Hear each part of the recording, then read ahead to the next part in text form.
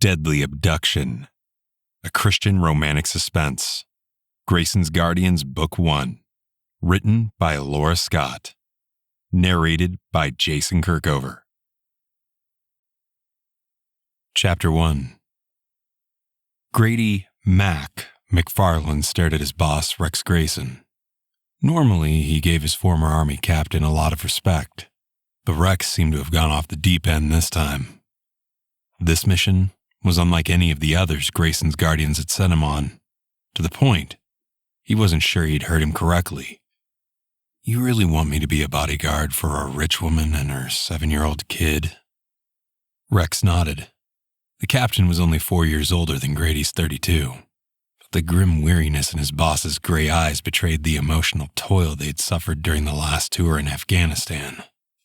Grady, he was only Mac to his Army buddies, knew that Rex had taken the loss of their teammates hard, and that he'd gotten divorced after he'd returned stateside. From what Grady could tell, his boss was still grieving.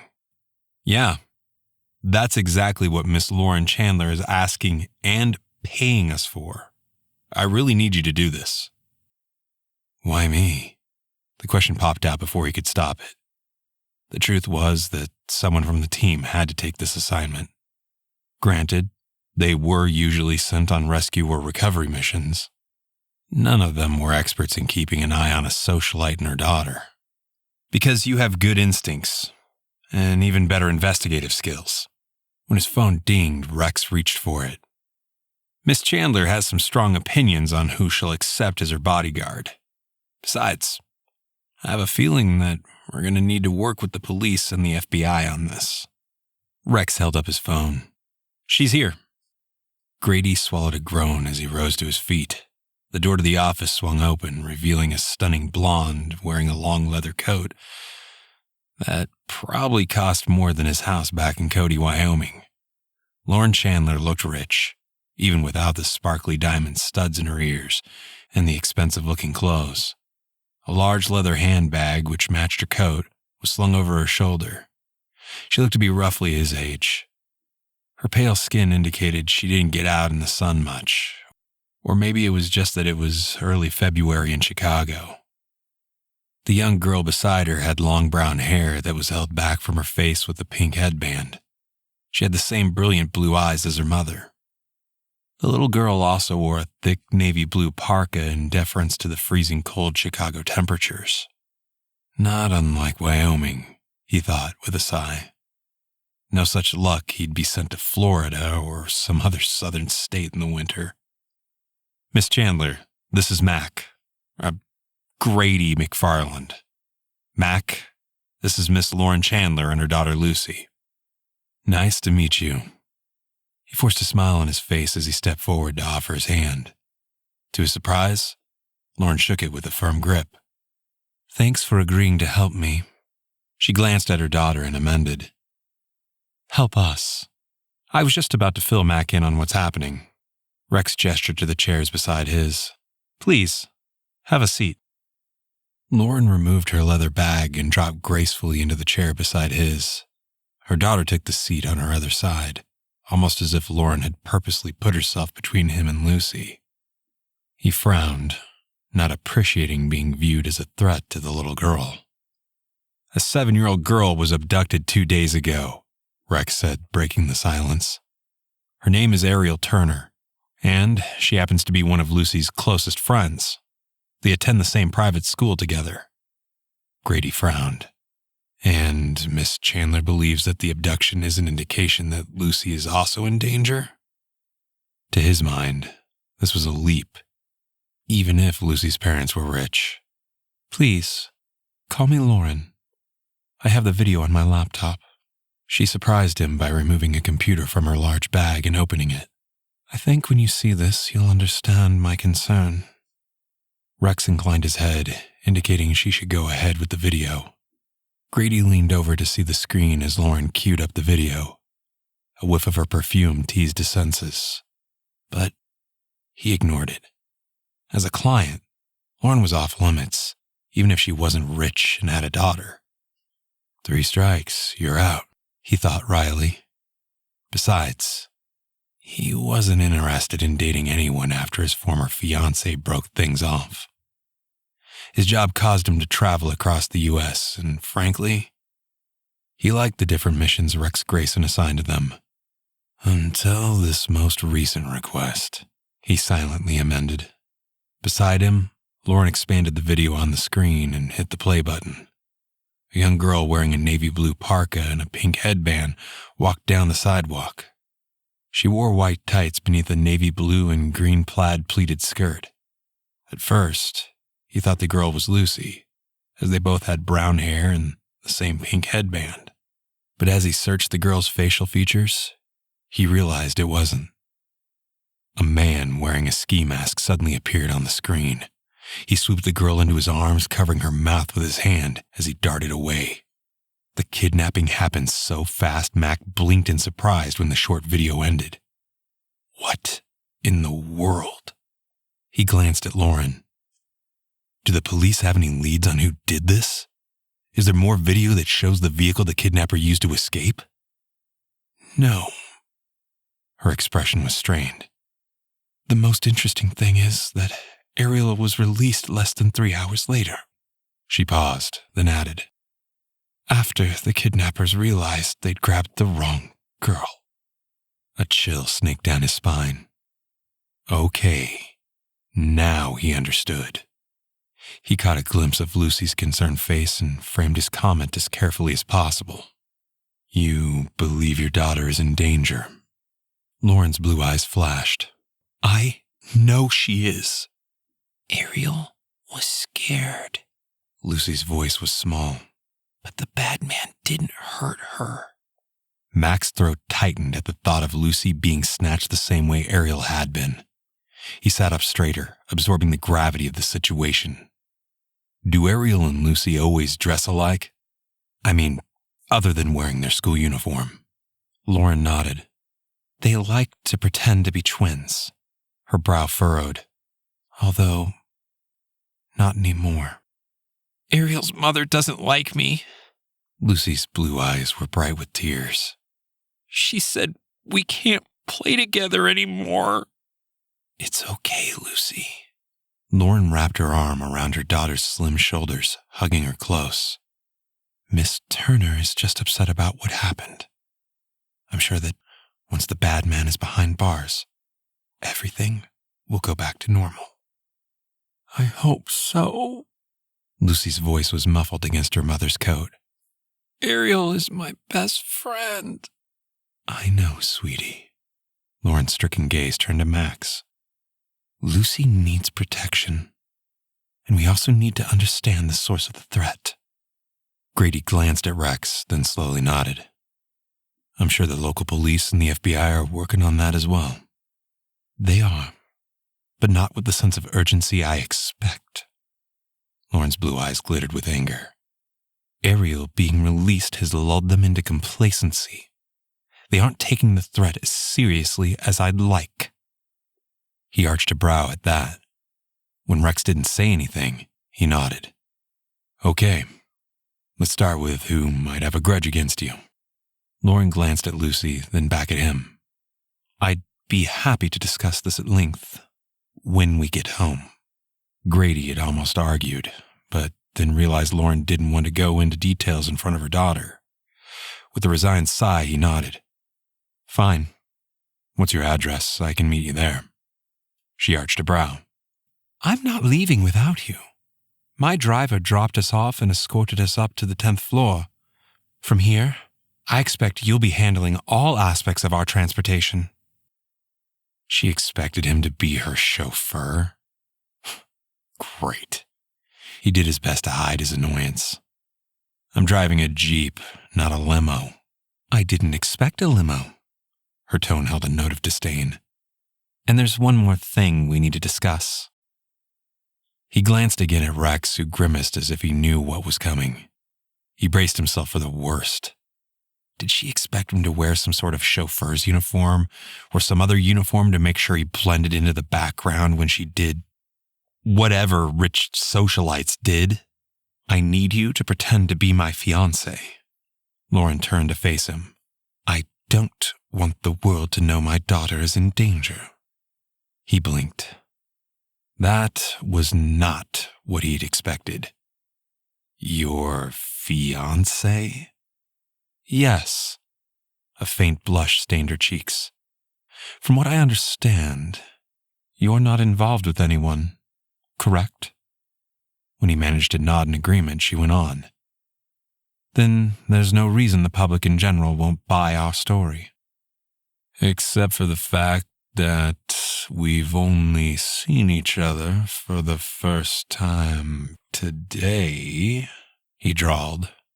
Or the fact that he was a former Army sergeant from Cody, Wyoming, about as far from the high society page as you could get. Annoyance flashed in her eyes as she glanced toward Rex. His boss cleared his throat. "Mac, Grady will gladly take on the role of your fiancé to keep you and your daughter safe." "He would?" Swallowing a flash of irritation, he forced a nod. "Of course. Whatever you think is best." "Thank you."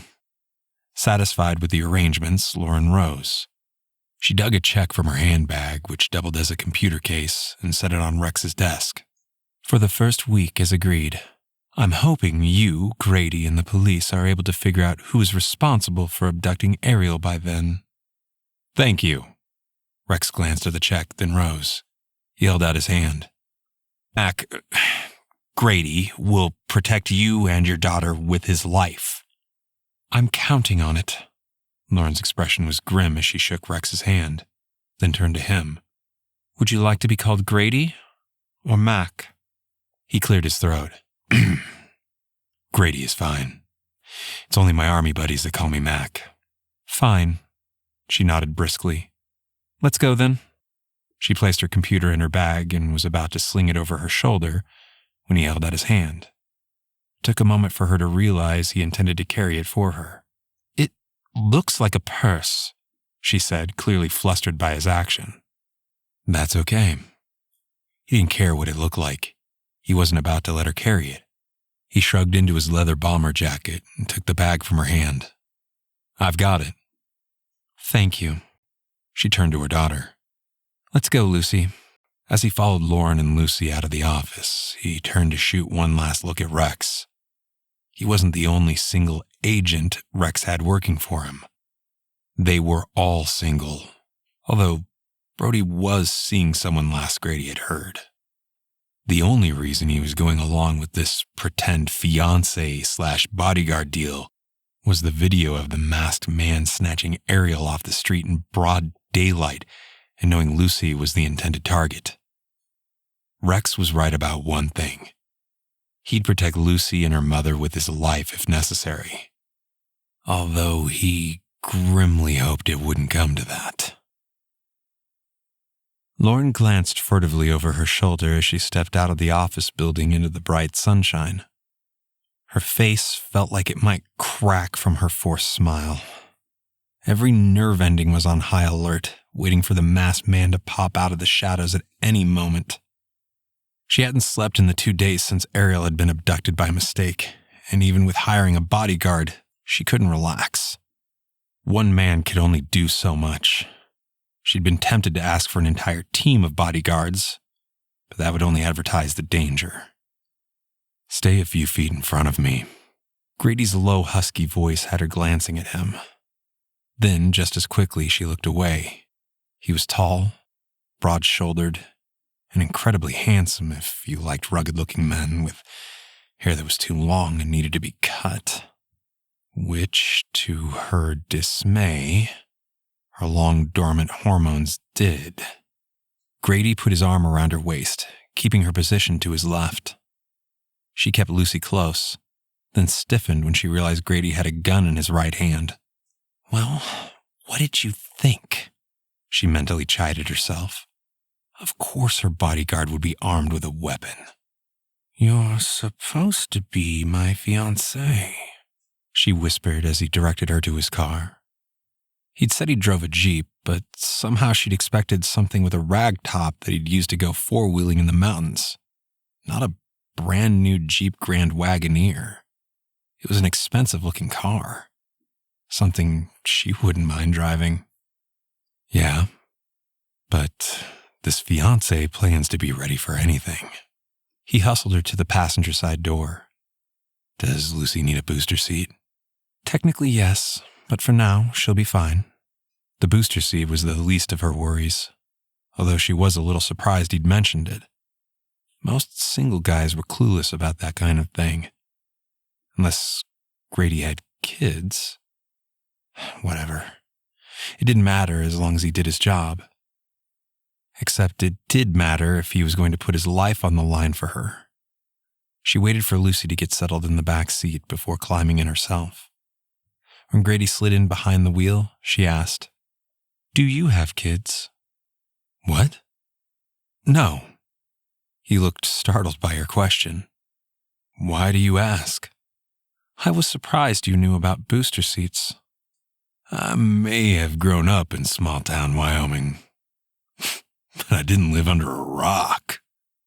His western drawl was back.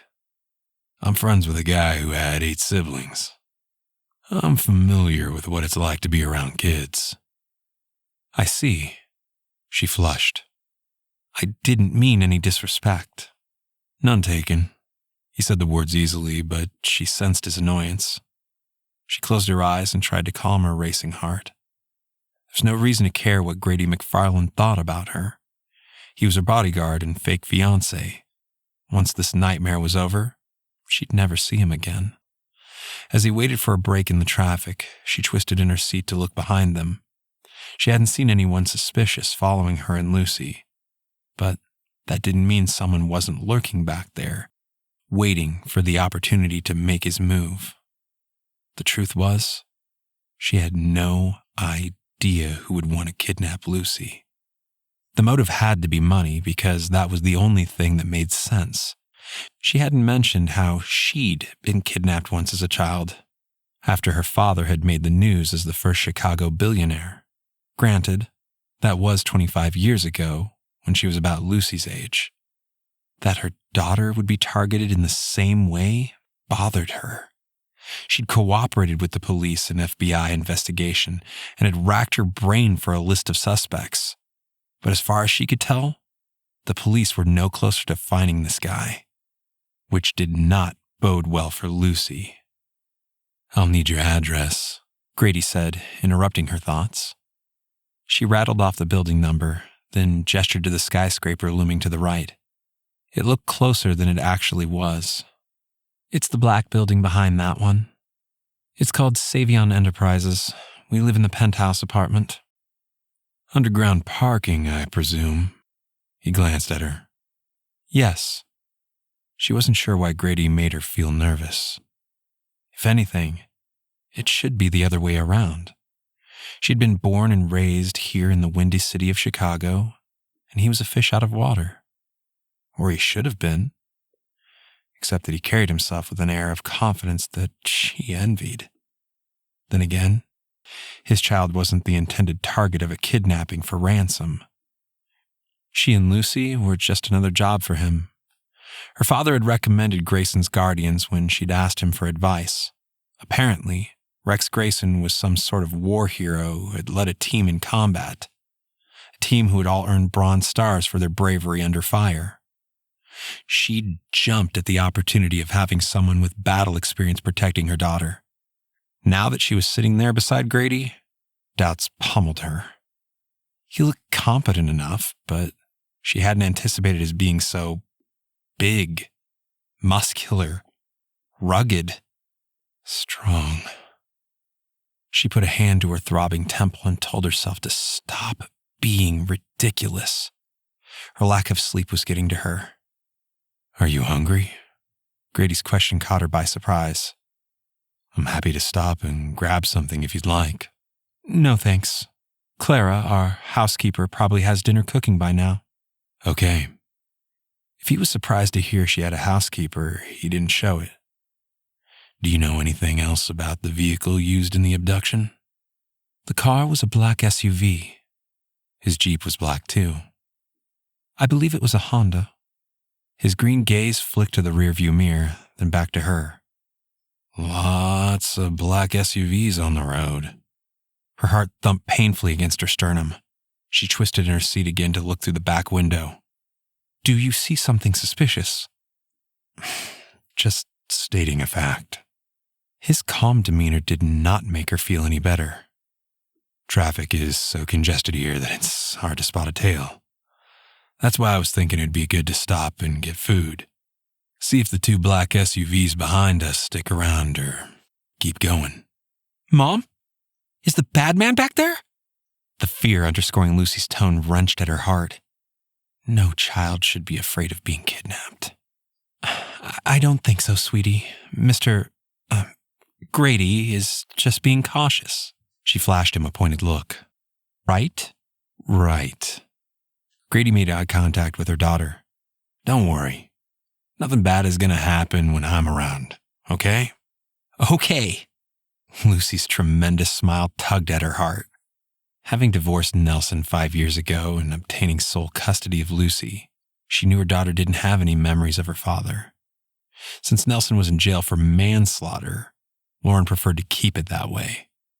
How she'd been so blind to Nelson's dark side, she had no idea. Maybe it was wrong to be glad Nelson was in jail. Their divorce had been contentious despite the prenup she'd required him to sign. She'd soon learn Nelson had only married her because of her wealth. Whatever. That was old news. As much as she could easily envision Nelson doing something as low as abducting his own daughter for a hefty ransom, he was in jail, and therefore, he couldn't be responsible. Someone else was behind this. Too bad the list of suspects pretty much included everyone who resented the wealthy. I changed my mind. Let's stop for pizza. Once the idea took hold in her mind, she couldn't let it go. She glanced at Grady. You can have whatever you like, but we need to order 1 pepperoni pizza for Lucy. Really? Pepperoni pizza? Lucy sounded excited. Yeah! A reluctant smile tugged at the corner of her mouth as she glanced back at her daughter. We'll have to blame Grady for wanting pizza so Clara doesn't get upset with us. Oh, yeah? Grady's wry drawl made her glance at him to see if he was truly upset. The twinkle in his green eyes indicated he wasn't. Sure. Make me the bad guy right out of the gate. It's just that she fusses over us and takes it personally when we don't eat what she's prepared. Lauren shrugged. Normally, that's not a problem, as I prefer to serve Lucy healthy meals. Healthy is fine, but this is a special occasion, Grady said. When she frowned in confusion, he rolled his eyes. Our engagement? Surely you haven't forgotten our engagement already. She blushed at his teasing. The people around her tended to cater to whatever she wanted, which, quite frankly, got old fast. She wasn't used to being teased. Of course I didn't forget. That's a great excuse for us to use. She decided not to point out that if they were truly engaged, they'd be celebrating with steak, lobster, and champagne. For a moment, she envied Grady's simple lifestyle. Then she gave herself a mental shake. There's no point in wishing for something else. She'd been given many blessings, and she'd made it her mission to champion various charity events. Her favorite, by far, was the work she did as the spokesperson for St. Mary's Children's Hospital in Chicago. When Lucy had been born, she'd needed emergency open-heart surgery. From that point forward, Lauren had made it her mission to make sure all children received the care they needed, regardless of their ability to pay. Thankfully, she was in a position to make that happen. Not only were her parents wealthy, but her father's parents had left her a large trust fund, a fund that Nelson had hoped to get his hands on. The jerk. What's your favorite pizza place? Grady asked, interrupting her thoughts. She didn't want to admit that when they ordered pizza, Clara took care of the details. I like Captain Jack's pizza, Lucy announced. That's the kind Ariel's parents get from the store. Grady shot her a quizzical look, probably wondering what kind of world her daughter lived in. "Any pizza you think looks good is fine with us," she hastily added. "Got it." He made an abrupt turn to the right.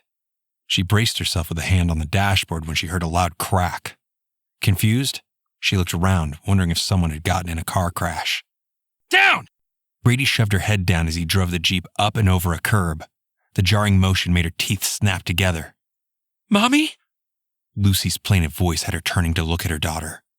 When she noticed the rear window was shattered, she belatedly realized the banging sound wasn't a car crash.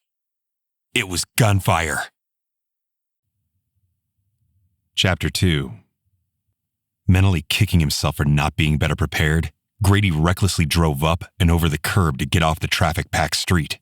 After driving through a narrow alley, Grady went down another curb, forcing 2 cars to stop so he could merge into traffic heading the opposite way. Ignoring the blaring of horns, Chicago drivers use them often, regardless of annoying driving. He managed to put more distance between his Jeep and the black SUV that had taken shots at them. "Lucy, are you okay?" Lauren's voice trembled with concern. "You're not cut by glass, are you?" "No." The little girl sniffed and wiped at her face with her mitten. "I'm scared." "I know you are, sweetie." Lauren turned to look at him. "Did you get a good look at the car?" He shook his head, the bitter taste of failure coating his tongue. Less than 30 minutes into their time together, and he'd almost gotten them killed. So much for being a good bodyguard.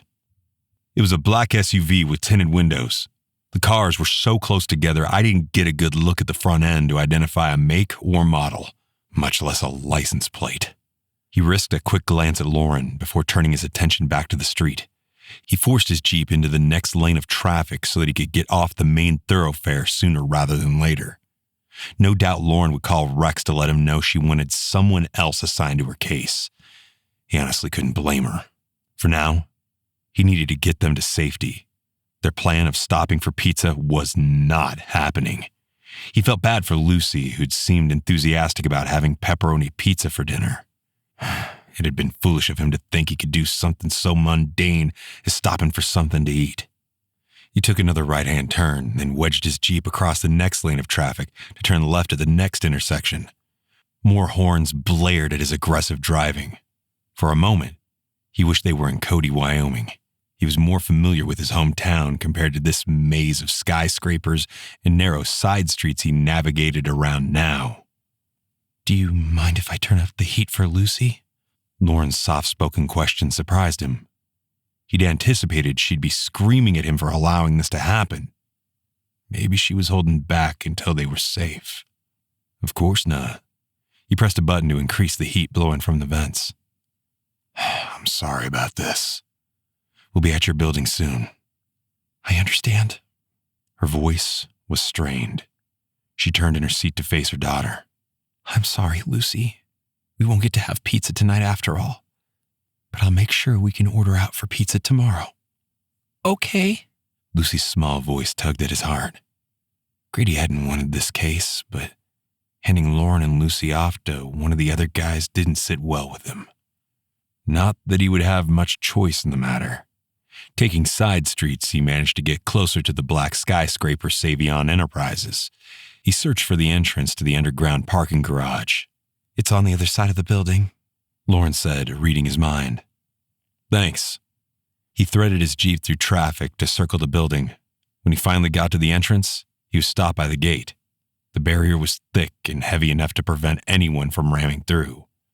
A man in his mid-50s, bundled in a thick black coat and hat against the cold weather, stared at him through the window of an enclosed booth. Grady lowered his window, then leaned back so the guy could see Lauren. "Hi, Trent. It's me and Lucy. This is Grady McFarland, my fiancé. We just got into a fender bender accident." The explanation for the shattered rear window was weak, but Grady didn't say anything to contradict her. "Please let us through." "Sure thing, Miss Lauren." If Trent was suspicious of the fender bender story, he didn't let on. "Nice to meet you, Mr. Grady, and congrats on your engagement." Trent pressed a button to lift the heavy gate. Grady didn't waste any time driving through. "You shouldn't have introduced me as your fiancé." Grady glanced at Lauren as he drove through the parking garage. That's going to make it harder to replace me with someone else. She frowned. Why would I replace you? He risked a glance at Lucy in the back seat. She'll calmer now that they were off the street. He kept his voice low. Because I failed you.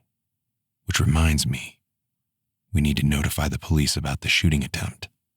That's very different from kidnapping. Lauren shrugged, then gestured to the right. We have preferred parking over there. See the Porsche? Pull into the spot beside it. Seeing the white Porsche, he pulled in beside it. The fact that Lauren hadn't instantly fired him was a surprise. He'd expected her to be demanding and somewhat unreasonable. She was proving to be neither. He killed the engine and quickly pushed out of the car. He opened the back door for Lucy, then went around to the passenger side for Lauren. She had her oversized laptop bag slung over her shoulder, and since he'd already underestimated the danger once, he decided to keep both his hands free in the event they stumbled across another threat. Removing his gun from its holster, he carried it pointed down at the ground in his right hand, resting his left in the small of Lauren's back. He scanned their surroundings, not liking the fact that there were so many cars parked on this level. Too many places for a gunman to hide. Despite the security guard, Trent, Grady felt certain sneaking into the structure wouldn't be that difficult. Stay close, he murmured as he steered Lauren and Lucy to the elevator vestibule. The clear glass walls made it easy to see that the area was empty. Once they were inside the glass enclosure, Lauren rummaged in her bag. She pulled out a small key card that she used to summon the elevator. Less than a minute later, they were inside. Lauren's key card worked on the inside panel too, and they headed straight up to the penthouse level without stopping. 36 floors, he thought wryly. As security went, it was decent. Wait. He held his arm out to keep Lauren and Lucy inside the elevator until he could look around. The penthouse apartments sported 2 white double doors. There were no other doorways in sight. Personally, he couldn't imagine living in such a place, but his opinion of Lauren's lifestyle didn't matter. He stood to the side as Lauren used the key card to unlock the door. The same key card works on the elevator and the main entrance. He frowned as he stepped across the threshold behind her.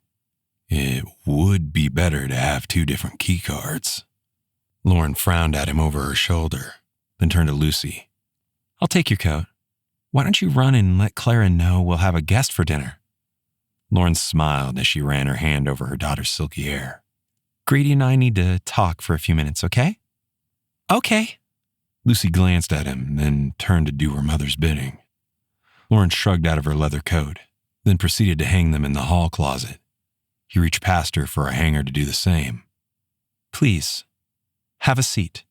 Lauren led the way into a large sitting room that was bigger than his entire house. The entire wall of windows offered a breathtaking view of Lake Michigan. The buttery soft tan leather furniture was surprisingly comfortable, and he eyed the baby grand piano in the corner of the room with interest. Did Lauren play? Or was Lucy taking lessons?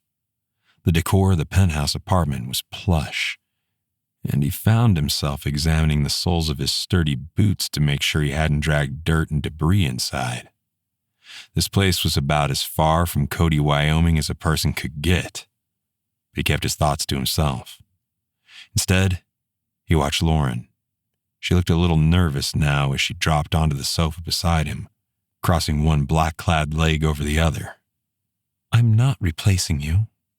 It's probably my fault that the kidnapper knew where to find us. He must have followed my limo driver to the office building. She grimaced, then added, I know you have questions about who's behind the abduction. The person who would normally be on the top of my suspect list is my ex-husband, Nelson Derringer.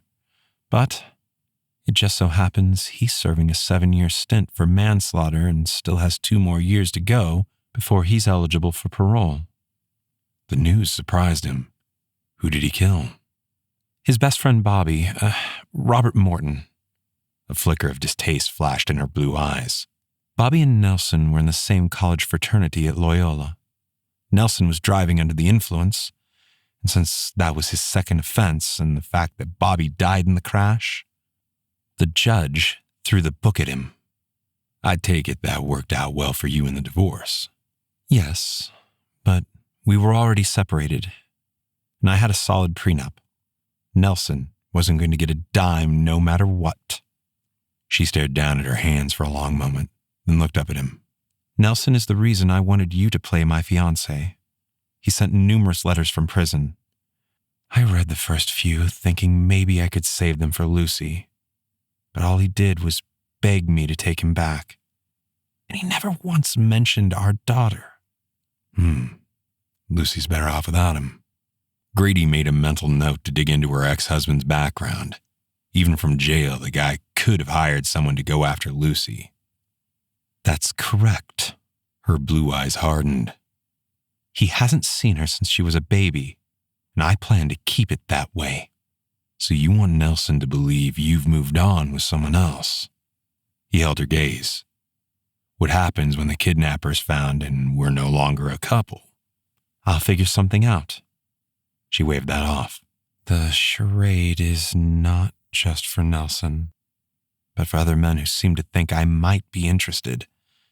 It's a bit of a meat market out there. He could only imagine how men trailed after her. She was beautiful, rich, and likely seen as the hottest bachelorette in the city. Okay, that's fine. As far as Lucy goes, I was granted full custody after the drunk driving accident. She shrugged. The truth is that other than Nelson, I can't think of anyone who'd want to kidnap Lucy for ransom, unless it's some stranger, which will make him more difficult to find. And you're convinced ransom is the ultimate goal? Lauren frowned. Yes. Why else? Oh, you mean like sex trafficking? She shook her head. No reason to let Ariel go if that was the case. Besides, people who tend to kidnap kids for something like that look for easy targets, not kids of wealthy parents. She had a point, so he nodded. Okay, we'll operate under the assumption someone wants to grab Lucy for money. Have the police fully vetted your house staff? Clara and whoever else you have helping you? We have Clara, who has a key to get in and out of the penthouse. The rest of the staff, security guards like Trent, are hired by my father to keep the building secure. They've all been working here for years. Hard to imagine any of them are involved. Your father owns this building. That surprised him. He'd grossly underestimated the magnitude of Lauren's wealth. A building like this had to be worth $100 million or more. It was a staggering amount of money. No wonder she'd assumed the goal was ransom. A kidnapper could ask for $10 million without putting a dent in her father's pocketbook. Yes, this building along with others. She shifted on the sofa cushion to face him. I have 2 charity events on Friday and Saturday. Lucy is upset that I won't let her attend school until we catch this guy, but I think she needs to stick close to me where it's safe. Why not just cancel your charity events? He didn't understand why she would risk going out. You could stay here with Lucy. I'll work as a liaison with the local police or the FBI to make sure they continue their investigation. The thought of doing that was far more appealing than showing up at her side for some silly dinner. February is Heart Month for St. Mary's Children's Hospital. It's important for me to raise money for them. She lifted her chin, eyeing him stubbornly. They were amazing when Lucy needed open heart surgery a year after she was born. I currently have pledges for over $5 million to support families in need. I expect that by Friday, that amount could be doubled. Canceling the event isn't an option. I'm attending, no matter what. He stifled a sigh. Okay, maybe it was for a good cause. He still didn't think it was worth the risk. What about having someone else stay here to watch Lucy? I've considered that. Lauren bit her lower lip. I think it's best if Lucy comes with me. We need to stick together. Grady didn't necessarily agree, but since he didn't have a choice, he nodded in agreement. Despite the luxurious surroundings, he grimly realized that keeping Lauren and Lucy safe would not be as easy as it sounded, and he could only hope that he didn't fail them again. Lauren was far too aware of Grady sitting beside her. Why she found him attractive, she had no idea. Nelson had proven she had lousy taste in men, and she wasn't going to go out with anyone who might be looking for easy money. You mentioned calling the police. She glanced at her watch. I think we should wait until after dinner. I'll ask Lieutenant Olson to come here to meet with us. That's fine. In the meantime, I need you to think hard about who else might be holding a grudge against you. Grady's expression was grim. It could be someone with a beef against your father, since he's the one with the money. I have a trust fund too, but you're right in that my father is worth more than I am. And of course, he would pay a ransom to get Lucy back. She glanced over when Clara entered the room. I'll make a list for you after dinner. She rose. Clara, this is my fiancé Grady McFarland. Grady, I'd like you to meet Clara. She's been with us since before Lucy was born. Nice to meet you. He rose and crossed the room to shake her hand. Some smells good. Nice to meet you too. Dinner is ready, Miss Lauren. Clara quickly turned to leave. I hope you like grilled swordfish, she murmured, leading the way into the dining room. If you have any food allergies or strong dislikes, you should probably let me know. I'm not picky. Swordfish sounds great. He grinned, then added, Although I can see why Lucy wanted pepperoni pizza. I didn't have swordfish until I was an adult. She sighed, knowing he was probably right, but she didn't care. She wanted Lucy to experience a variety of healthy foods. She had open heart surgery as a baby. The smile faded from his eyes. I can only imagine how difficult that was for you. Hence the healthy diet. In the dining room, she took the seat next to her daughter, indicating Grady should sit across from them. My father is out of town on business for the week, or he'd have joined us. Okay. Grady held her gaze for a moment, then folded his hands in his lap and bowed his head. It took a moment for her to realize he was praying. She hastily looked away, wondering if he was putting on a show for her benefit. Then she realized there was no reason for him to do that. Despite their pretend engagement, once this kidnapper was caught, they wouldn't see each other again. She didn't know anyone who prayed before meals. She'd spent a lot of time in the hospital chapel while Lucy had been a baby undergoing surgery, but this was different. Clara interrupted the moment by bringing in a tray of food. Along with the grilled swordfish, there was roasted asparagus and Parmesan-crusted red potatoes. After setting the various platters on the table, Clara stepped back. Would you like anything else, Miss Lauren? No, but thanks, Clara. Everything looks delicious. The adults had water, while Lucy had a glass of milk. She glanced at Grady, wondering if he wanted something else. We have soft drinks if you prefer. She didn't serve alcohol at meals. I'm fine with water, and yes, this looks amazing. Grady smiled at Clara in a way that made the older woman blush. Thanks. I want to go to school tomorrow, Lucy said once they started eating. I miss my friends, especially Ariel. Maybe next week. Lauren kept the timeline vague. Mrs. Poole sent your assignments home, so you can work on those tomorrow. Lucy's lower lip trembled. That's not the same. I want to go to school. She glanced at Grady, who had dug into his meal with relish. His comment about pepperoni pizza aside, he appeared to be enjoying the swordfish. He surprised her by sending Lucy a stern look.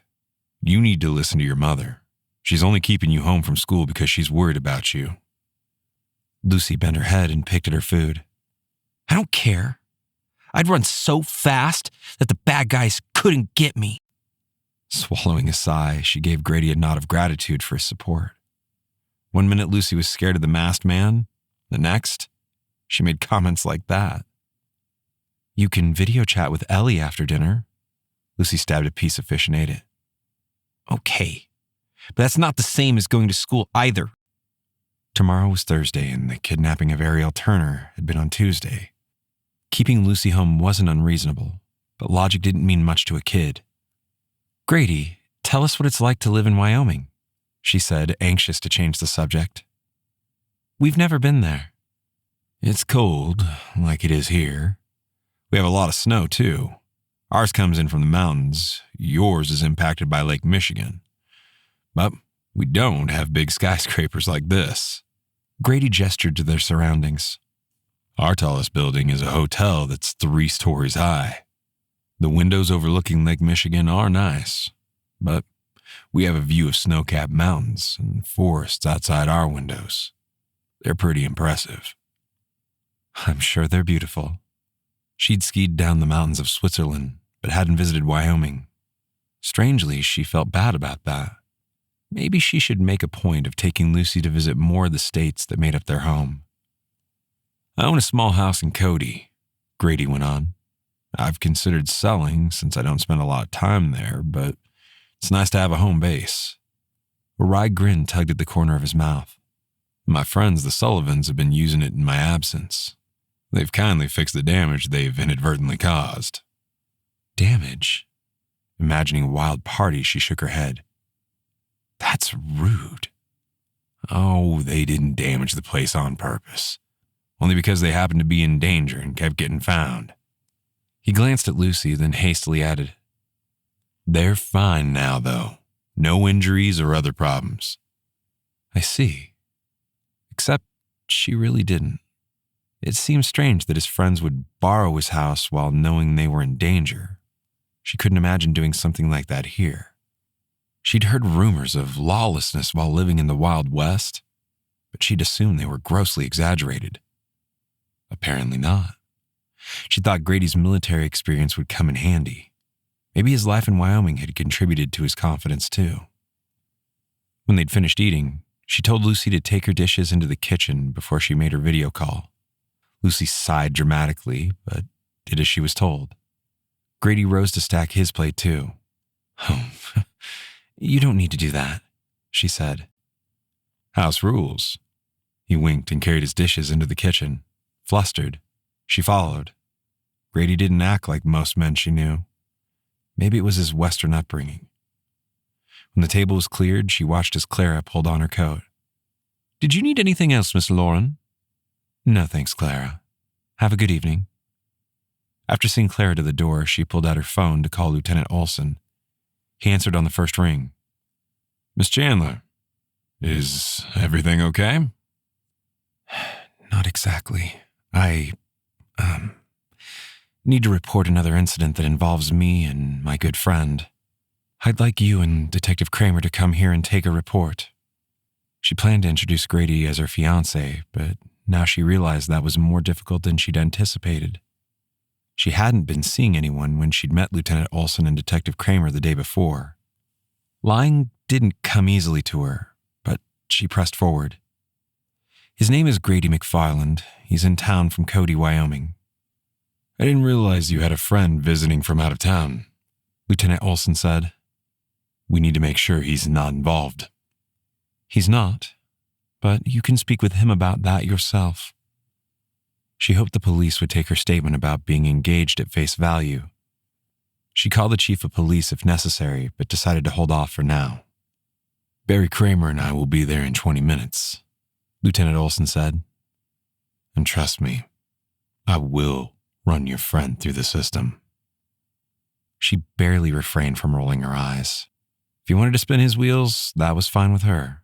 Thanks. We'll see you soon. She closed her eyes for a moment and then tossed her phone onto the table. This is getting complicated. Grady arched a brow. You're the one who wanted to be engaged. We can stick with the we're just friends angle if that's easier. No, this is better, especially for the 2 charity events. She forced a smile. Maybe it was selfish, but she was glad to have Grady attending the dinners with her as her fiancé. That should keep the jackals at bay, at least for a while. I'll arrange for a tux to be delivered. He shrugged, but didn't argue. It's more important that I pick out a ring. Oh, well, she flushed. Don't worry about that. We'll say it's being sized for now. Grady arched a brow. But without a ring, nobody will take this seriously. Her head started to ache, mostly from the lack of sleep. She hated to admit he was right. "I'll get a ring. In the meantime, I'll show you to your room. I don't know if you have much in the way of luggage." "Just a carry-on in my Jeep. I'll grab it later." He stood. "Show me where you and Lucy will be too." "Of course." She led the way down the hall to the bedrooms. The master suite was on the other side of the penthouse apartment, where her father stayed when he was in town. "This is my room, and it's next to Lucy's." She pointed to the door hanging ajar. Her daughter was already chatting with Ellie. "This is the guest room. Sorry to say, the view isn't as nice." She didn't know why she was apologizing. Grady wasn't there for the view. "That's great, thanks." He tucked his thumbs into the front pockets of his jeans. "I'll need one of your key cards." "Of course." She ducked into her room to grab it. "Here you go." The intercom buzzed from the living room. She crossed over to answer. "Detective Kramer is here," the lobby attendant informed her. "Please send him up. Thanks." She turned to Grady. "He must have been close by." Grady frowned and stood beside her. When she moved forward to answer the door, he held her arm and stepped forward to use the peephole. Then he opened the door. "Detective, I'm Grady McFarland. Nice to meet you." Detective Kramer turned to face her. "I was surprised to hear you wanted to talk to us, because it just so happens I plan to talk to you too. We have a man in custody by the name of Jorge Dombach. We think he's the kidnapper." "Really?" Her jaw dropped in surprise. "The name doesn't sound familiar." "When did you arrest him?" Grady asked. Detective Kramer frowned at him. "Who are you again?" "Grady McFarland, a longtime friend, and new fiancé of Lauren's." Grady didn't flinch. "I really need to know when you arrested this guy." "At 4:30 this afternoon," Detective Kramer said. "Would have been here sooner, but we're trying to get him to cooperate. Unfortunately, he's not saying much." Grady shook his head in disgust. Lauren understood why he was annoyed. Clearly, Jorge Dombach, whoever he might be, wasn't the kidnapper. And she was beginning to doubt the Chicago PD was capable of finding the man who was. Chapter 3. He's not our guy unless he's working with someone else. Grady held the detective's gaze. Someone in a black SUV followed us from an office building downtown and fired shots at us. That was between 5:15 and 5:30 this evening. Shots? Kramer frowned. Why would the kidnapper change his MO? Maybe we have the kidnapper and the shooter is someone else. Both using black SUVs? Lauren shook her head. I don't think so. I believe I may have been followed when I went to our, appointment. Grady understood. She was trying to avoid telling Kramer that she'd gone to meet with his boss to hire him as her bodyguard. He'd reached for her hand in what he hoped was a concerned fiancé type of gesture. I agree with Lauren. This guy must have been keeping an eye on the building and managed to follow us when we got into my Jeep. There was no other way the kidnapper could have known Grady would be with Lauren and Lucy. He hadn't even known what case his boss had assigned him. What makes you think this Jorge Dombach is the kidnapper? Kramer scowled, as if annoyed to learn about the shooting that had ruined his theory. We spotted a black SUV on a traffic cam about a mile from the site of the kidnapping. He has a criminal record for drug possession and robbery. Can we see the video of his SUV? Lauren squeezed his hand as if thanking him for being there. Maybe Grady can tell if it's similar to the one that shot at us. Yeah, I guess. Kramer still looked disgruntled as he pulled out his phone. Then he held the device toward Grady. He released Lauren's hand to take it, moving closer to her and holding the screen so they could both watch the traffic cam video. The SUV in question was an older model Honda with a large dent in the back bumper. It looked to him as if the paint was scraped off the rear portion of the roof of the car, too. He suspected there were other dings and dents on the vehicle, but the angle of the camera was such that they could only see the back and part of the roof as the driver passed through the light. He shook his head and handed the phone back. I don't think he's our guy. Based on what? Kramer demanded. You mentioned witnesses saw a black SUV at the scene of the kidnapping. I think they'd have noticed if there were dents in the car. And the vehicle I saw behind me had tinted windows and looked new. This one doesn't. Maybe Dombach is working with someone else. Kramer clearly didn't want to believe they were on the wrong path. He's being arraigned in the morning. We're going to ask the judge to hold him without bail because he's a danger to children. He shrugged and glanced at Lauren. That's up to you. But I don't think you should stop investigating other suspects. Kramer scowled again and pocketed his phone. How many shots were fired? Only one, which I thought was strange at the time. Looking back, Grady wondered why the gunman hadn't fired several shots, barraging his Jeep with bullets. He took out the rear window.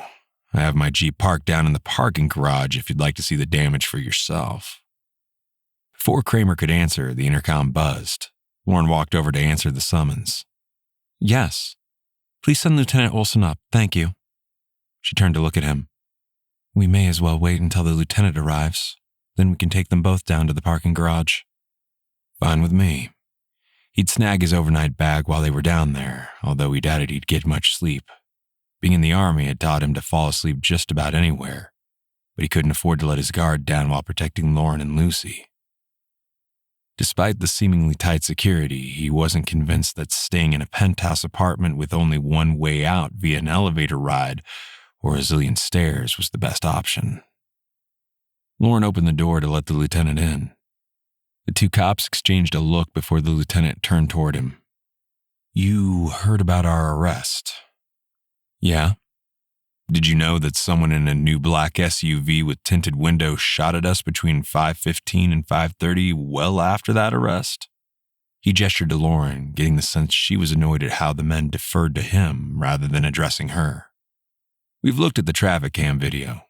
I understand why you grabbed this Dombach guy. His criminal record makes him a good suspect. But, I don't think he's responsible. Why would a kidnapper decide to shoot at your vehicle? Olson asked. Good question. He wondered about the change in MO too. My best guess is that he'd figured he'd disable us long enough to make an attempt to get Lucy. Let's head down to the parking garage. Lauren looked as if she wanted both of the police to finish their report and get out of there. It's been a long day and I'm exhausted. He hesitated, glancing back at the bedroom. Maybe Lucy should come with us. Lauren nodded, quickly went to get her daughter. Lucy glanced at the cops with interest, but she didn't complain as they all headed out to the elevator and down to the parking garage. Lieutenant Olson frowned when he saw the shattered rear window of his Jeep. Looks as if the gunman was aiming for you, McFarland. I know, and that's why I think your guy isn't the kidnapper. Seems more logical the gunman's goal was to eliminate me from the picture to have access to Lauren and Lucy. Even as he said the words, he realized that Lauren might be a target now too. Kidnapping a mother and daughter would increase the value of a ransom demand, and it would help the kidnappers to have the mother caring for the child. Detective Kramer took pictures of his damaged Jeep, then turned to the lieutenant. I think we continued to hold Dombach for a few days. Maybe he saw something since he was so close to the scene of the kidnapping. Grady opened the back of the Jeep to grab his duffel. He needed to get the glass replaced very soon. He decided to call Rex Grayson in the morning to make the arrangements. As Lauren spoke with the two police officers, he scanned the parking garage. There were way too many cars for him to memorize any license plates. He pulled out his phone and took a video of the cars in the general vicinity of his Jeep and the white Porsche which he assumed belonged to Lauren. He pocketed his phone and followed the rest as they headed to the elevator. Lucy was unusually quiet as they rode to the penthouse. Outside the apartment door, Lauren turned to the lieutenant and detective. Thank you for coming out to update us on your progress and to hear about the gunfire incident. I would appreciate being in the loop moving forward. Grady will be staying here with us. The lieutenant sized him up. I ran your background. It's clean. But tell me again how you and Miss Chandler met? Through mutual friends. He nodded at both men. Thanks again. Please excuse us. It's getting late and Lucy needs to get some sleep. And just like that, Lauren had opened the apartment, ushering Lucy inside and closing the door on the Chicago police before they could ask more questions. She arched a brow. What mutual friends exactly? He shrugged. You tell me. Maybe someone who attended one of your charity events. She thought about it for a moment. My friend Suzanne and her husband Eli White. They've been to Wyoming to ski. We'll say that you somehow met with them there and introduced us. He filed the names away in his memory, then glanced at Lucy, who hovered near her mom. Are you doing okay? She nodded, but her expression was wary. I'm afraid I'll have nightmares, she confided. I'll be right across the hall if you do. He dropped to one knee so he could look the little girl in the eye. Nobody will get to you as long as I'm here, okay? Lucy nodded, her dark hair falling partially over her face. Okay. Come, Lucy, time to get ready for bed. Lauren flashed a grateful smile as she led her daughter down the hall. We're safe here. There's no reason to be afraid. Grady watched them go, then moved toward the wide double doors that led into the hallway and elevator vestibule. There were deadbolt locks on the door, but he still didn't love the setup. Interesting that Clara didn't live on site, but maybe she preferred it that way. He headed to a short hallway that led to the master suite. There was a decent-sized living area in addition to a large bedroom and full-sized bathroom. Again, the main bedroom had a stunning view of Lake Michigan. Shaking his head at the extravagance of the place, he returned to the living room. Lauren joined him a few minutes later. I hope Lucy doesn't have nightmares. I feel bad for her. Children shouldn't have to live in fear of being kidnapped. I know, but we'll keep her safe. He gestured for Lauren to sit. I really need you to make a list of anyone who could remotely be involved.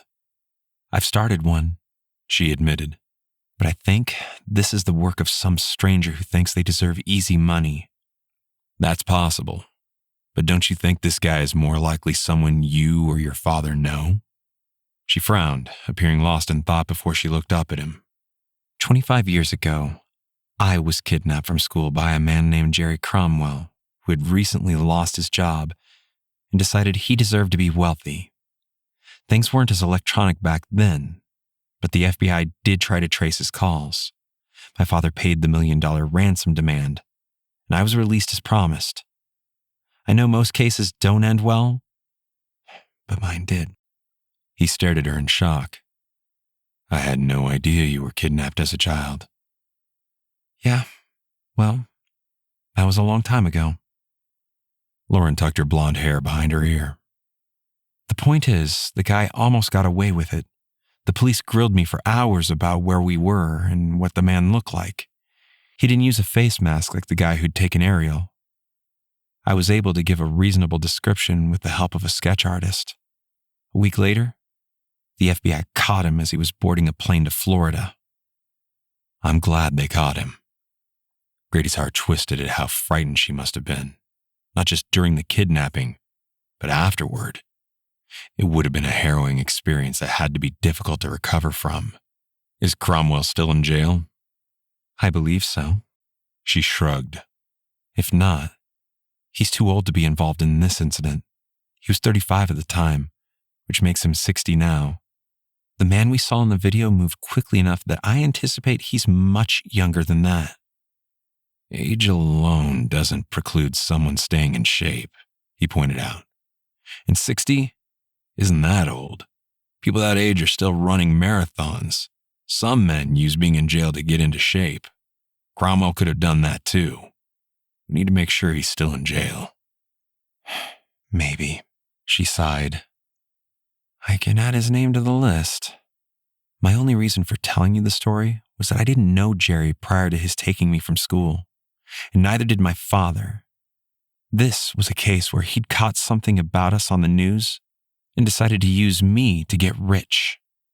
He nodded. It'd be far easier if she had made someone mad, like her ex-husband or someone else. She had a point about the suspect being anyone who needed what they perceived as easy cash. I haven't had time to research the statistics on kidnapping to know what we're dealing with. The child abduction rate by a stranger is very low, less than 2% of all abductions, she grimaced. However, that number is skewed a little higher when wealthy people are targeted. The good news is that most kidnappings for ransom have a high success rate of the child being recovered. Her smile was strained. Like in my case, it's the creepy pedophiles that are far more dangerous. He reached for her hand. I'm sorry you had to go through that. Thanks, although it could have been worse. She tightened her hand on his. The charity event on Saturday night is to fight human trafficking, especially of women and children.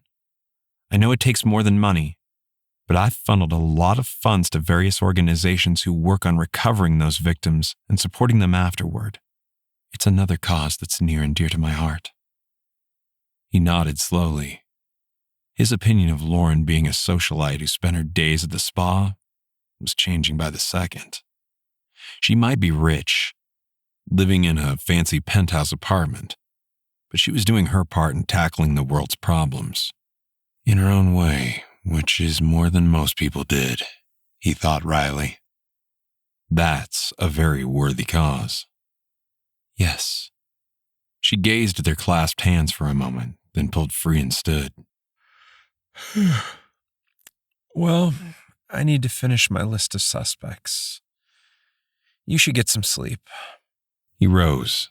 I'll stay out here for a while. Your father isn't expected to return home later tonight, is he? No.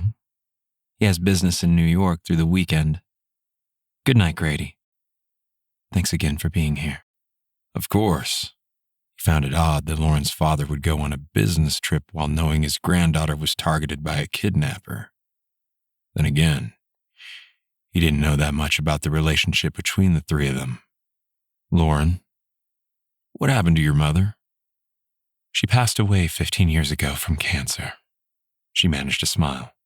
Pancreatic cancer, from smoking. Cancer research is another charity we support, even though in my mother's case, her cancer was related to her lifestyle choices. I'm sorry for your loss. His own parents were retired and living in Arizona, far away from the harsh winters of Wyoming. Thank you. Good night. She turned and headed for her room. He stood for a moment in the living room that was larger than his house and thought about what she'd said. Stranger abductions were rare, but he knew they couldn't afford to discount the possibility. But if that was the case, it would take a miracle to find the person responsible without something more to go on.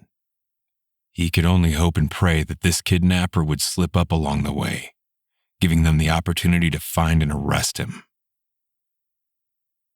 Lauren racked her brain for names to add to the list of potential suspects. Her lack of sleep since Tuesday was getting to her. She'd watched the video of Ariel's abduction so many times, it replayed in her mind when she closed her eyes.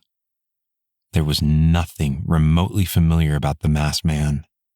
Granted, he was only in frame for a few seconds, but she was very much afraid the guy was a stranger to her and her family. Yet the kidnapper would have had to have seen Lucy in person at some point. Her daughter was too young to have social media, and Lauren didn't post any personal photos of herself and Lucy online. Obviously, Lauren's picture was posted all over the society pages, along with the charity websites for those she sponsored, but none of them included her daughter. That was one rule: she didn't bend for anyone. That meant this guy had to be somewhere close by, either here in the building where they lived or at the school. She'd asked for and received a list of all the school employees, but none of them had a criminal record. She'd asked the police to verify all the male school employees' alibis, but so far, they'd come up with nothing remotely suspicious. Her father had provided a list of building employees too, but those were still being vetted. She figured the police had abandoned that search once they'd gotten this Jorge Dombach in custody. That thought had her quickly scanning the employee list for his name. It wasn't on either list. Based on the gunfire incident, she didn't believe Jorge was the man they were looking for, so she didn't bother to add his name. The names on her list blurred, and she pressed her fingertips to her eyes, trying to ward off a wave of exhaustion. She thought having Grady there would help her feel safe. Oh, she trusted Grady's expertise, but she still couldn't relax. Just imagining Lucy going through the same experience she had was enough to make her blood run cold. She could not let this man get anywhere near her daughter. Pushing away from her desk, Lauren changed into a pair of yoga pants and an oversized sweatshirt. She had her way, she'd wear comfortable clothes every day. But her father expected her to look professional at all times. Rather funny now to think she'd worn an expensive pantsuit to meet Grady, who had arrived in jeans and a black leather jacket. She washed her face, ignoring the dark circles under her eyes. Maybe Grady had a point about canceling her charity events. Not the event itself, but making up an excuse as to why she couldn't attend. It was a decision she didn't have to make now, so she turned and flipped the lights off on her way to bed. She'd barely crawled under the covers when she heard Lucy crying. In a heartbeat, she was up and inside her daughter's room. "Shh, Lucy, it's okay. You're safe." Her daughter lifted her tear-stained face to look at her, then threw herself into her arms. "The masked man tried to get me," she sobbed. "It's just a dream. He's not here. Grady is guarding us, remember?" She pressed a kiss to Lucy's temple. "You're safe, sweetie. I'm here, and so is Grady." Lucy's crying turned into a few hiccups. Then the little girl swiped at her face. "I don't want to have bad dreams." "I know you don't." Lauren continued holding Lucy close, wishing there was a way to spare her daughter from having nightmares. A noise in the hallway caught her attention, and she looked over to see Grady hovering in the doorway. His thick brown hair was tousled, but she didn't think he'd been sleeping any more than she had. He arched a brow, silently asking if everything was okay. She was touched by his concern. Granted, he was being paid to be there, but he seemed to care about Lucy. One thing was clear. He wasn't overly impressed with her wealth. She smiled wearily and bobbed her head to let him know they were fine. He nodded and stepped back from the doorway to leave them alone. She had to squelch the urge to call him back. Grady was a nice man, different from what she'd expected, which was a good thing. She knew he would have rushed in to comfort Lucy if she hadn't gotten there first. She wondered briefly why he was still single, then forced herself to concentrate on Lucy. Grady's lack of female companionship wasn't any of her business. The only reason she'd even asked about it was because she'd hoped to use the fake engagement ruse to her advantage. Obviously, their pretend engagement would only hold off the annoying men determined to pursue her for a short while. Once the kidnapper was caught, she and Grady would end their relationship. She could probably use her broken heart as an excuse to continue avoiding unwanted advances for a few weeks after that. Maybe.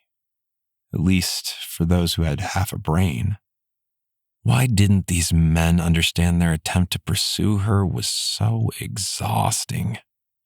She had tried being polite, but many of them didn't know how to take no for an answer. Now she didn't bother to be nice.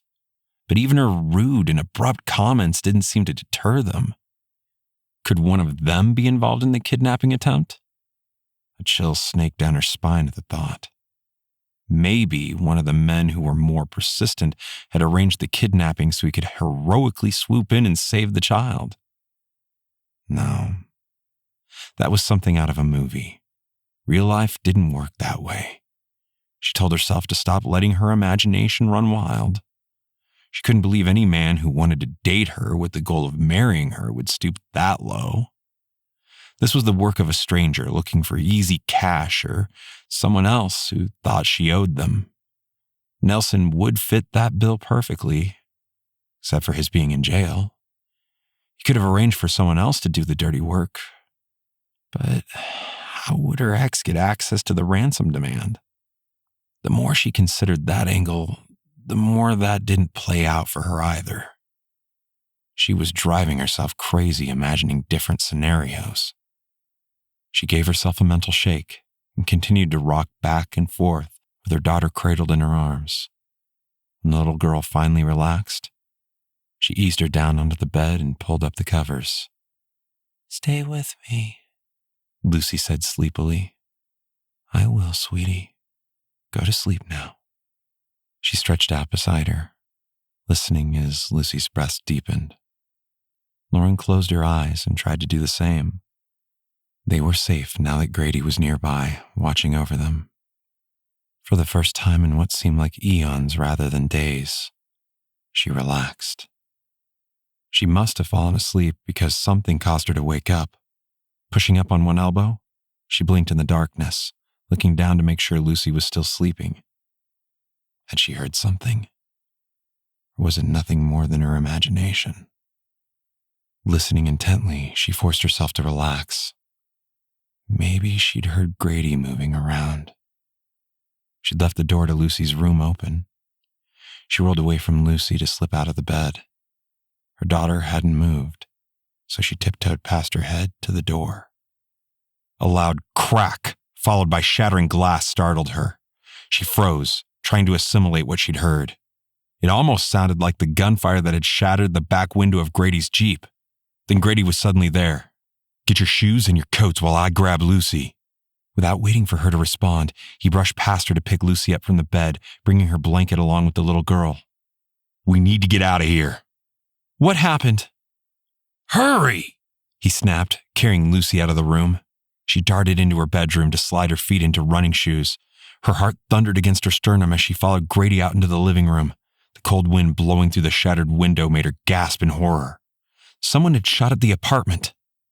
"Move it," Grady said. "We can't stay here." She gave a jerky nod, then grabbed her coat and Lucy's, belatedly realizing Grady was already wearing his. "Do you have keys for the Porsche?" He had opened the door leading to the elevator vestibule and was staring out into the hallway. "What's going on?" Lucy asked, her voice thick with sleep. "Nothing to worry about. We're just going for a ride." Grady stepped forward and pushed the button to summon the elevator. Lauren had to detour into the kitchen to grab the keys to the car. By the time she joined Grady, the elevator had arrived. She quickly entered the elevator, then used the key card so the elevator would go all the way down to the parking garage. "You need to take Lucy." He pushed the little girl into her arms, then pulled his gun from its holster, positioning himself in front of the doors. "I need my hands free in case." He didn't finish, likely because Lucy was listening, but she knew what he meant. He wanted his hands free in case there was another gunman waiting for them in the parking garage. Chapter 4. Grady swallowed the urge to curse, knowing he shouldn't have let his guard down even for a second. He'd stretched out on the sofa for what he called a combat nap. The sound of glass shattering beneath the force of the bullet had completely taken him by surprise. It burned to know that he had not anticipated the threat would come through the floor-to-ceiling windows behind him rather than the front door. The elevator ride down to the parking garage seemed to take forever. It was a straight shot down from the 36th floor to the underground parking, but it still didn't move as quickly as he wanted. When the car finally stopped, he drew in a deep breath and edged a bit to the side, still making sure his body covered Lauren and Lucy.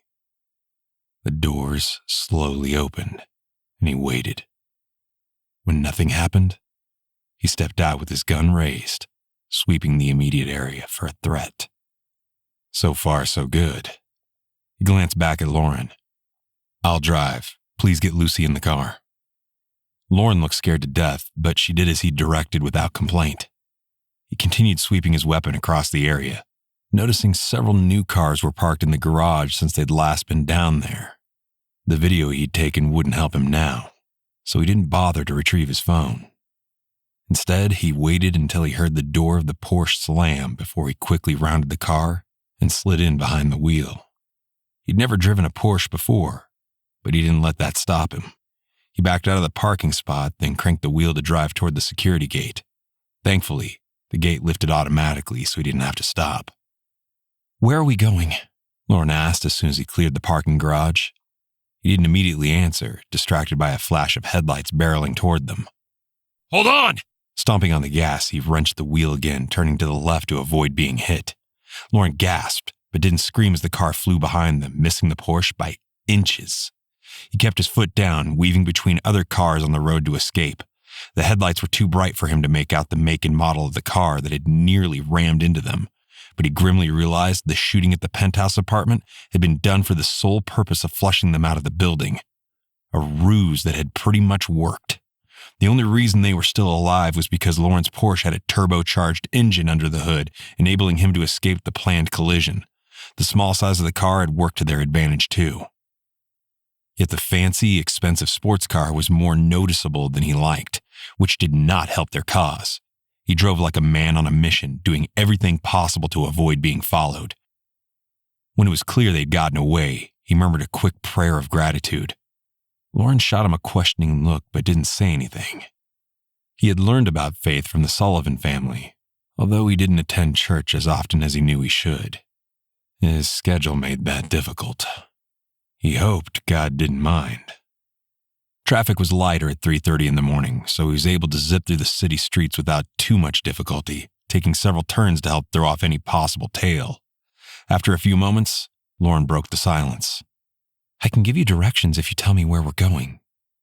"We need to get out of the city." He glanced at her briefly, admiring her calm demeanor, and focused on the road. "I'm open to suggestions." "We spent a few summer vacations in Big Cedar Lake down in Missouri," she said. "It's a long drive, though, roughly 9 hours from Chicago." He shook his head. "That's no good if you've been there before.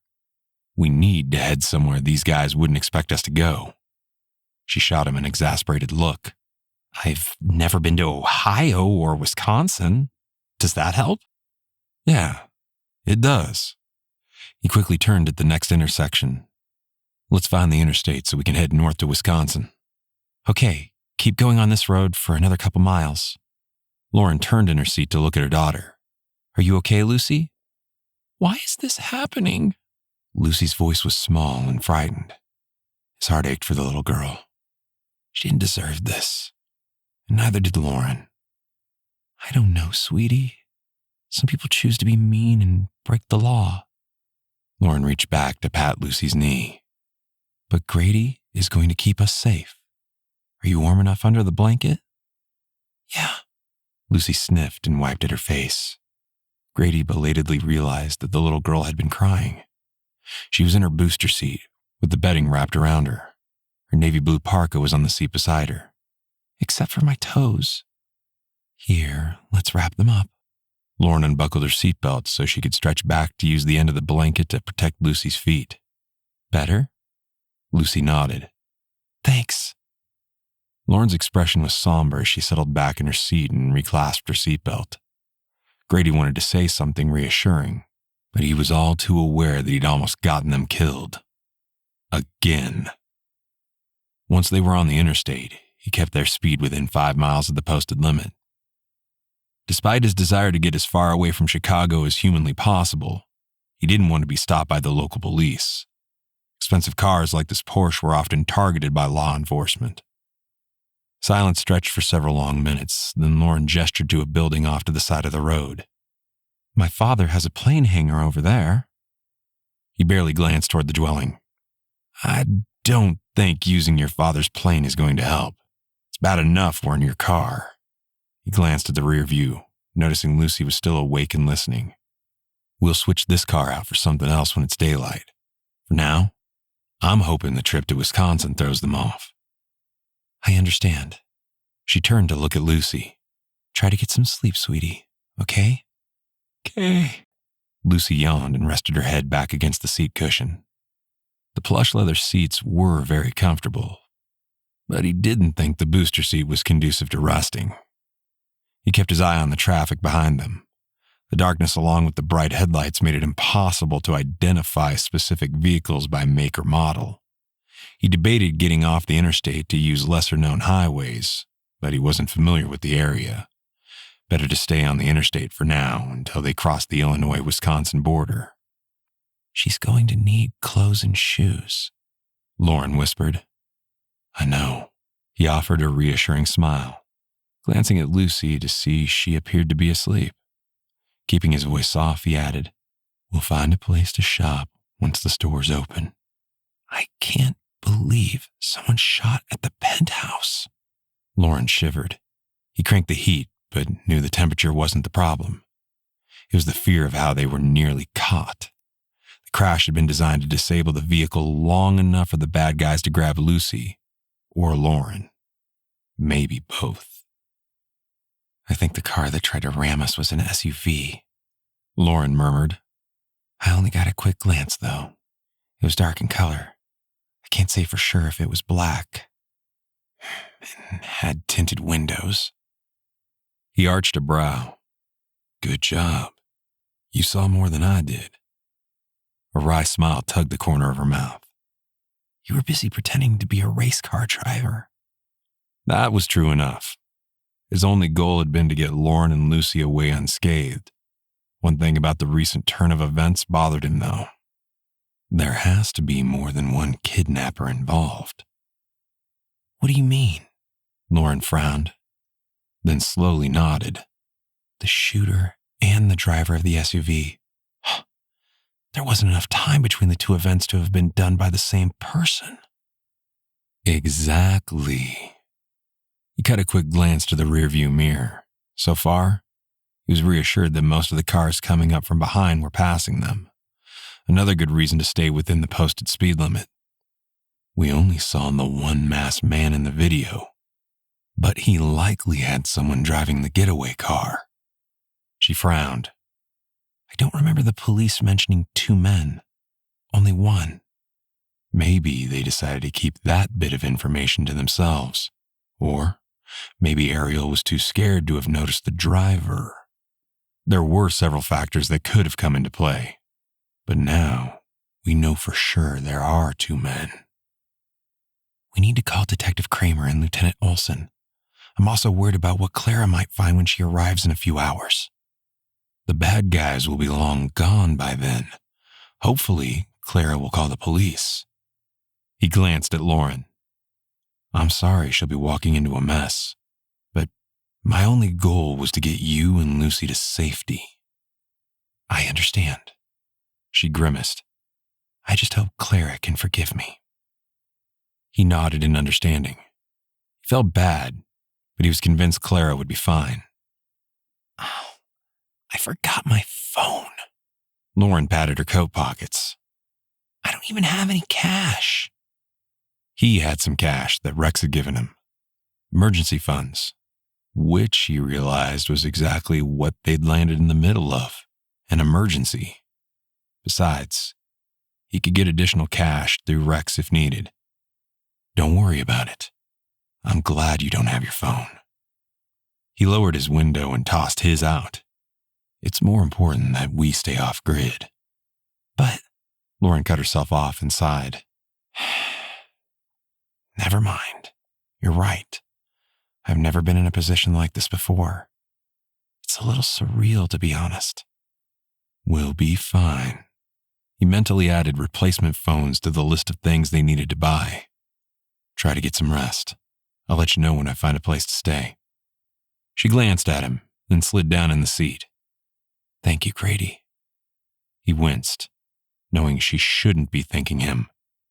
It was only due to God's grace that they'd escaped. Certainly not his dubious expertise. Grady continued driving, somewhat relieved when they were off the toll road and had crossed into Wisconsin. Toll readers recorded license plates. How much time did they have before the kidnappers found them? Between getting rid of the Porsche, finding a place to stay, and obtaining additional funds over and above what he had in his pocket, Grady knew they were still living on borrowed time. And the most frustrating thing of all was that they were no closer to figuring out who might be behind these kidnapping attempts. Attempts that had escalated in an alarming manner. Was this still about easy cash? Or something closer to revenge? Grady could only pray the police would find out something very soon, before it was too late. Lauren dozed intermittently, her whirling thoughts keeping her from falling asleep. She'd been surprised by Grady's whispered prayer and wondered if he'd always leaned on his faith while he was in danger. Maybe she should try praying more often. The hospital chapel had been her saving grace during Lucy's illness. The terrain around them was peacefully beautiful. Not as breathtaking as the view of Lake Michigan, but the evergreen trees with their snow-tipped branches were pretty and seemed to absorb the traffic noise. Wisconsin was much quieter in general compared to downtown Chicago. Then again, she assumed Cody, Wyoming was even more quiet. When Grady pulled into a gas station, she straightened in her seat. The lights were bright enough that she had to lift her hand to shield her eyes. "Stay here. I'm just filling the tank." Grady's soft voice broke the silence. "Since we're here, we should use the restroom." She unbuckled her seatbelt. "I'm surprised Lucy made it this long." He nodded. "Okay, it makes sense to use the facilities while we have the chance. I'll escort you both inside." She wasn't about to argue, although she felt certain the danger was over, at least for now. She slid out of the car and then moved the seat forward to reach into the back. "Lucy, we're going to use the bathroom, okay?" Lucy blinked and stared up at her. Then she frowned. "I don't have my shoes." "I know. I'll carry you." Lauren moved the blanket, then helped Lucy get her coat on over the pajamas. When she reached to lift Lucy into her arms, Grady nudged her aside. "I'll carry her." He effortlessly lifted the girl into his arms and carried her inside the gas station. She followed, blinking as her eyes slowly became accustomed to the bright interior lights. The place was more than a gas station. It was a convenience store, too. The scent of coffee was strong.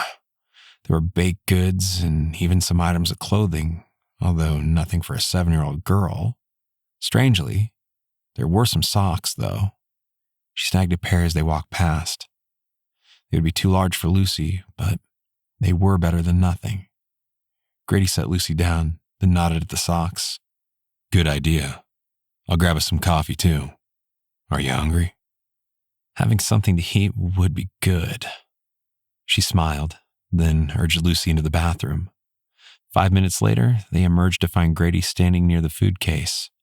She eyed the hard-boiled eggs and yogurt, ignoring how Grady had grabbed a giant blueberry muffin.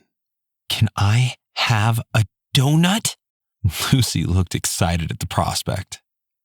"Yes, but you need to eat something besides that."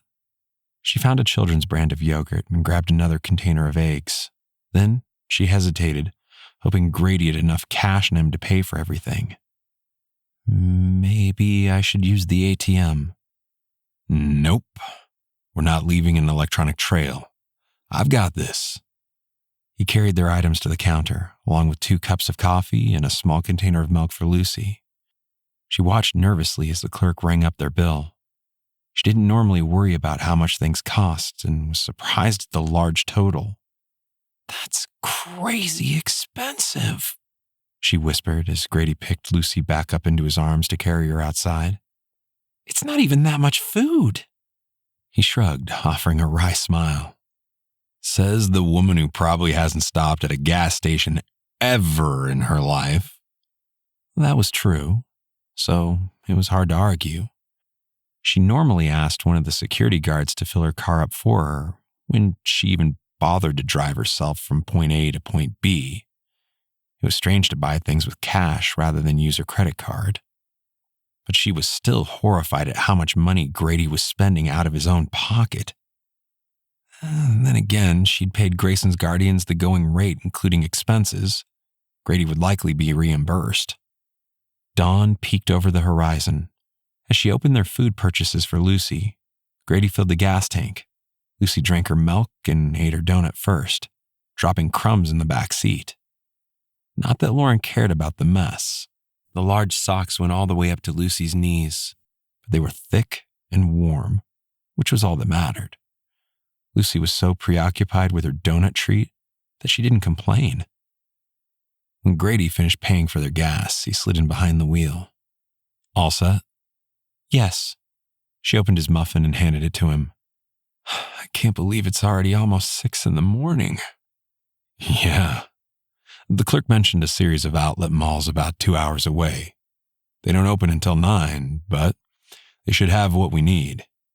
He took a bite of his muffin and then drove out of the gas station parking lot. They ate and sipped coffee in silence for a few minutes. Lucy had finished her food and was resting again with her eyes closed. It was hard to tell if her daughter was really sleeping or just pretending. "I wish I could call Clara." She glanced at Grady.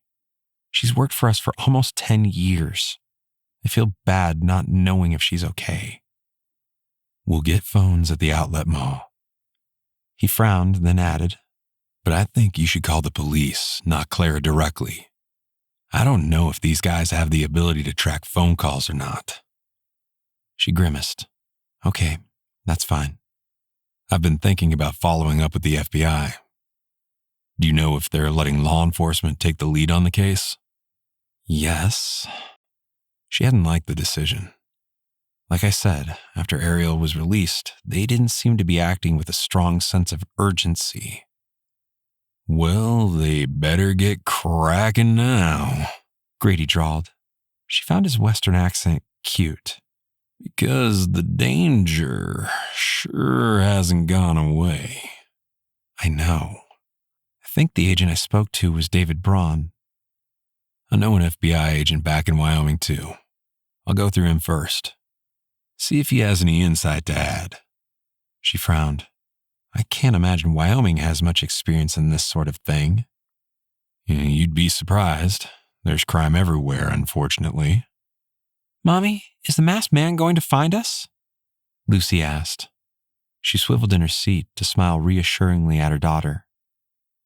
"The masked man has no idea where we are. We're in Wisconsin, a completely different state from Illinois." "Good." Lucy's gaze was solemn. "Because I don't want to be scared anymore." Her stomach nodded at the revelation. She would have given anything to spare her daughter from this horror. "I know, sweetie." "We're going to stop and do some shopping," Grady chimed in. "Do you like to shop, Lucy?" Lucy shook her head. "I don't go shopping. Clara brings me what I need." Grady arched a brow at that, but dropped the subject. Lauren forced a smile. "It'll be fun. You can pick out whatever you like." "Can I dress like Ariel?" Lucy asked. Sure, if you can find something similar." Lauren hoped she wasn't setting the little girl up for failure. She had no idea where Ariel's mother purchased her daughter's clothes. Ariel's private school tuition was being subsidized by Lauren and other wealthy families who paid extra to include those who couldn't afford to attend without assistance. "Okay." Lucy looked excited at the thought of finding something similar to what her best friend wore. A best friend whose mother had cut off all communication after the kidnapping. Swallowing a sigh, she turned and watched the passing scenery. With the sun brightening the horizon, her heart filled with hope about the day ahead. The awful events from the previous evening and early morning hours faded away. It was as if nothing bad could reach them here in the middle of nowhere. The beautiful surroundings reminded her of their vacations in Big Cedar Lake. Lots of trees and rolling hills, miles between cities with nothing but wilderness in between. Was she doing a disservice keeping Lucy in the city? No. Lauren had grown up in the city and turned out fine. This was their life. They couldn't just go somewhere small and pretend they weren't wealthy. Besides, she traveled with Lucy to new and exciting places over holiday breaks from school.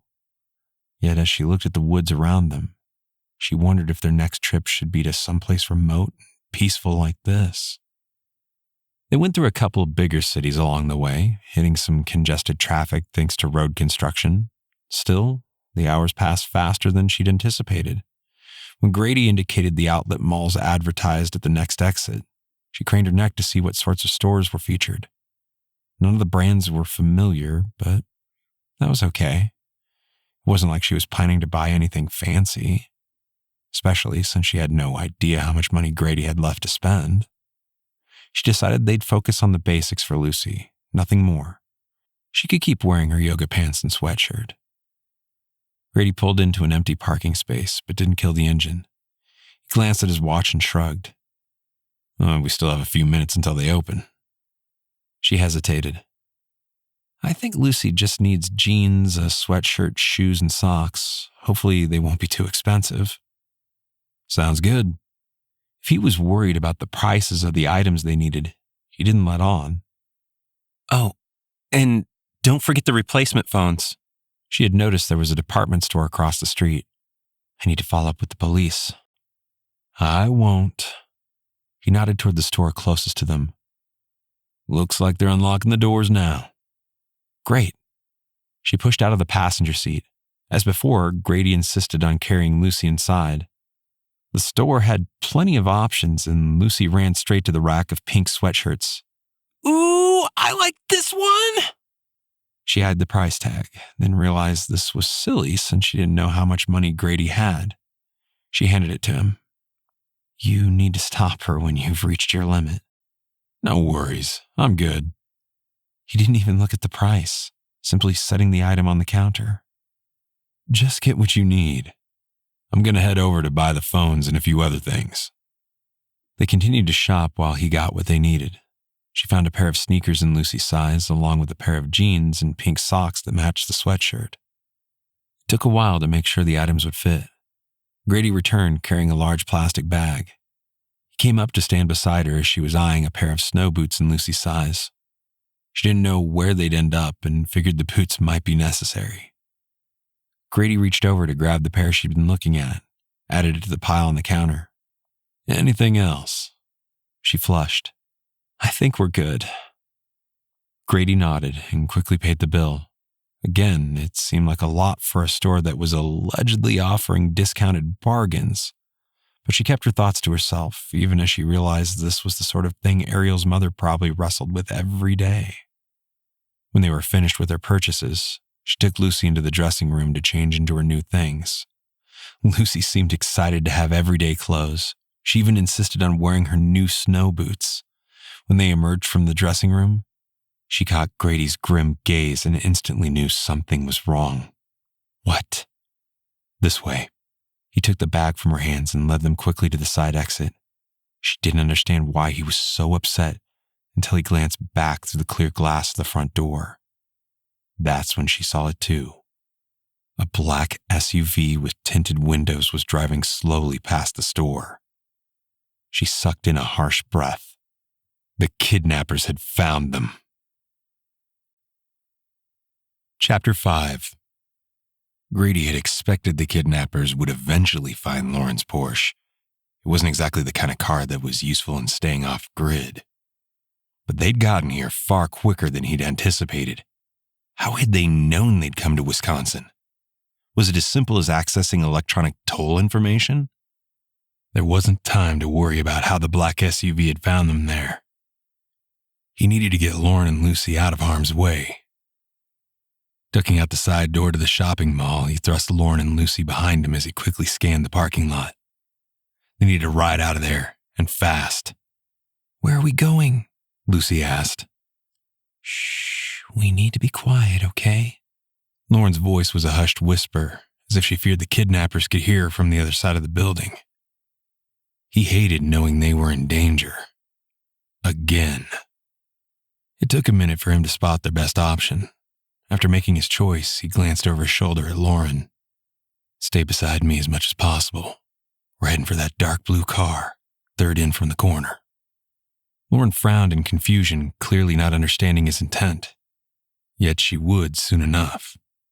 He took a step forward, subtly urging Lauren and Lucy to keep pace beside him. He strode quickly toward the vehicle in question. It was a later model car that was well known to be easy to hotwire. By God's grace, he'd even purchased a USB drive along with a small laptop computer when he'd picked up the new phone. The drive would come in handy now. He was shocked to discover the car door wasn't locked. Maybe that was a Wisconsin thing, the way it was in Wyoming. Crime wasn't as rampant way out here away from the big city. Squashing a flash of guilt, he turned to Lauren and Lucy. "Get in." Lauren glared at him. "Are you nuts? We can't steal a car." "Get in." He glanced back over his shoulder, half expecting the black SUV to have made it around the building. "We don't have time to argue about this. We'll make things right later, okay?" Her expression troubled. Lauren nodded and opened the back door for Lucy. He fished in the bag for the USB drive and then tossed the bag onto the floor of the back seat. He bent down, broke away the plastic casing around the steering column. It was easier than he'd expected, possibly because the cold temperatures made the plastic brittle. When he'd removed the casing, he could see how easy it was to insert the tip of the USB drive into the opening. Turning it, the engine roared to life. No wonder so many of these types of cars had been stolen, he thought as he slid in behind the wheel. With Lucy in the back, Lauren quickly settled in beside him. He glanced at her as he backed out of the parking space. "You and Lucy need to keep your heads down until we're far away from here." "Okay." Lauren's voice was subdued. She still didn't look happy about what he'd done. She turned in her seat. "Put your head down, Lucy, okay?" "Okay." He could tell Lucy was scared, but she did as her mother asked. Grady headed toward a side exit, keeping an eye on the rearview mirror for either the owner of the car he'd stolen or the black SUV with tinted windows. Once they were on the road, he headed west to avoid driving past the front of the shopping mall. After a few miles, he said, "Lauren, you and Lucy can sit up now." "Thanks." She lifted her head, then turned to look at her daughter. "Are you okay, Lucy?" "Yeah," Lucy frowned. "But why did we change cars?" Lauren appeared at a loss for how to respond. Grady met Lucy's gaze in the rearview mirror. "I saw a suspicious car back at the mall and thought it was better for us to switch to a different vehicle, just in case." "We're safe, Lucy." Lauren reached back to pat her daughter's knee. "Don't worry."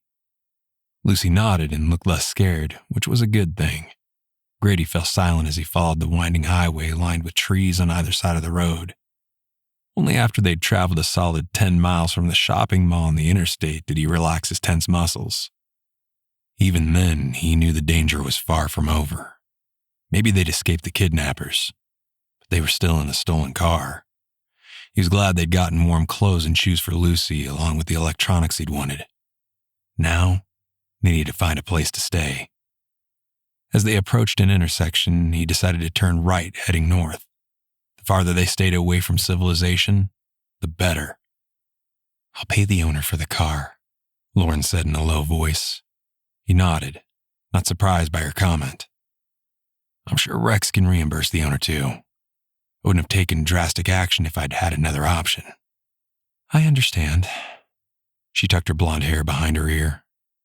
"I had no idea it was so easy to." She let her voice trail off, no doubt not wanting to say too much in front of Lucy. "It's only this make and model. Most vehicles had additional safeguards built in." He was glad she wasn't dwelling too much on what he'd done. "Keep your eyes open for a place to stay." She nodded and glanced both ways, a frown furrowed her brow. "I don't see much of anything way out here." "We'll find something sooner or later." He glanced at the gas tank and breathed a sigh of relief that they had 3/4 of a tank. Gas stations had cameras that could be used to track a stolen vehicle. "What did you buy at the electronics store?" Lauren bent over to look inside the bag. "A computer?" "I figured we could do some investigating on our own." He didn't want to add the part that being alone with Lauren and Lucy for hours doing nothing would drive him nuts. "I know it's a long shot, but can't hurt to do a little digging." "And the USB drive?" She tapped the item in question that still sat in the ignition, much like a key. He grimaced. "Honestly, I grabbed it at the last minute. I thought we might need it to store a video or other images." He was vague on purpose, not wanting to mention his thought process in front of Lucy. The disposable phones could record a video, but he hadn't been sure of how much data they could store.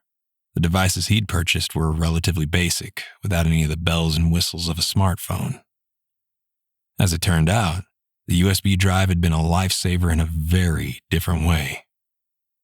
I see.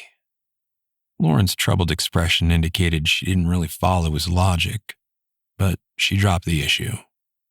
If circumstances had been different, he'd have used their new phone to record the black SUV driving by, hoping to get a license plate. He had noticed if the outdoor mall had cameras mounted on the exterior of the building. If they did, the police may be able to get that information. The possibility of getting a lead on the kidnappers made him feel better. Keeping a wary eye on the speedometer, no point in speeding in a stolen car, he continued driving north. There wasn't much traffic on the rural highway. He hoped there wouldn't be many cops out either. First town they came across was Columbia. It had a few hotels, but he wanted something with more anonymity. Another 15 miles later, they came upon the much smaller town of Fullerton. Look, Grady, there's a sign for cabin rentals. Lauren gestured to the billboard on the right. It says 6 miles away, so I assume it's located farther outside of town. Perfect. The directions indicated they should go to the northeast. They were far enough from the shopping mall that he wasn't worried the black SUV could track them. When they came upon the cabin rentals, he slowed and turned into a plowed driveway leading to a main dwelling. He put the gear shift into park, but kept the engine running. I'd like you and Lucy to stay here. I'll get us a cabin. Okay, Lauren agreed. Pushing out of the car, he scanned the area. It was desolate and private, 2 solid points in their favor. He could see a couple of individual cabins off to the right. The billboard had boasted 10 cabins, but he could only see 5 of them. Maybe the others were tucked farther away from the road. If so, those were the ones he was interested in. He opened the door and stepped into the main lodge. There was nobody behind the front counter, but he noticed there were several racks displaying touristy stuff for sale. Stuffed bears, bobcats, and deer, along with jars of honey and jam, presumably homemade. He stepped up to the counter and rang the small bell. A woman in her mid-60s came out to greet him. "How can I help you?" she asked. "I'm here with my wife and daughter. We'd like to stay in one of your cabins." He smiled reassuringly. "We'd like one deeper in the woods, if possible. This is my wife's first trip to the area, and she's hoping to see some wildlife while we're here." Mostly deer in February," the woman said, eyeing him in a way that made him wonder if she was suspicious of his request. "You might see a bobcat, though. The female had cubs last year. They're about grown now." "That's great." He injected enthusiasm into his tone as he pulled out his wallet. He was running low on cash, despite the fact that Rex had given him $2,000 to use for emergencies. He still needed to buy some food for the next day or two as well. "Thanks so much. Hope you don't mind if we pay in cash." He lowered his voice. "My wife maxed out our credit card, so I shredded it." To his relief, the woman shrugged as if it didn't matter one way or the other. Cash works for me." 5 minutes later, he was back in the stolen car. He handed Lauren one of the keys to cabin number 7. "We're set until tomorrow morning." She arched a brow. "Just one night?" "Yeah, for now." He drove around the main lodge to the cabins located behind it. They should be safe enough staying here for the rest of the day and through the night until morning. Since he still wasn't sure how the kidnappers had tracked them down all the way to the outlet mall in Wisconsin, he didn't dare make long-term plans. Better to take things day by day, while hoping and praying he could keep Lauren and Lucy safe until they understood the source of the threat. Lauren was holding on to her composure by a thread. She'd never in her life broken the law, and she could barely comprehend that she'd participated in stealing a car.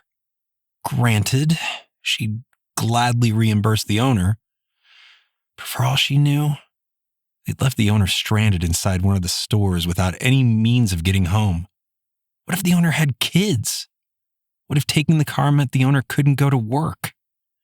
The endless possibilities zipped around in her mind until she wanted to scream. But of course, she didn't. Instead, she opened the back door of the stolen car to let Lucy out as Grady headed up to unlock the cabin door. Lauren hunched her shoulders at the chill in the room. Grady found the thermostat, cranked it up, and crossed the room to start a fire. The interior of the cabin was rustic, but nice. Wooden floors were covered with colorful rugs, and the furniture was simple, yet comfortable. There was a small kitchenette, and for the first time in hours, she belatedly realized she was hungry. We'll need to get some groceries. She crossed the room to peer into the two bedrooms. One held a queen-size bed, and the other had two twin beds. Satisfied, she turned to head back into the main living area. They needed food for lunch, dinner, and breakfast the following morning. How much that would cost, she had no clue. I know. We'll head there next. Grady didn't appear concerned about their financial situation. I just want to get our phones charged and ready to go. We'll make our calls when we're back in town. She nodded, belatedly remembering her determination to call the local police back in Chicago. The shooting event from the middle of the night seemed like eons ago rather than hours. What about Clara? Their long-term housekeeper didn't live in the penthouse with them. That didn't mean she wasn't in danger. Someone could easily try to use force against Clara to obtain information about her daughter. Just for easy money? Or was this about something else? But what? It didn't make any sense. There was absolutely no reason to go after Lucy other than to force her or her father to pay a ransom. The only person who could be seeking revenge was her ex-husband, Nelson Derringer. He wouldn't have nearly enough money to pay someone to do this, unless the person involved had negotiated a portion of the ransom as payment. She swallowed hard and turned her attention to Lucy. Her daughter was at the living room window, gazing out at the snowy landscape. Her daughter frowned, then shot Lauren a look of reproach. I thought we'd see wild animals here. The lady in charge said there's a bobcat family that lives in the woods nearby. But I don't think you'll see them until dusk. Or dawn, Grady said. She also mentioned there are a lot of white-tailed deer in the area. Bobcats? Lauren paled. Are you sure it's safe here? Yes, don't worry. He shot her an amused glance.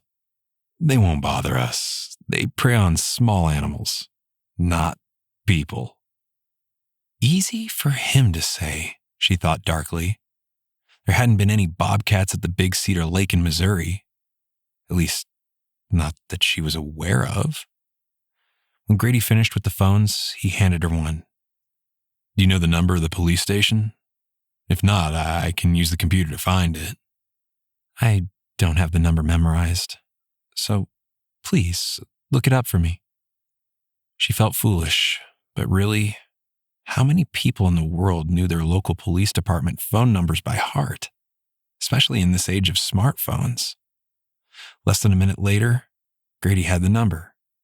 She entered it into her phone, but didn't put the call through. She knew he wanted her to wait until they were away from the cabin. Grady pocketed his phone. Ready to go?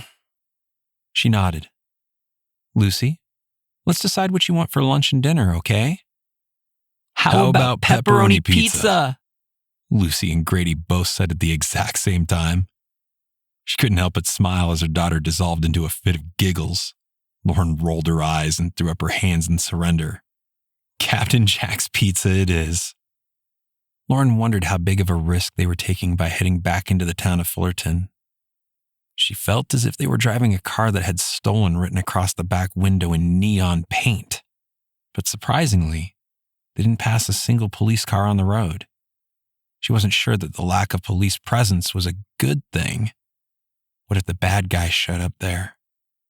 They could all be dead before anyone from law enforcement arrived. Not dead, she grimly reminded herself. Alive. The goal was to take Lucy alive in order to make a ransom demand. If that's what was going on here. When they reached the city limits, Grady nodded at her. Go ahead and make your call. She pushed the send button on her phone and waited. Female voice asked how she could direct the call. I'd like to speak to either Lieutenant Olson or Detective Kramer, please. It's important. Hold, please. A moment later, Lauren was annoyed to hear a recorded voice in her ear. You've reached Lieutenant Olson. Please, leave a message. Lieutenant, this is Lauren Chandler. I'm calling about the shooting at my penthouse apartment earlier this morning. Please, call me back right away. She ended the call without giving her phone number because she had no idea what it was. That was useless, she told Grady. I don't even know my own phone number. I'm sure they have caller ID. He'll call you back. Grady smiled reassuringly. Yeah, okay. She tried to shake off her frustration. Maybe the lieutenant was still at her penthouse apartment checking out the scene of the crime. She stared down at the cheap disposable phone for a moment, then tucked it into the pocket of her winter coat. Grady pulled into the parking lot of the grocery store. He backed into a space that was at the far end of the building, well away from any other cars. She was about to ask why, when she realized the USB drive was still being used as a car key. Yeah, this was a big risk. She glanced back at Lucy, then at Grady. Maybe we should wait here. Too cold and we're low on gas. He glanced around, then killed the engine. Let's just make this quick, okay? She nodded and pushed out of the car. Lucy did the same, skipping alongside them as they headed inside. Sandwiches for lunch and eggs and toast for breakfast? Grady asked the question as he made his way to the bread aisle. We need to keep things simple. That's fine. There was no point in worrying about eating healthy at this point. Coffee too, please. He flashed a grin. That goes without saying. She smiled back, thinking that under different circumstances, this would be fun. Grady wasn't like any man she'd ever known. Certainly not like those who chased her at various charity events. He was calm and cool in a crisis, having gotten them to safety several times now since this nightmare started. He always seemed to have everything under control. She was deeply grateful he'd been the one assigned to her case. He paid for their groceries, then ushered them back to the stolen car. He set the bags on the floor of the back seat, started the car, then pulled away from the store. As they were heading back to the highway, she caught a glimpse of a black and white squad car. She reached over to grab Grady's arm. Do you see him? Yeah. Grady's jaw was tight. Don't stare over there. I'm going to turn at the next intersection. Okay. She didn't let go of his arm as he made the turn. She braced herself for the cop to flip on his red and blue lights and come racing after them. He didn't. But it was a close call that frayed her temper. We need a different car, she hissed. I know, but it's not like a town this size has a rental car facility that we can use, even if I can get Rex to make the arrangements. He glanced at her. We're okay for a little while. The cabin we're staying in is well off the main roads. She forced herself to release her death grip on his arm. Fine. But please get in touch with Rex Grayson sooner rather than later. That's the plan. Grady remained focused on driving. It took her a minute to realize they were in a neighborhood where small houses lined both sides of the street. The area looked as if they could have been in a middle-income Chicago suburb rather than in a different state entirely. By the time Grady made his way through the area to the highway, she managed to relax. Before she could say anything, her phone buzzed with an unfamiliar ringtone. Eyeing the display, she recognized the number she'd used to call the Chicago PD. Hello? Is this Lauren Chandler? A deep voice demanded. She thought it was Lieutenant Olson, but she wasn't sure. Who is this? She asked instead of answering in the affirmative. Detective Kramer. Olson told me you called him about the shooting at your penthouse last night. The detective sounded annoyed. Where are you? I need you and Grady to give me a statement about what happened here. We're safe, thanks to Grady. She glanced at Grady, knowing he was listening to her side of the conversation, as was her daughter. Are you still at the penthouse now? Is Clara my housekeeper there? I'd like to know she's unharmed. She was here, but we sent her home. Kramer's tone had calmed down a bit. She was the one who called us. Said the place was empty when she arrived early this morning. And that the window was shattered. Lauren closed her eyes, grateful to know Clara was unharmed. Probably scared, but otherwise fine. She thought of how Grady prayed and sent up a silent prayer for God to keep Clara safe. Thank you for letting me know. Unfortunately, there isn't much I can tell you. The window shattered, so Grady got us out of there. Looks like somebody shot the window, Kramer said. We found a slug in the drywall across from the window. A slug? How close had Grady come to being hit? She shivered and tried to remain calm. Yes, that's what happened. We left via the parking garage, but there was a car waiting for us there. The driver drove straight toward us, trying to cause a crash, but Grady was able to avoid being hit. Where was this? Kramer asked. Did either of you get a good look at the car? No, it was too dark. And I think the driver had his high-beam lights on. They were very bright. She thought back to those harrowing moments when they'd nearly been hit. All we can say for sure is that the car was dark in color. She was about to go into detail about the black SUV with tinted windows that showed up outside the outlet mall when Kramer spoke up again. Well, the good news is that we have a new lead to follow up on. What new lead?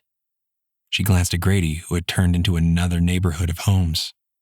These were a little nicer and bigger than the others they'd passed. Clearly, he didn't want to go back to the cabin until she'd finished the call. Does the name Joe O'Neill sound familiar? Kramer asked.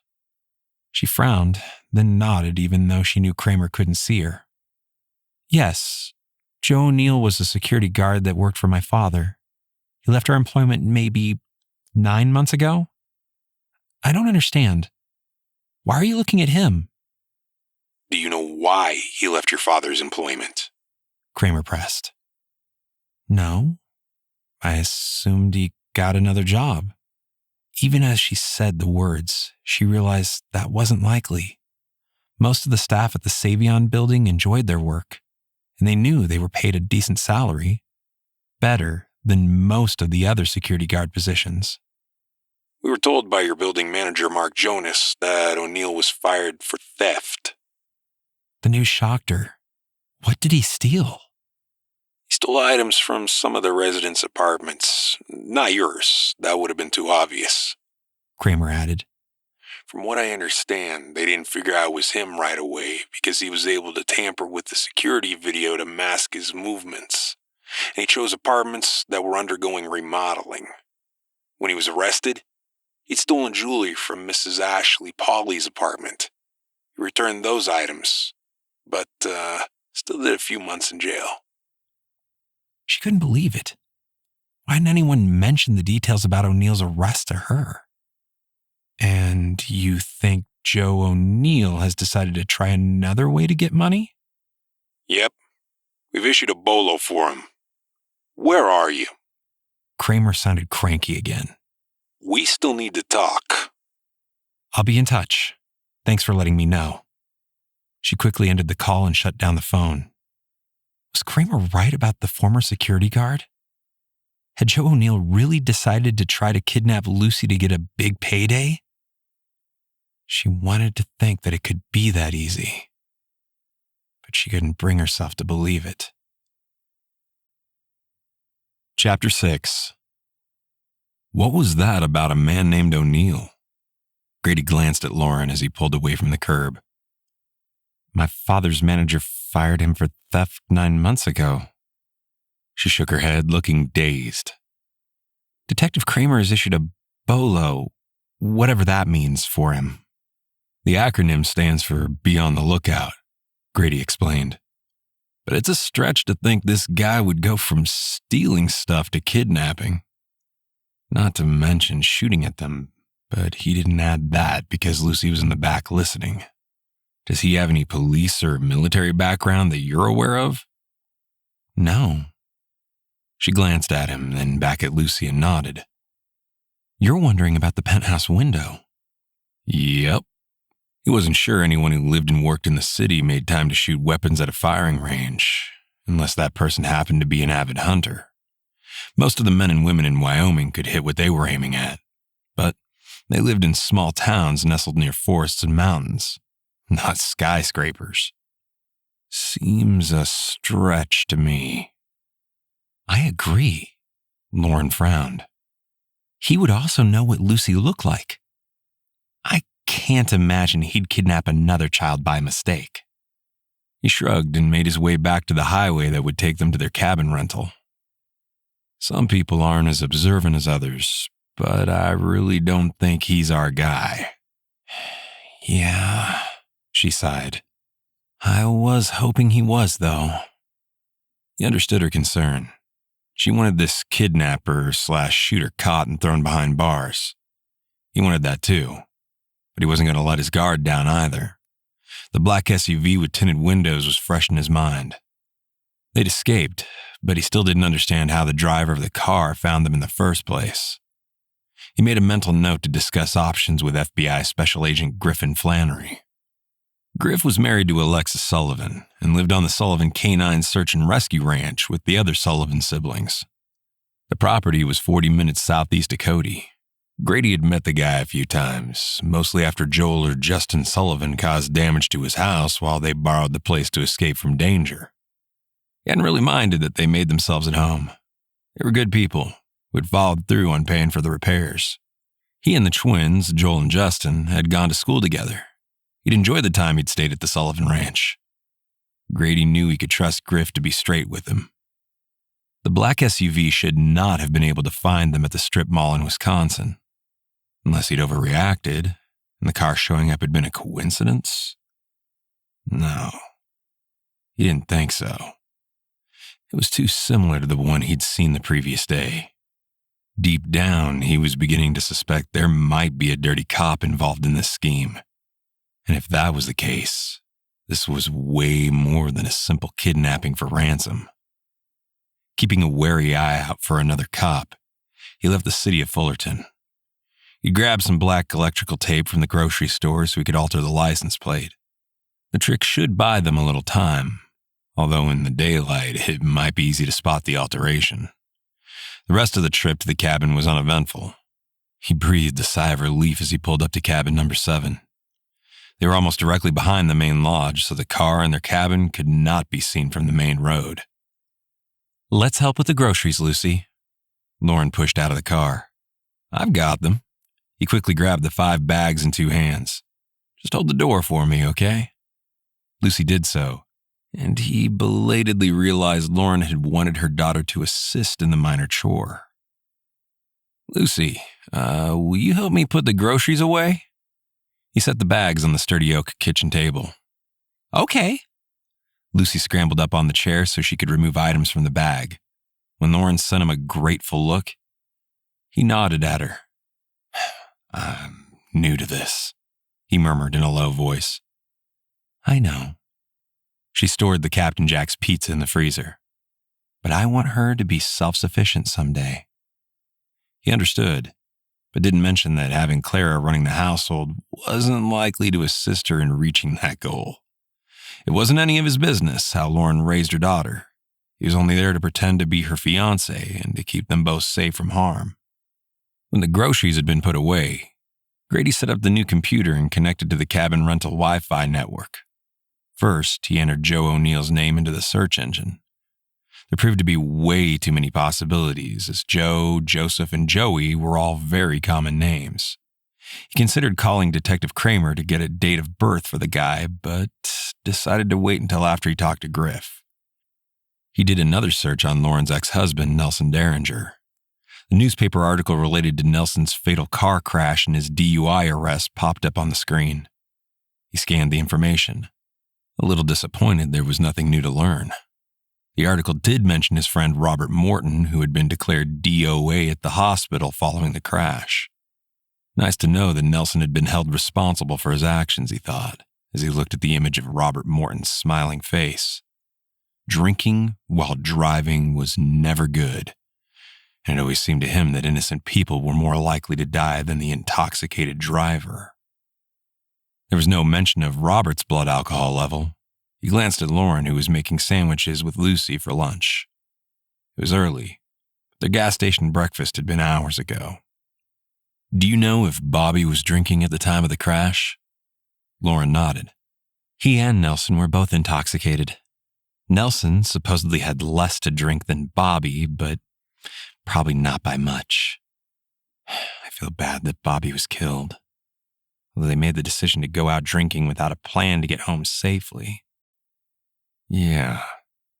In this day and age of ride shares and taxis, there's no excuse for that. Don't forget our subways, Lauren added. That's why the judge threw the book at Nelson. He did tend to forget about their mass transit system. There were no subways in Wyoming. Well, that too. It makes no sense to me that they wouldn't have used some other method to get home. Lauren glanced at Lucy, then shrugged. Nelson was arrogant. He thought he was better than everyone else. He arched a brow. I'm willing to bet that attitude hasn't lasted for long during his stint in jail. Lauren smiled. I think about that a lot. For his sake, I hope he comes out a better man. He wanted to ask why she married him in the first place, but let the subject drop. For one thing, her decision to date and marry Nelson wasn't relevant to the case, and for another, she clearly realized she'd made a mistake by ending it. For her sake and Lucy's, he was glad about that. There was no reason to dwell on Lauren's personal life. It wasn't as if he was interested in making their engagement real. Aside of the fact that he had no desire to live in Chicago, he couldn't imagine Lauren putting up with his travel schedule. His previous girlfriend, Becca, hadn't lasted 6 months before moving on with someone else. Enough. He gave himself a mental shake and turned his attention back to the computer. He did a search on Robert Morton, hoping to find more information, but again, the first name of Robert was fairly common. The computer search pulled up Robert Mortons from all across the United States. I'm calling Griff, he said, rising to his feet. Who? Lauren frowned. Griffin Flannery. He's an FBI agent from Wyoming. He lifted a hand when she started to speak. I know, he probably doesn't know much about the FBI agents from Chicago. I just want to talk to him. Okay. Lunch will be ready soon. He stepped into the living room to make the call. He had to think for a moment about the number. He knew the Sullivans memorized each other's phone numbers for situations just like this. After a moment, he heard Griff's voice on the other end of the line. Hello. Griff, it's Grady McFarland. Do you have a few minutes to talk? Absolutely. What's going on? I don't think anyone has damaged your house since before Christmas. I wouldn't know. I'm doing a job in Chicago. But I'm currently in the small town of Fullerton, Wisconsin. That's interesting. What do you need from me? He was impressed Griff didn't push for details. He quickly filled Griff in on the kidnapping attempt of Ariel Turner, then the multiple shootings that had sent them out of state. Our problem now is that I'm not sure who we can trust. How easy is it to track a car through the tollway system? It's the only way I can think of that anyone could have found our location so quickly. The tollway system is accessible by law enforcement, not private citizens. Although having worked now for the past 2 months with Kendra's new husband, Dominic, I'm sure a hacker could get in easily enough, Griff said. That doesn't fit the profile of your typical kidnapper. Yeah, I agree. They don't typically shoot at penthouse windows and cars either. Grady paused, then added, I need help tracking a few names. I can do that. When Grady gave him the names of their current suspect, Joe O'Neill, along with the names of Nelson and Bobby to expand on his ability to search for additional family members, Griff spelled them out to make sure he had them correct. Do you also want me to touch base with the FBI in Chicago? That would be great. Grady searched his memory for a moment. I believe Lawrence spoke to a David Braun. We've also been in contact with Detective Kramer and Lieutenant Olson from the Chicago PD. Nobody knows we're in Fullerton, though, so don't let that information out.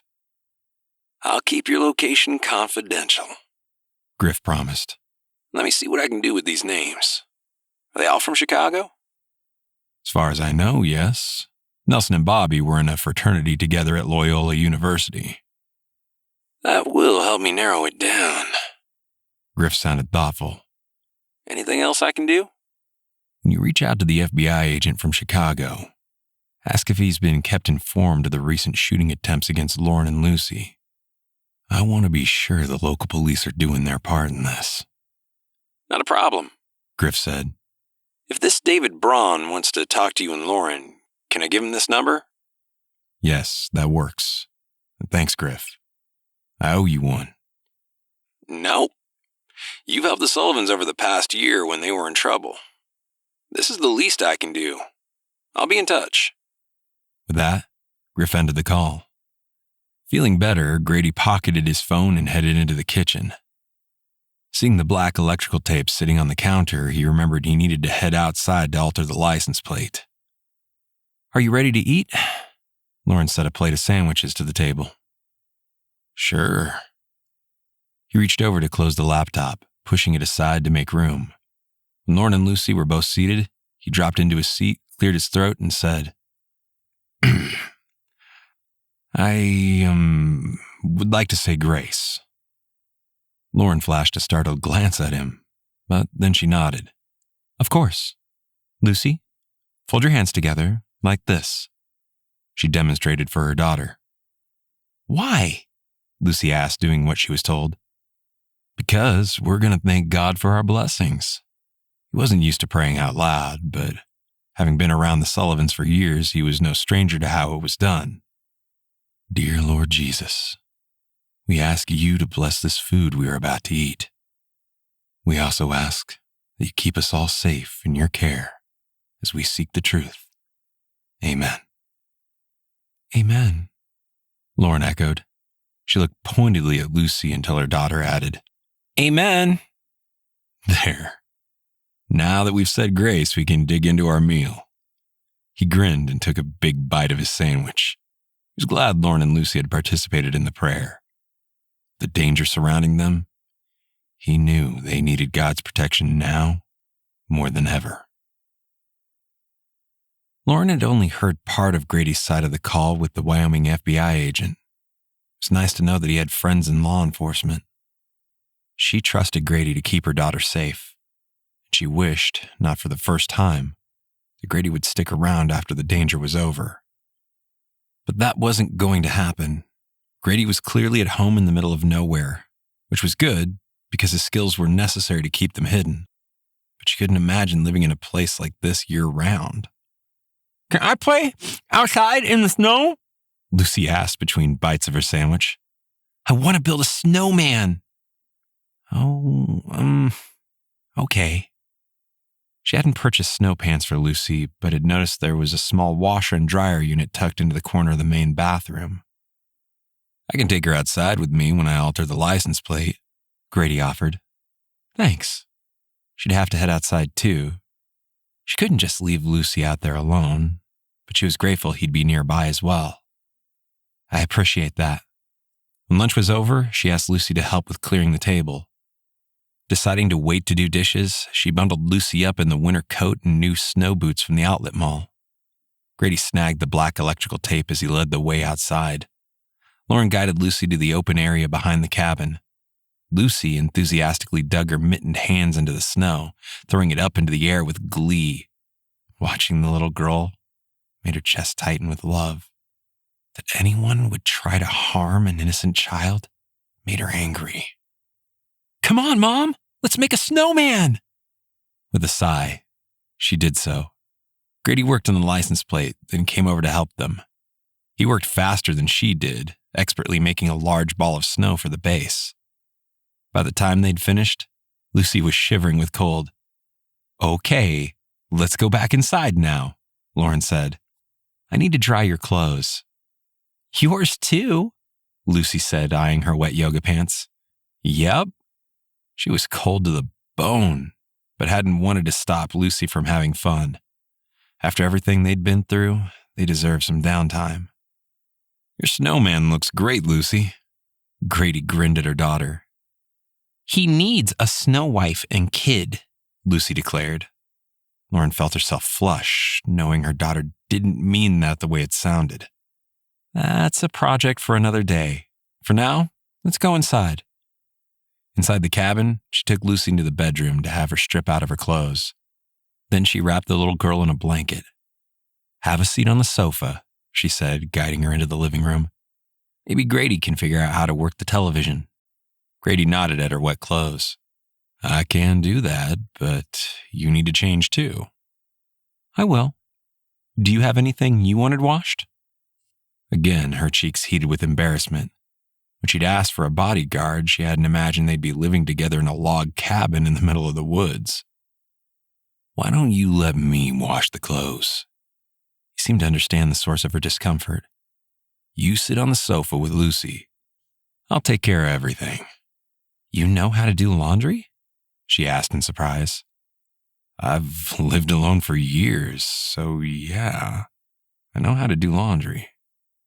His dry Western drawl made her smile. Of course, Grady knew what to do. He seemed to be an expert on everything, from keeping her and Lucy safe to stealing a car, and even mundane tasks like laundry. As she stripped off her clothes and wrapped up in a blanket, she wondered if there was anything Grady couldn't do, and quickly decided there wasn't. After he threw their wet clothes into the dryer, he found a children's station on the television, then sat at the table, also wrapped in a blanket from the waist down, to work on the computer. When she caught herself drifting to sleep, she straightened and made her way to the kitchen to join him. Can I help? She leaned over to see the screen. She was surprised to see Nelson's mugshot. Wow, he really looks awful. Grady nodded. He was probably coming to grips with knowing that life as he knew it was over. She looked away, suddenly embarrassed. I'm sure you're wondering why I married him in the first place. Grady shrugged. I'm sure he was on his best behavior. She let out a harsh laugh. Huh, that's an understatement. He was sweet, charming, and spent money on little gifts for me. I thought it was nice how he paid for everything while we were dating. He seemed indifferent to my trust fund. I'm ashamed to say I really bought into his act. A few months after the wedding, I discovered I was pregnant. She fell silent, lost in memories of the past. She'd been so excited to learn about her pregnancy. What happened? Grady asked softly. He kept his voice low like she did so Lucy couldn't overhear. Nelson seemed happy about the baby, but it didn't take long for our relationship to unravel. He started drinking more, buying expensive scotch. He also spent more time with his old frat buddies like Bobby Morton. But it wasn't until I overheard him talking to someone about how he was planning to invest $250,000 into some new enterprise that things got nasty. I discovered Nelson was in debt after our marriage. He claimed it was investments that had gone south. So when I heard him making that deal, I knew he didn't have $250,000. He'd planned to use my money, which of course, he believed he had every right to do. She couldn't hide the bitterness in her tone. Whoa, not without talking to you, he didn't, Grady said with a frown. That's not how marriage is supposed to work. Big financial decisions like that should be made together, with both parties in agreement to the plan. Exactly what I said to him. He just shrugged and said the money was a drop in the bucket compared to what I'm worth. And besides, what's mine is his now. He claimed he could do whatever he wanted. She grimaced and looked away.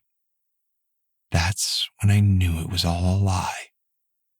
The only reason he'd married me was to get access to my money. It wasn't about me. And certainly not about our baby. Grady slipped his arm around her shoulders, drawing her into a hug. I'm sorry you had to find that out the hard way. She leaned against him for a moment, inhaling his masculine scent. Yeah, well, better late than never, right? Right. He pressed a kiss to her temple. And you got a great kid out of the deal. She couldn't help but smile. Lifting her head, she gazed up at him, touched by his comments. Yes, I did. And for that, I have no regrets. For a long moment, their gazes locked and held. She found it suddenly difficult to breathe. Her senses so focused on Grady. She wished she'd married someone like him. Strong, sweet, and not looking for financial security in any way. Unless, of course, she was reading him wrong too, the way she'd initially believed Nelson's seemingly good intentions. I think we need to keep digging into those who knew your ex and his buddy Bobby Morton, Grady said, interrupting her thoughts. Okay. She looked away, hoping her cheeks weren't as red hot as they felt. Although I'm not sure why Nelson would start coming after Lucy now. Grady frowned. The timing is interesting. Can you think of any reason why Nelson would be focused on you at this time? Maybe the heart ball that's coming up to benefit St. Mary's Children's Hospital? She shook her head. I became a spokesperson for the charity after Lucy was born and had to undergo open heart surgery as a result of a birth defect. Nelson and I were separated by then. I made sure to issue the financial separation first, so he couldn't continue to go through my money. The jerk, Grady muttered. She privately agreed. Our divorce was final just 2 weeks before his arrest. I wondered if he'd been out drowning his sorrows over our breakup. Not that I think he missed anything but the cash flow. So this isn't some sort of anniversary? Grady pressed. Nope. She tried to think back to their brief marriage. I wish I could tell you more. I blocked most of those memories away, refusing to dwell too much on the mistakes I made in the past. Smart thinking, he murmured.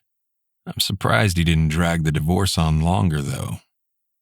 My father made Nelson sign a prenup. The fact that Nelson had argued long and hard about the need to sign a legal document prior to their marriage should have been a red flag. Unfortunately, she'd waved it off as his way of asking her to trust him. Too bad the joke was on her, because she couldn't trust Nelson as far as she could throw him across the room. I sued for full custody of Lucy, and he didn't even argue about it or put up a fight, which frankly surprised me. The best way for him to get access to my money was to sue for joint child support. She sighed. Of course, his going to jail didn't hurt.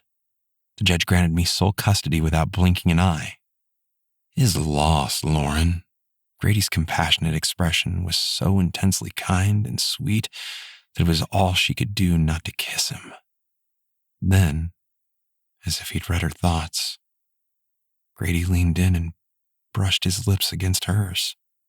"Mom, my show is over," Lucy called. Lauren sprang back from Grady so fast she nearly tipped her chair over. "Coming?" Her voice sounded low and hoarse as if she'd been screaming at one of Lucy's soccer games. Flustered, feeling certain her longing to kiss Grady had been telegraphed on her features, she jumped to her feet, clutching the blanket close as she hurried into the living room to find another show for Lucy to watch. But the brief kiss she and Grady shared left a tingling sensation on her lips, as if she'd touched a live wire. Something that had never happened with Nelson. More proof she'd married the wrong man. Now, she just needed to remind herself that Grady was here because she'd hired him through Grayson's guardians to protect Lucy, not because he cared for her on a personal level. Chapter 7. Grady watched Lauren head into the living room to help Lucy find another show to watch. Then he turned to stare blindly at the computer screen. His heart raced as if he'd run a marathon from their brief but electric kiss. Had he imagined the sizzling connection between them? Or had Lauren felt it too? He wasn't even sure who had initiated the kiss. All he knew for sure was that he would have loved nothing more than to kiss her again. But that could not happen.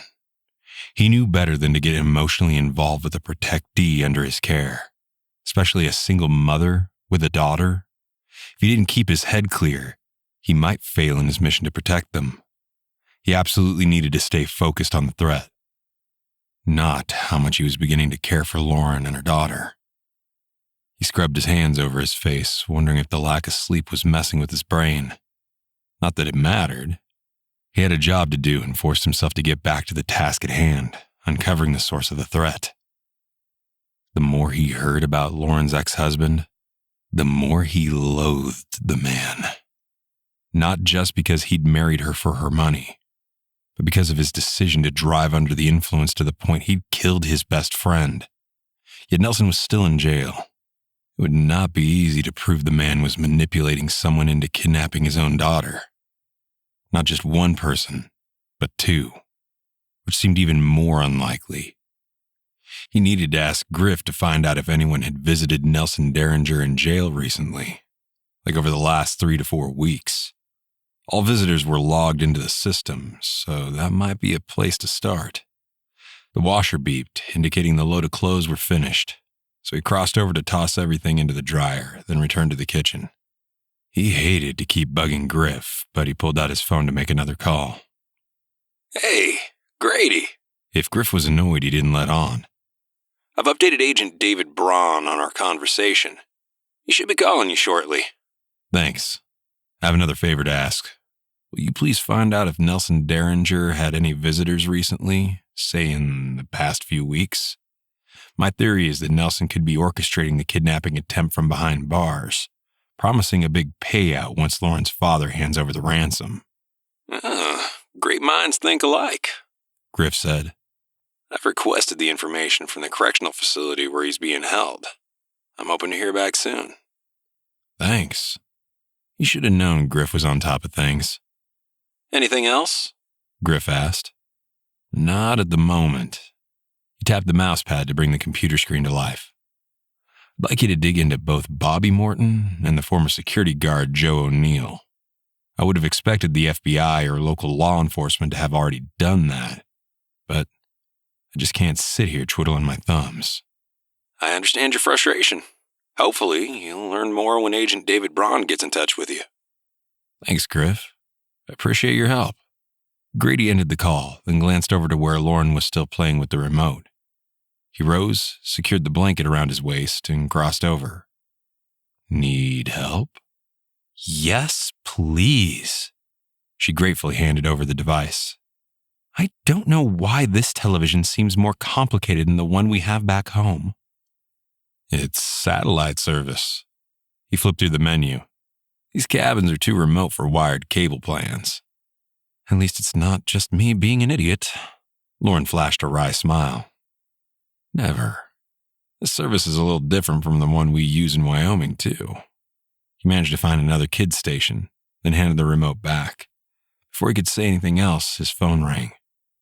Come with me into the kitchen. He held up the phone. This is FBI agent David Braun. Okay. Lauren followed him back to the oak table. Grady answered the phone call. This is McFarland. Grady McFarland? This is Special Agent David Braun from the Chicago office of the FBI. The Fed's tone was curt. I understand there have been new developments in the Ariel Turner abduction. Grady thought it was interesting the guy referred to the case as Ariel's abduction rather than the intended kidnapping of Lucy Chandler. No wonder Lauren had gotten the impression these guys didn't display a sense of urgency. Yes, I'd like to put you on speaker so Lauren can participate in the discussion as well. Without waiting for Braun to respond, he lowered the phone and put the call on speaker. Agent Braun, have you spoken with the Chicago PD? There was a shooting at Lauren Chandler's apartment early this morning. As we escaped from the penthouse apartment, a dark SUV tried to ram into us. I managed to avoid the collision, but barely. If I'd been in a car with less horsepower, the maneuver might not have worked. I have a voice message from Lieutenant Olson. Braun admitted. Your friend Griff got to me first, so I thought it best to go straight to the source. Lauren looked skeptical. Grady shrugged, having no idea if Braun was being forthright about his relationship with the local cops or not. Great. Thanks for calling. Prior to the penthouse shooting, my Jeep was targeted by gunfire while I was driving Miss Chandler and her daughter home. That was between 5:15 and 5:30 last evening. Whoever these guys are, they're escalating in their attempts to get to Lucy. There was a brief silence on the other end of the line. Finally, Braun said, That doesn't seem to be the case. I know Miss Chandler believed her daughter was the intended target all along, but we didn't have proof. You do now, Lauren said, speaking up for the first time. Why else would the kidnapper let Ariel go? This is about me and Lucy. Ariel was an innocent victim taken by mistake, which is why the kidnapper released her. I understand, Braun said. Tell me again about that shooting incident. Grady explained how the penthouse window was shattered with a bullet. Now there was a dark SUV waiting for them as they escaped via the underground parking garage. There has to be at least two people involved, the shooter and the driver of the SUV. I concur, Braun agreed. From what you're describing, there wasn't enough time to get from an adjacent building where the shooter must have been to take the shot, all the way down to street level to attempt to drive into you. We'd like to know if you have any leads, Grady said. Detective Kramer mentioned a former Savion security guard by the name of Joe O'Neill, who was fired 9 months ago for theft. He did a brief stint in jail, but has been released. Joe O'Neill? Do you have a DOB to go with that? Braun asked. Annoyed that he was the one providing the federal agent information, Grady reined in his temper and recited the information. Also, did you look into Lauren's ex-husband, Nelson Derringer? There was a prenup which limited his ability to get financial support after the divorce. That gives him a pretty good reason to go after Lauren and her daughter. We did look at him, but based on this new information, we'll dig a little deeper. Computer keys clicked in the background. This is interesting. Looks like Derringer is scheduled to be released in 2 months. 2 months? Lauren paled. That can't be right. He still has 2 years left on his sentence. Yeah, but our prisons are overcrowded and he's likely viewed as a lesser threat to the general public. From what I'm seeing here, Derringer will be released on parole in 2 months, possibly less. Braun explained. He'll have to submit to monthly drug and alcohol screenings and wear an ankle monitor so law enforcement can track his movements. Grady reached over to squeeze Lauren's hand reassuringly, then addressed the phone. That news only adds credence to our theory that he's somehow pulling strings from inside the joint. Derringer will be back on the street without any means of financial support. Could be he plans to cash in on the ransom. I agree. He was glad Braun seemed to take their concerns seriously. We'll look into any connections between Derringer and this O'Neill guy. Thank you. Lauren's tone was subdued. You could tell she was already imagining what Nelson might do once he was out of jail. Would he decide to go after Lauren for joint custody of Lucy? He prayed that would not be the case. Oh, you should be aware that Nelson might be able to support himself, Lauren said. He was a stockbroker when I met him. I imagine he can try to get back into the game once he's released. A stockbroker? Grady hadn't known that. He filed the information away for future reference. I doubt any firm will hire him with a criminal record. He could open his own business, Braun said. Yeah, but I'm not sure very many people will be eager to hand over their hard-earned cash to a former convict. Grady sure wouldn't. Nelson's former frat buddies might, Lauren said. She had a point. Some guys tended to stick together. He and his military teammates had done that, despite the horrors of war. Where are you now? Braun asked. I don't recognize this phone number. We're safe, Grady quickly answered without giving Lauren a chance to reveal their location. You can reach us at this number for the time being. If that changes, we'll let you know. There was another long pause as the Fed digested that bit of information. Then Braun said, Okay. I appreciate the updated information. Grady would have preferred the information flow to have been the other way around, but there was nothing he could do about that now.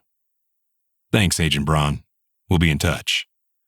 Lauren didn't say anything as he reached over to disconnect from the call. Then she abruptly buried her face in her hands. I can't believe they're letting him out early.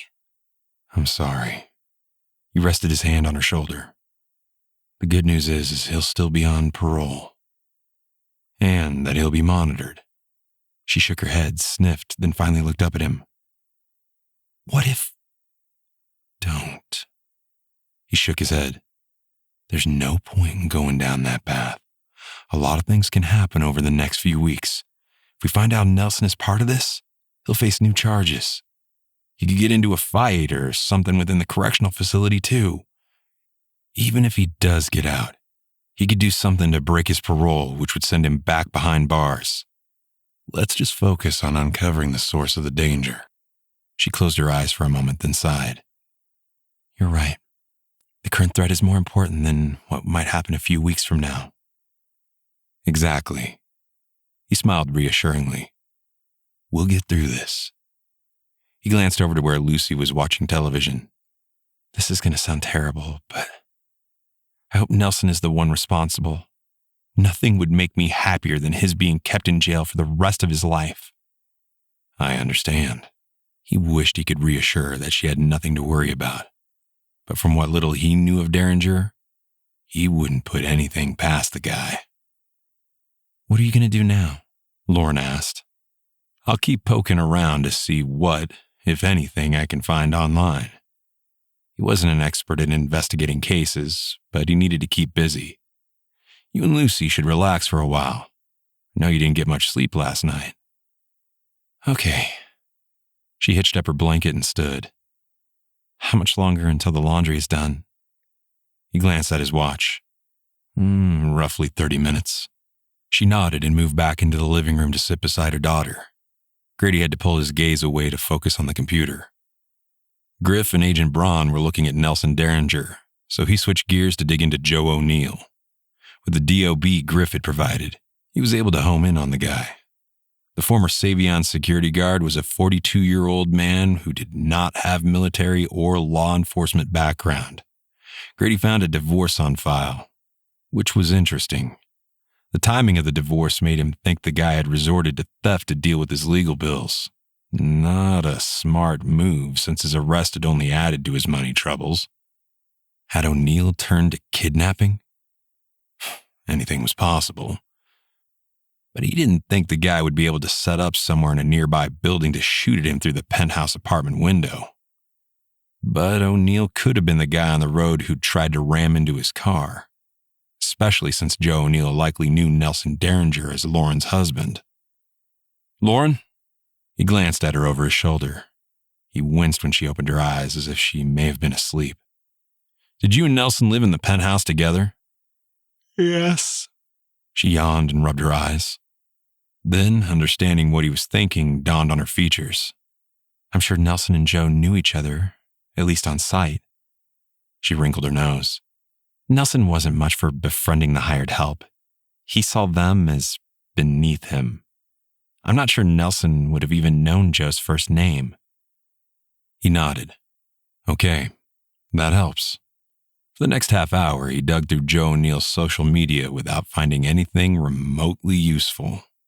His thoughts kept going back to Lauren's ex-husband and his upcoming release from jail.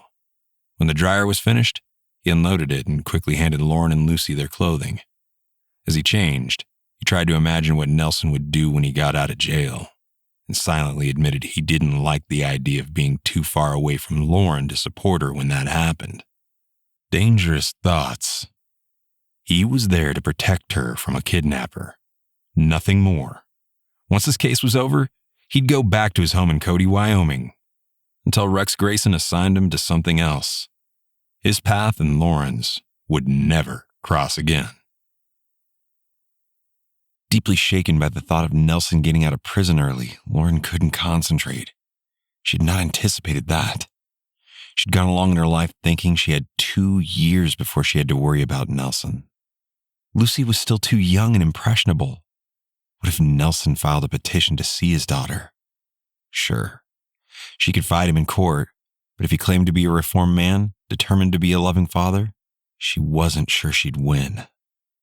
Some judges were compelled to allow biological parents to see their child, and it wasn't as if Nelson had ever been abusive toward her. He was just a jerk, plain and simple.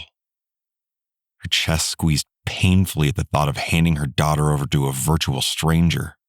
What if Nelson had changed for the worse? What if he did something to hurt their daughter? Mom, is something wrong? Why are you crying? Lucy's question pierced her thoughts.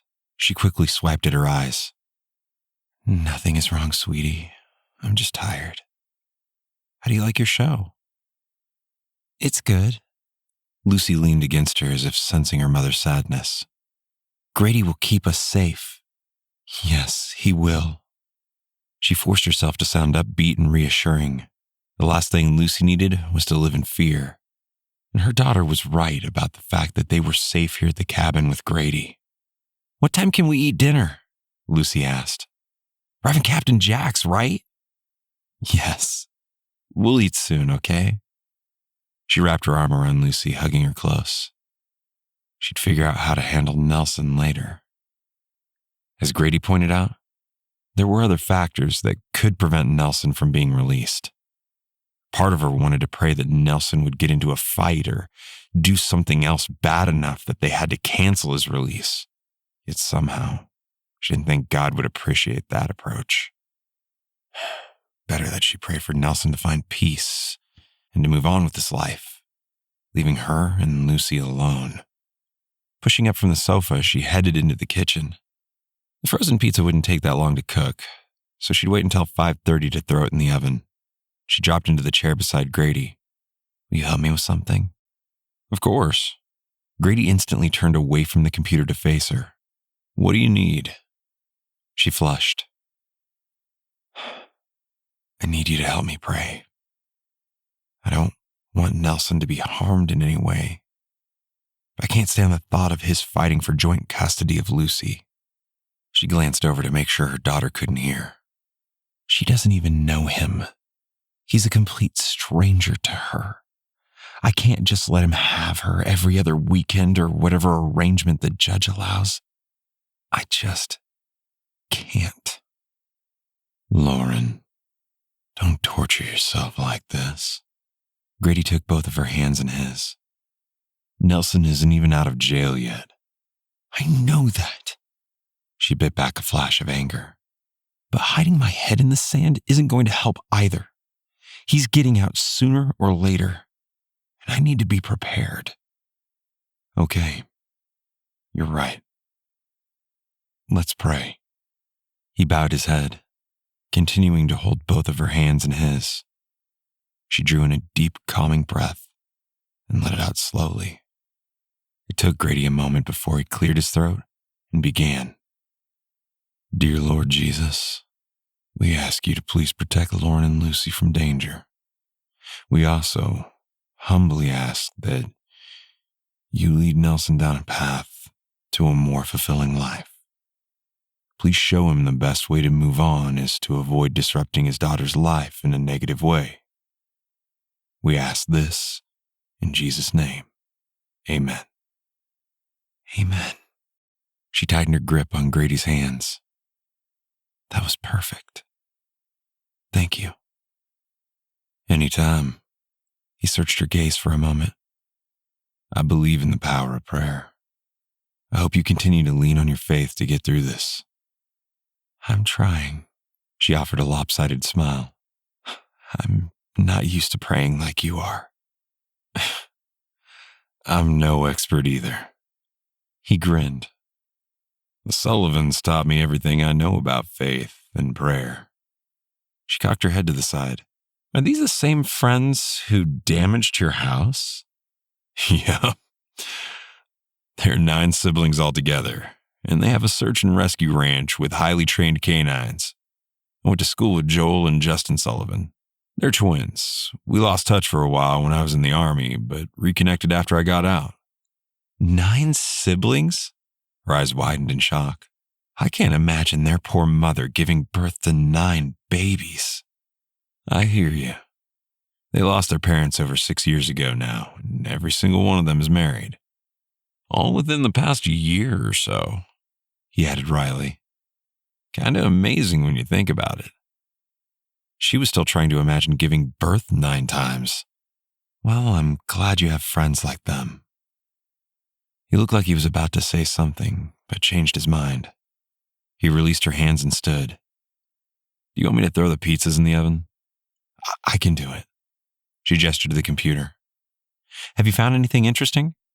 Not really, he grimaced. I've been combing through O'Neill's social media. There's nothing to suggest he's friends or acquaintances with Nelson. They wouldn't be friends. She knew there was no way Nelson would allow his frat buddies to see him befriending a lowly security guard.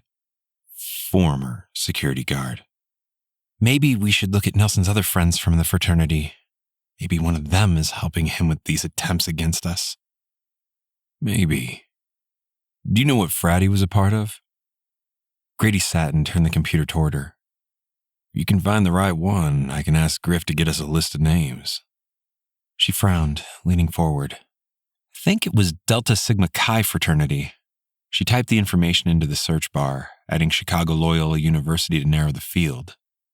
The picture of a frat house bloomed on the screen. She tapped it with an index finger. Yes, it's this one. Nelson has a picture of him and his buddy standing outside the building. That's a good place to start. He bookmarked the page. Can you remember any of their names? Other than Bobby Morton? She thought back to her short marriage. Nelson had mentioned them, but she hadn't paid much attention at the time.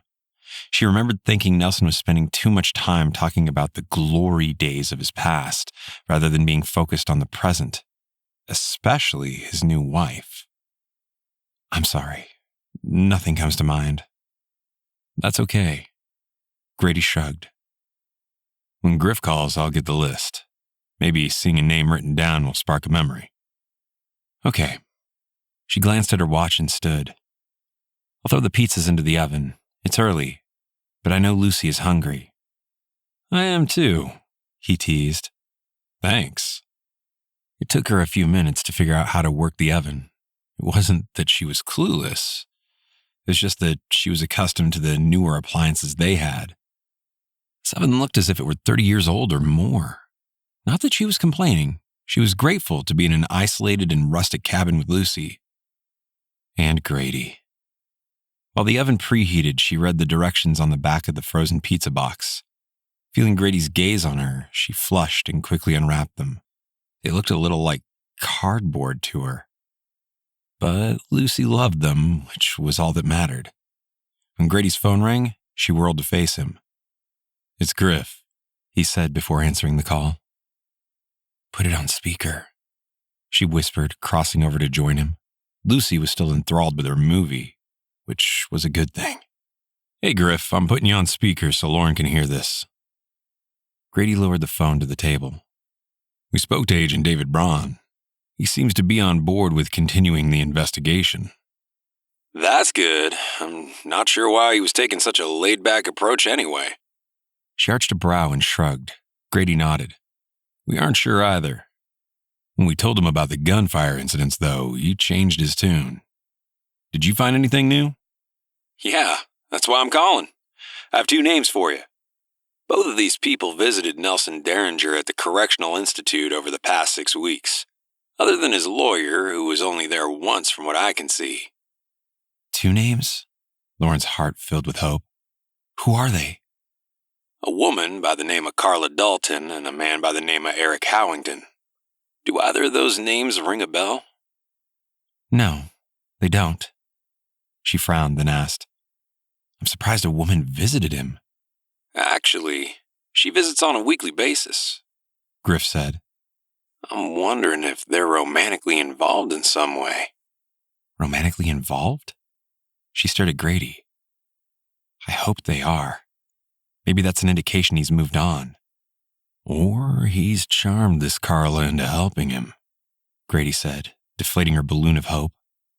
Have you run their backgrounds? Yes. Neither of them has a criminal background. That doesn't rule them out as being involved, though. Griff hastily added. I think they bear looking into. Lauren sat back in her chair, her mind whirling. Was it possible Carla and Eric were working together in this kidnapping plan? If so, she hoped they were found and arrested very soon, before Nelson was released from jail. Chapter 8. For Lauren's sake, Grady hoped Nelson was romantically involved with this Carla woman. Deep down, he couldn't help but wonder if Nelson was manipulating the woman. Maybe pretending to care so that she would help him orchestrate these attempts to kidnap Lucy. Eric Howington could easily be involved too. Do you know if Eric Howington was in Nelson's fraternity at Loyola? He held Lauren's gaze. We know Nelson's dead friend Bobby Morton went to college with him. Hang on, I'll check. He could hear Griff typing on a computer. No, it doesn't look like Howington was part of a fraternity. Grady turned to Lauren. Any idea how Eric and Nelson may have met? She shook her head, her expression troubled. I'm sorry, but I have no idea. If Eric isn't a friend from college, maybe from work? Griff, can you get us a list of all the members of the Delta Sigma Chi fraternity? Nelson Derringer was a member, and we'd like to see who else might be involved. Makes sense. I'll ask Dom to get the list for us. Griff agreed. I don't see anything that indicates Howington and Nelson worked together, though. Grady frowned. That's odd. Takes a dedicated friend to visit someone in jail. Usually, people distance themselves from that sort of thing. I agree, Griff said. Eric visited him twice in the past month. Grady could tell Lauren thought Eric was involved in the attacks. Okay, thanks. What else do we know about Carla Dalton? Maybe the local cop should interview her. I don't know much yet, but interviewing her is a good idea. I'd almost rather the FBI took the lead on that, though, Griff said. Nothing against the Chicago PD, but we wouldn't want to tip our hand on our suspicion. Could Eric and Kayla be working together somehow? Lauren asked. I mean, maybe Eric is the gunman and Carla is the driver. Anything is possible, but without proof, all we can do is talk to them, Griff said. Do you want me to touch base with Agent Braun? We can do that. Grady felt bad dragging Griff into the investigation. I don't want you to get in trouble for this. I'm just helping a friend, Griff said lightly. There's only so much investigating I can do from Wyoming. True. He shrugged and looked at Lauren. Do you have any other questions for Griff? This is going to sound weird, but do you have a picture of Carla? Lauren flushed. Maybe I'll recognize her. Good point. Griff tapped the keyboard again. Okay. Sending photos of both Eric Howington and Carla Dalton. Grady pulled up his email address and waited for the pictures to load. Carla came up first. He turned the laptop so Lauren could see the screen. The woman was pretty enough, but nothing special. Not nearly as beautiful as Lauren. Lauren stared at the photo for several long seconds. Then she sighed and she shook her head. I don't recognize her. Okay, let's try Eric. He double-tapped the mouse pad to bring up the second image. Eric looked a little rough around the edges. There was a hardness to the guy's eyes that gave Grady the sense he'd done some bad things. Considering his criminal record was clean, either the guy was just having a rough day, or he'd been smart enough to avoid being caught. I'm sorry, I don't recognize him either. Lauren looked frustrated. I wish I knew where Nelson met both of these people. Talk to Agent Braun, Griff said. Once he interviews them, he may be able to shed some light on that for you. Thanks, Griff. And please, don't forget to send that fraternity list. Will do. Dom's working on that now.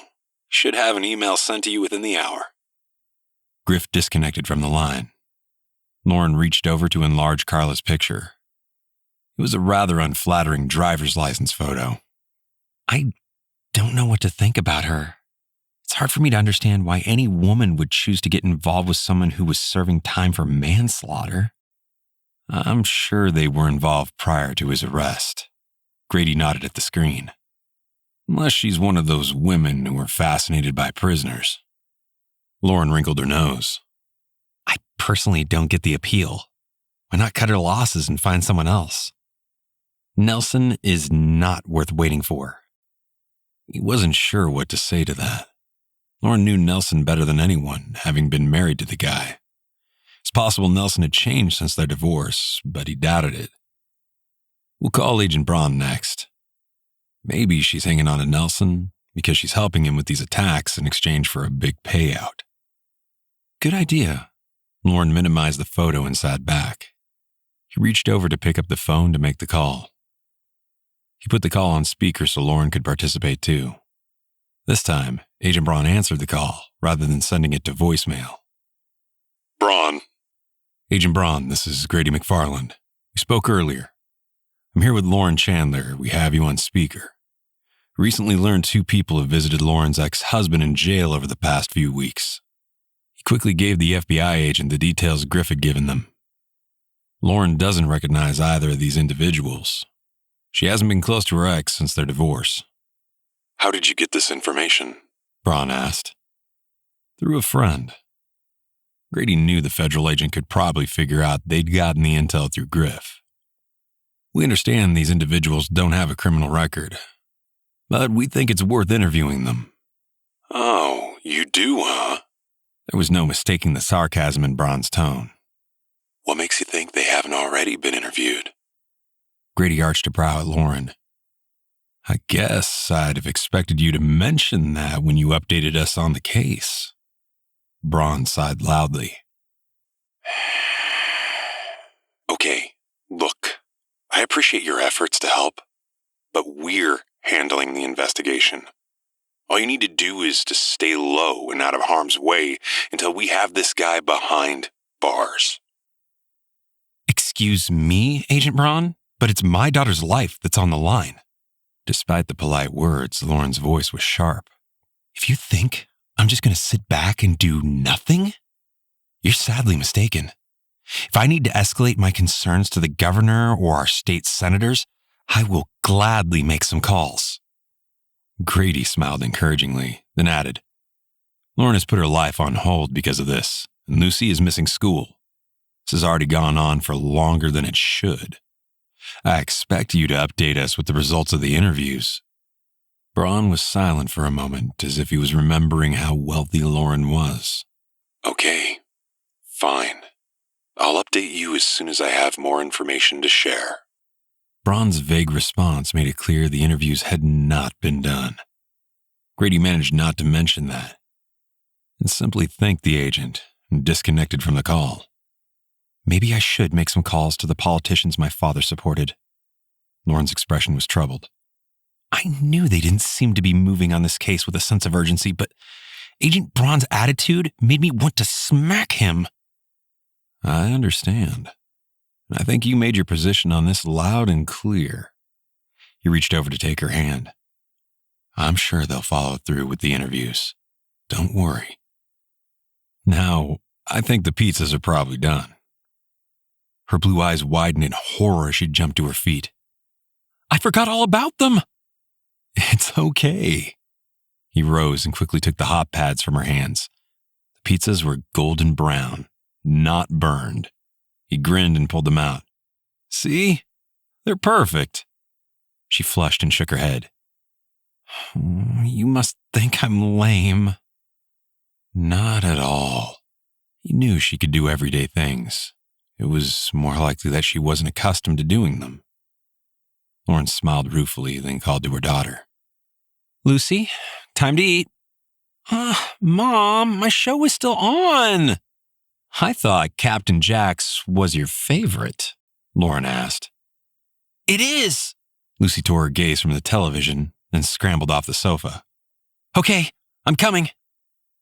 He cut the pizza into slices, thinking how ironic it was that a kid would choose a frozen store-bought pizza over the Chicago deep dish the city was famous for. Bringing the pizza to the table, he closed the laptop and set it aside.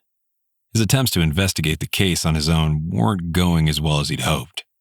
So far, it was only through grift that they'd gotten anything useful. "I'd like to say grace," he said when Lucy had finished washing her hands at the sink.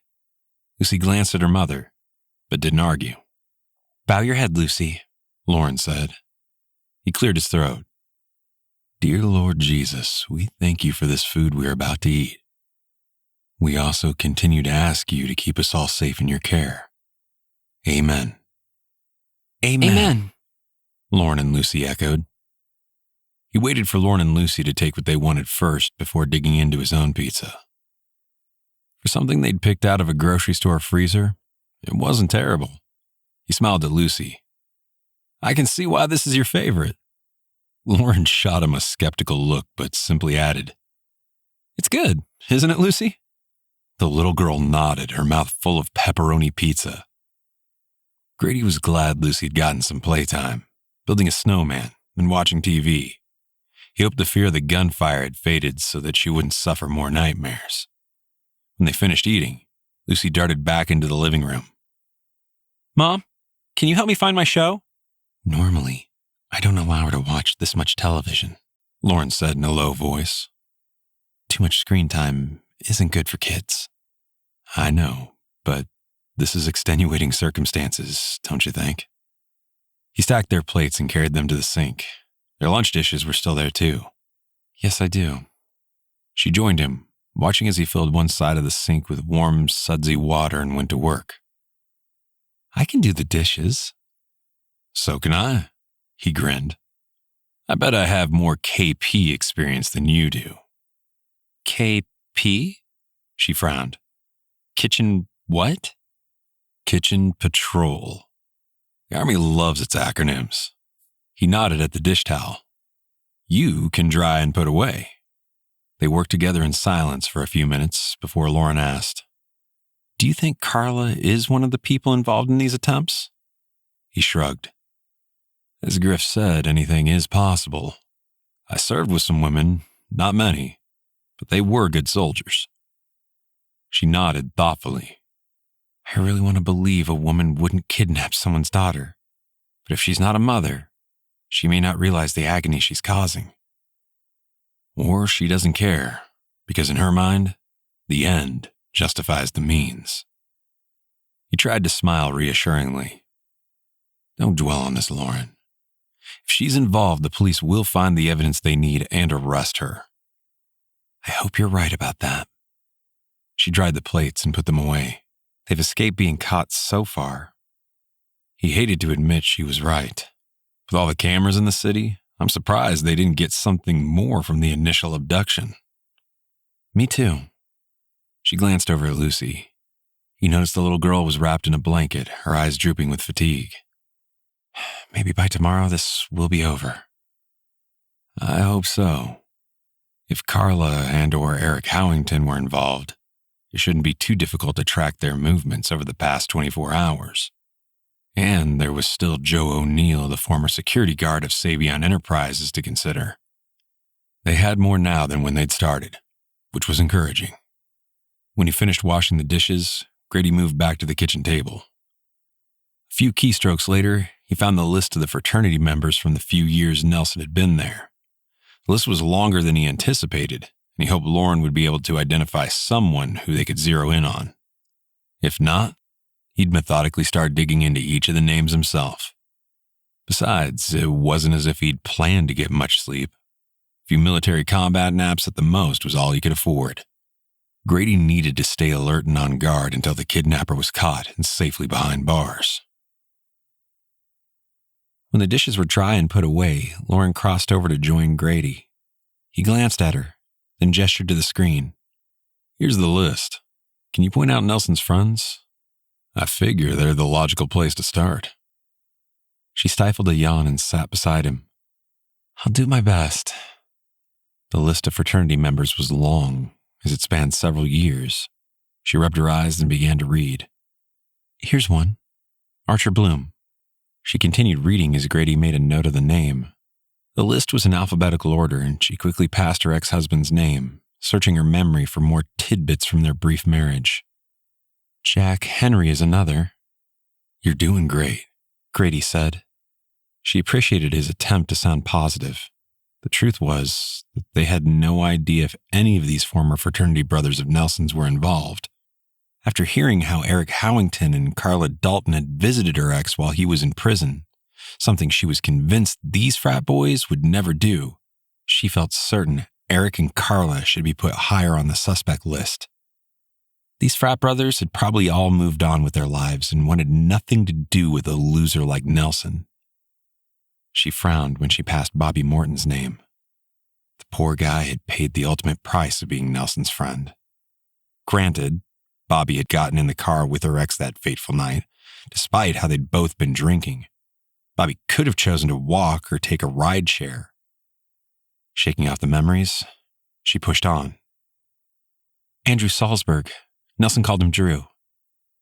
She continued down the list until she got to the end. With a sigh, she sat back in the chair. I'm sorry. I only recalled these 3 names. There could be others. I just didn't pay attention when Nelson talked about them. Hey, 3 names are better than none. Grady smiled and tapped the screen. I'll start with these. Maybe something will pop. I hope so. She wanted to do her part in bringing this nightmare to an end. Then another wide yawn caught her off guard. Hey, I think it's time you and Lucy got some sleep. Grady rested a hand on her shoulder. You look beat. Take the bedroom. I'll stay out here. She wanted to point out that the arrangement hadn't worked so well when he'd stayed in the living room of the penthouse apartment. Then again, they had been safe here at the cabin. The only near miss had been when they'd almost driven past a cop in their stolen car. Grady's altering the plates with black tape should provide another level of protection. She hoped. When Grady continued to look at her, she forced a nod. There was no point in fighting the inevitable. Okay, but I think you should get some sleep too. I will. He nodded toward the bedrooms. Make yourself comfortable. Glancing at Lucy, who was fighting to keep her eyes open long enough to finish the show, she nodded and rose. Time for bed, Lucy. Oh, Mom. Her daughter's protest was weak. My show is almost over. Let's see. She sat down on the sofa next to Lucy. Eyeing the show, she realized her daughter was right. It was nearly over. Okay. Looks like it'll be ending in about 5 minutes or so. Thanks, Mom. Lucy snuggled beside her, and before the 5-minute timeline was up, the little girl fell asleep. She was about to ease away from Lucy when Grady came to the rescue. He crossed over, keeping his voice low. I'll carry her. Thanks, she whispered as he lifted Lucy from the sofa. Much like in the middle of the night, he brought her blanket along with her. Lauren struggled to her feet, hoping Lucy wouldn't wake up. Thankfully, Lucy didn't stir as Grady carried her down the hall to the bedroom. She moved ahead to pull the covers down on one of the twin beds. Set her here. Grady did so, and for a moment Lucy looked like she might wake up. Lauren pulled the covers up and Lucy relaxed against the pillow. Thanks, she whispered as Grady stepped back into the hallway. Anytime. He glanced past her. I promise nobody will get to her while I'm here. I know. She believed him. She stared up at him, wishing for something she couldn't have before forcing herself to turn away. Good night, Grady. Good night. His voice was low and husky. It was all she could do not to throw herself into his arms. After using the bathroom, she crawled into the second twin bed in Lucy's room. She wanted to be close in case her daughter had another nightmare, or if something else happened. And because of the latter possibility, she stretched out under the covers fully dressed. For several minutes, she listened to Lucy's even breathing, her thoughts whirling. The possibilities were endless. Carla was either Nelson's girlfriend or helping him in the scheme to kidnap Lucy. Or maybe Eric Howington was the one who was shooting at them. And what about Joe O'Neill, the fired security guard? When she couldn't take her racing thoughts for another second, She closed her eyes and focused on prayer. That worked, because the next thing she knew, she abruptly awoke, blinking in the darkness. A sound? Lucy? She lifted herself up on one elbow, glancing over at the twin bed along the wall. Lucy wasn't crying or making any sound. Then what had woken her? Lauren? Grady's low whisper had her pushing the covers aside and rising to her feet. It was so dark here compared to the city. No lights from buildings or cars. She couldn't see anything in the darkness, but then she noticed the breadth of Grady's shoulders as he hovered in the doorway. Coming. She tiptoed across the room. As they stepped back from the doorway, she tried to read his expression. What's wrong? I saw a police car while I was walking the perimeter. The way he said walking the perimeter made her think that was another military phrase. I'm concerned they're homing in on our stolen car. She sucked in a quick breath. You changed the plate though, right? Yeah, but with only one letter and number different, it may not be enough. He grimaced. I think we should hit the road sooner than later. Hit the road? She swallowed a protest. The cabin was the first place she'd felt safe since leaving Chicago. She didn't want to leave. But she didn't want Grady to be arrested for stealing a car either. I know it's still early, but I don't want to wait too long, Grady said. She was surprised to realize the time was 5 o'clock in the morning. She wondered how much sleep, if any, Grady had gotten. She'd awoken feeling better, until he'd mentioned the need to leave. How is driving around in a stolen car any safer? It's not, but I've already spoken to my boss. Rex is going to have a rental car waiting for us in Madison. Okay. She decided there was no point in arguing. He'd obviously waited to wake her until he had a solid plan. Do you want me to wake Lucy now then? Yeah, but first I have a question. His gaze held hers. Did you know Bobby Morton has a first cousin by the name of Randy Morton? Her jaw dropped. No, I had no idea. You didn't meet him, even at the funeral? Grady pressed. No, I never met him. Her cheeks flushed. I didn't attend the funeral. I would have paid my respects to the Morton family for their loss, but I wasn't so sure Bobby's parents wanted to see me, not after my soon-to-be ex-husband had recklessly killed their son. Okay, that makes sense. But if you ask me, I think Randy Morton also deserves to be investigated. Maybe his way of seeking revenge on your ex is to kidnap your daughter. She nodded slowly. If I had known Bobby had a cousin. Then she abruptly stopped herself. Wait a minute. Why didn't Lieutenant Olson or Detective Kramer mention him? Surely they knew Bobby had a cousin with the same name? That's a good question. Grady scowled. Maybe they've already cleared him as a suspect. I'm not sure. But they should have mentioned him. Once again, she was concerned the local police didn't have the expertise to investigate this. And what about the FBI? Agent Braun should have known Bobby had a cousin, yet nobody had mentioned him as a possible suspect. I don't like this, Grady. It feels like they're all hiding something from me. She shivered in the darkness.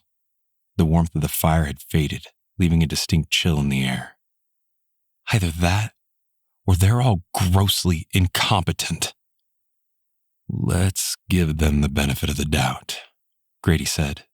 I understand and share your concerns. I'm not happy about learning this information on my own either.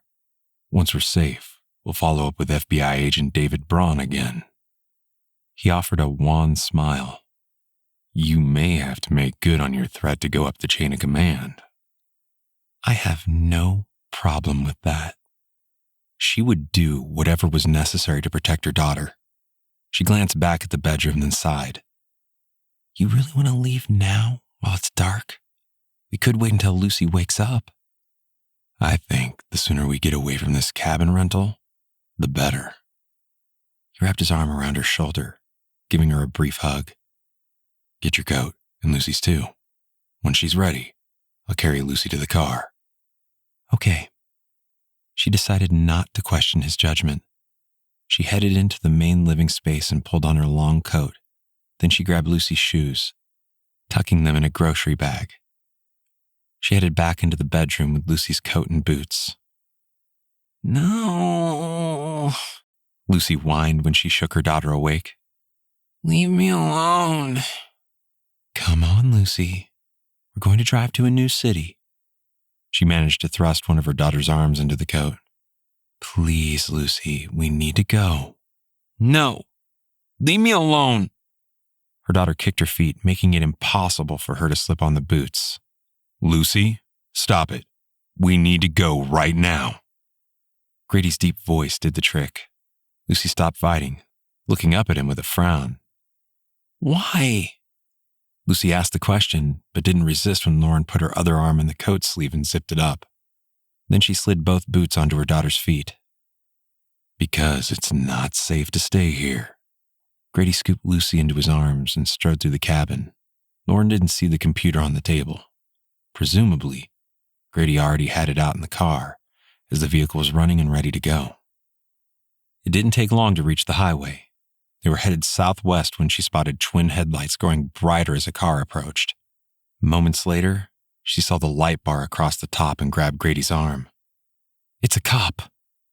"I see it." Grady's muscles tightened beneath her fingertips.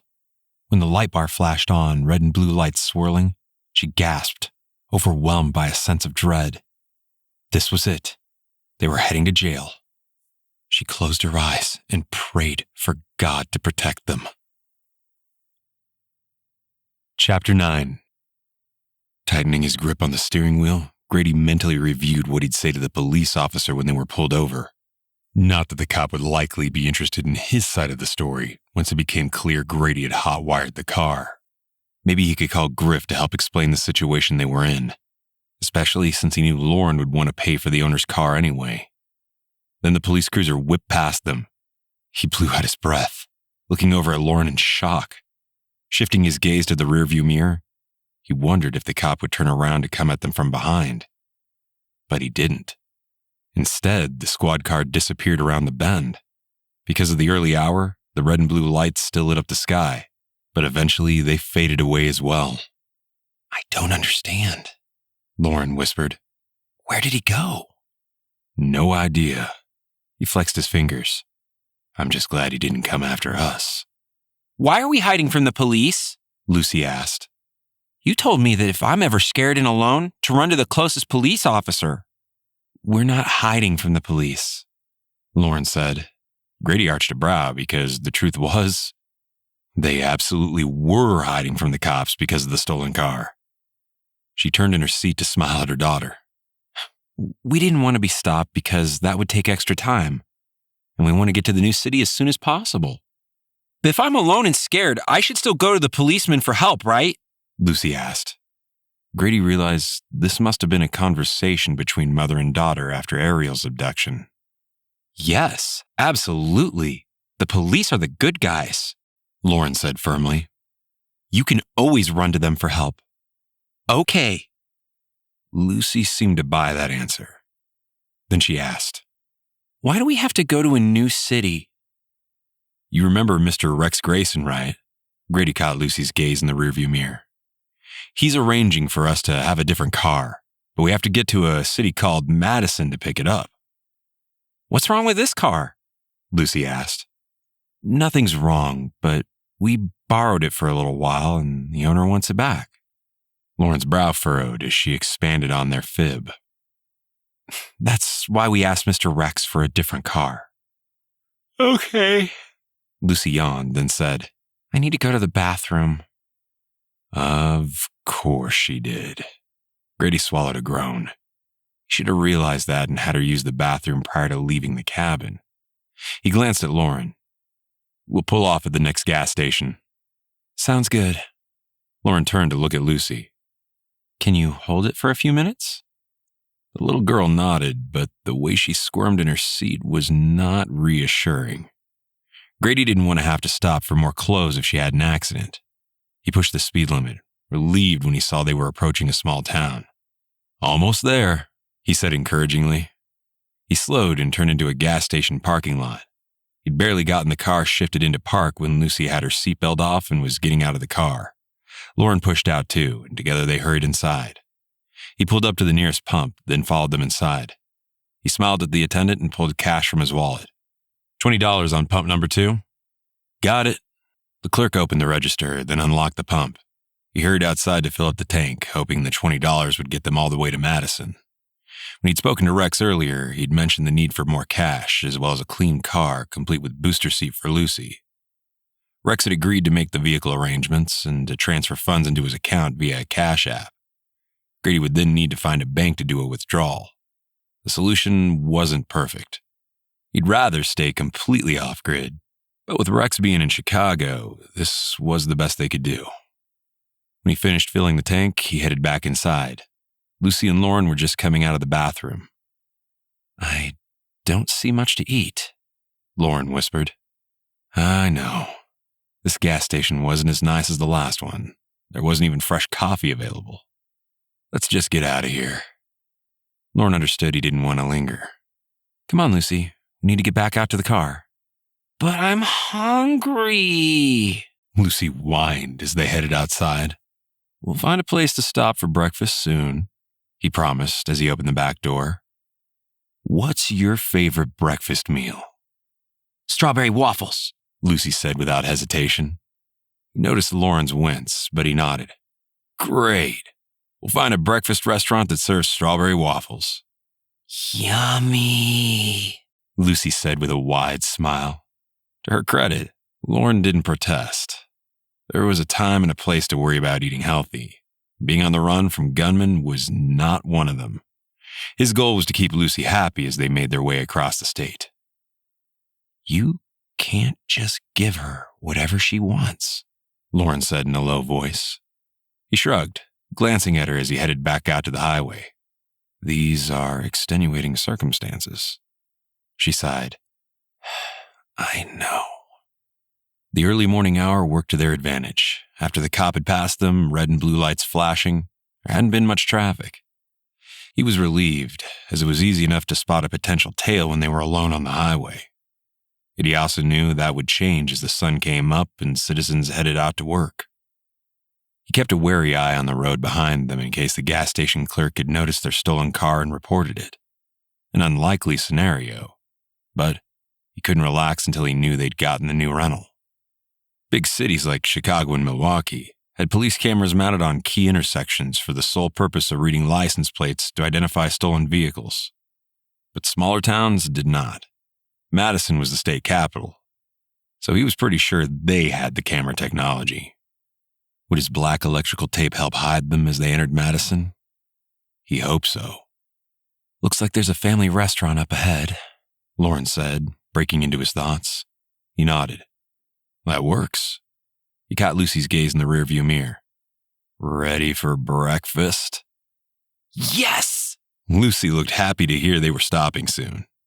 They'd made good time since leaving the gas station. Yet with dawn rising on the horizon, the traffic around them increased. He didn't see how anyone could have followed them, but he looked at every dark SUV with suspicion. Soon they approached a small town by the name of Wild Prairie, located about 7 miles outside Madison. He wasn't sure if the rental car agency would open early, so they might as well linger here at the restaurant for at least an hour or two before rushing into the city. If their stolen car triggered those police cameras, which he thought was highly likely, they wouldn't have much time before the cops were on them. "We're here, Lucy. Keep in mind, they may not have strawberry waffles," Lauren warned as he exited the highway and pulled into the restaurant parking lot. "You may have to have pancakes or plain waffles instead." "They will." Lucy didn't sound concerned. "Ariel and I love eating strawberry waffles." Lauren rolled her eyes as she unclipped her seatbelt. Grady had the impression Lauren hadn't realized what sorts of foods Lucy ate while spending time at her friend's house. He pushed out of the car and quickly rounded the front to stay close. He scanned the area, but didn't see anything unusual. So far, so good, he thought grimly as he held the door open for Lauren and Lucy. The tantalizing aroma of coffee greeted them upon entering the restaurant. A sign indicated they should seat themselves, so he chose a booth near the back. There weren't many patrons at this hour. The dining room was wide open.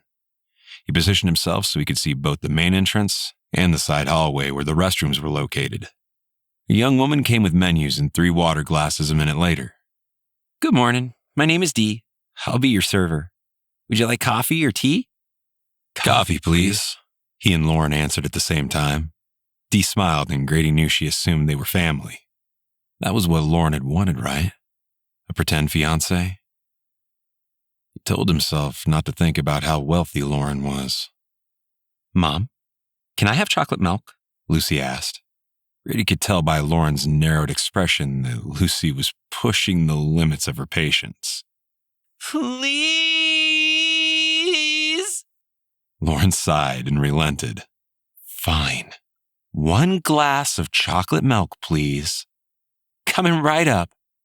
Dee filled their coffee mugs, then left to fetch the milk. Cradling the mug in his hands, he eyed Lauren as he took a sip of the strong brew. We may be here a while. She nodded in understanding and opened the menu. Lucy, they have blueberry pancakes and waffles, not strawberry.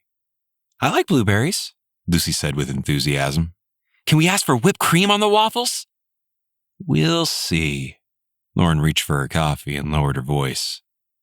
Grady, are we okay money-wise? Yep. They were running low, but they only needed enough cash to get them through the next couple hours.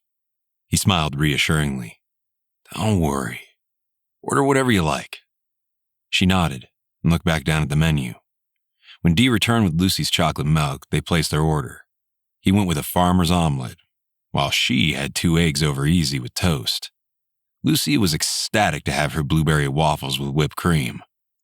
He finished his coffee, then stood. I'm going back outside to get the computer. Okay.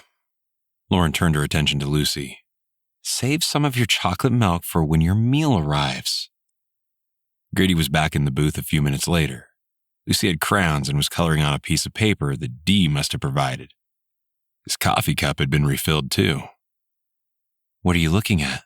Lauren asked as he opened the laptop. Did you find anything useful last night? Found a criminal record from 2 years ago on Archer Bloom for drug possession. He shrugged. Not sure that means he's helping Nelson, but it's possible. Hard drugs? Lauren asked with a frown. Yeah. Cocaine. He eyed her over the top of the computer. Did Nelson do drugs? Not that I'm aware of. She grimaced. Although, as it turned out, I didn't know him as well as I thought I did. He nodded, then turned back to the computer. I didn't find any criminal records on his other frat brothers. Not even an underage drinking ticket from their college days. I guess that's sort of good. She stared down at her coffee cup for a long moment. I keep thinking of that woman, Carla. Nelson could be charming when he wanted to be. The more I think about these attempts, the more I lean toward believing she's involved. Hopefully, we'll hear more from Agent Braun soon. If they didn't, Grady had no doubt Lauren would follow through on her threat of contacting the governor and other political leaders of the state to get things moving. My next plan is to check their social media sites to see if that gives us any clues as to what these guys are up to. I'm sure they're not so stupid as to post something like that, she scoffed. Not a blatant post, he agreed, but there could be group photos of these guys hanging out together. She nodded thoughtfully. Good point. He reached over to take her hand. Lauren, we're going to get through this. I know. She squeezed his fingers.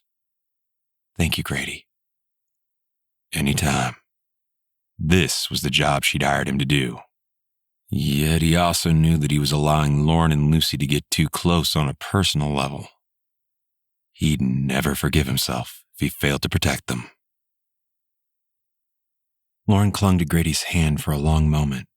When Dee arrived with their meals, she had little choice but to release him. Flustered, she looked away, fearing her growing feelings for Grady were clearly etched on her features. This was a temporary arrangement. Despite her request to pretend they were engaged, she knew her world and Grady's would never mesh. Yet the more time she spent with him, the more she couldn't help comparing him to her worthless ex-husband. Any man would be better than Nelson, but she had no interest in dating any of the men in her social circle. Even those who had plenty of money of their own left her cold. "Looks yummy."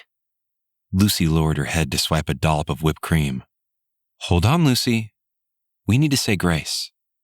She glanced over to where Grady was watching her daughter's antics with amusement. "Grady?" He nodded and bowed his head. "Dear Lord Jesus, we ask you to bless this food we're about to eat. We ask again that you please protect us from those who would do us harm. In Jesus' name, amen." Amen. "Amen," she and Lucy echoed. "I don't understand why we pray," Lucy said. Then she licked another dollop of whipped cream. "We're paying for the food, right?" "Right." She glanced helplessly at Grady. "We're very fortunate to have money to pay for our meal. Not everyone does." Lucy scrunched up her forehead. "So, if they pray, God gives them food?"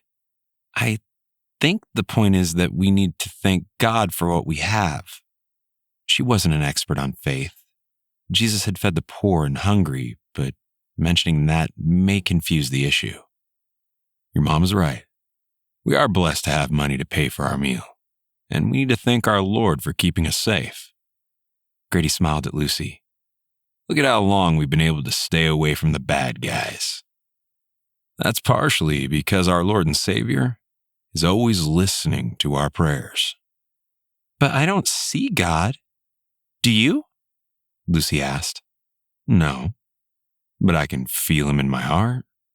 Grady put his hand on his chest. If you pray, you'll feel him too.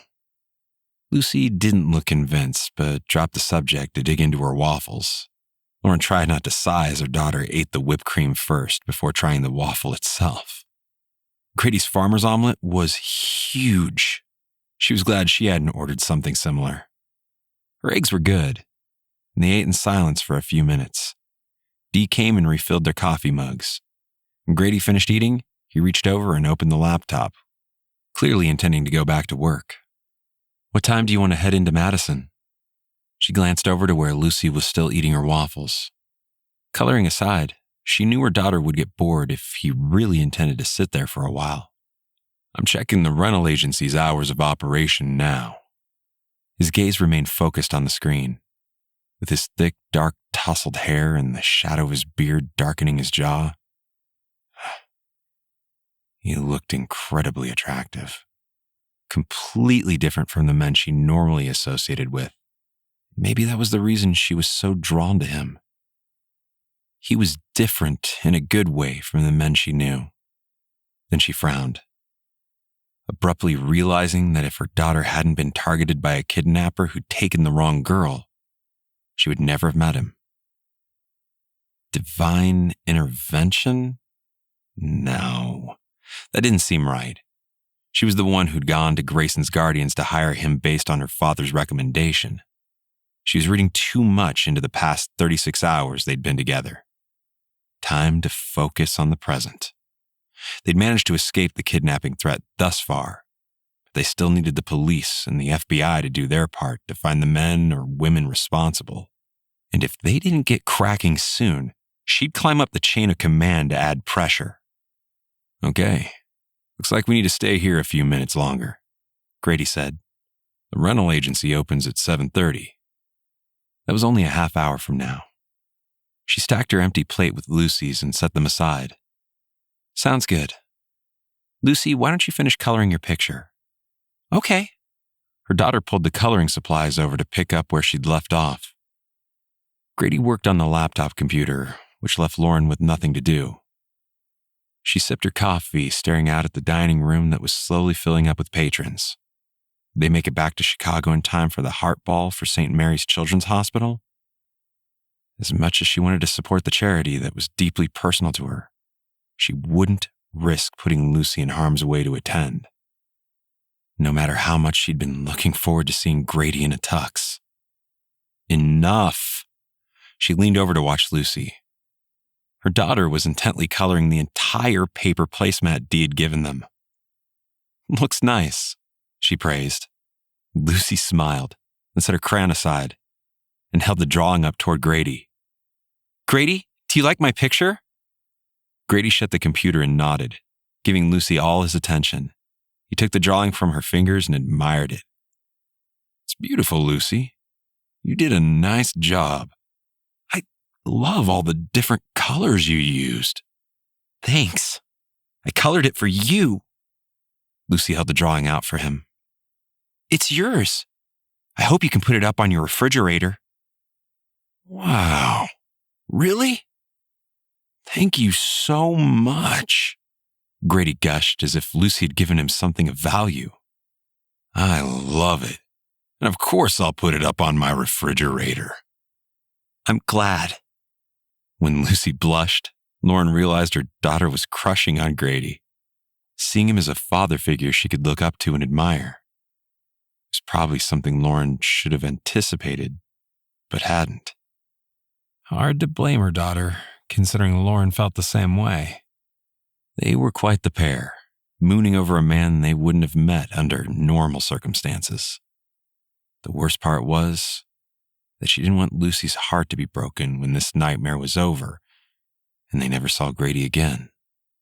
Just imagining Grady pulling on his leather coat and walking out of their life forever made her heart squeeze painfully in her chest. And this, she thought wryly, was why you shouldn't even consider dating. She wasn't the only one who would be impacted by her decisions. Lucy would be a part of it too. And the last thing she wanted was for Lucy to suffer any more than necessary. Bad enough that Lauren was living with the impacts of her past mistakes. No need to pile on with more. Enough. She really needed to get a grip on her unruly emotions. She abruptly slid out of the booth and stood. "Come on, Lucy. Let's go to the bathroom again before we leave." Lauren gestured for her daughter to come along. "Oh, Mom," Lucy whined. "Now, Lucy." Her tone was firm. "We might be in the car for a long time." Lucy sighed, but then scooted out of the booth. Lauren urged her daughter toward the restroom, glancing briefly back over her shoulder to find Grady gazing down at Lucy's drawing with an intense expression.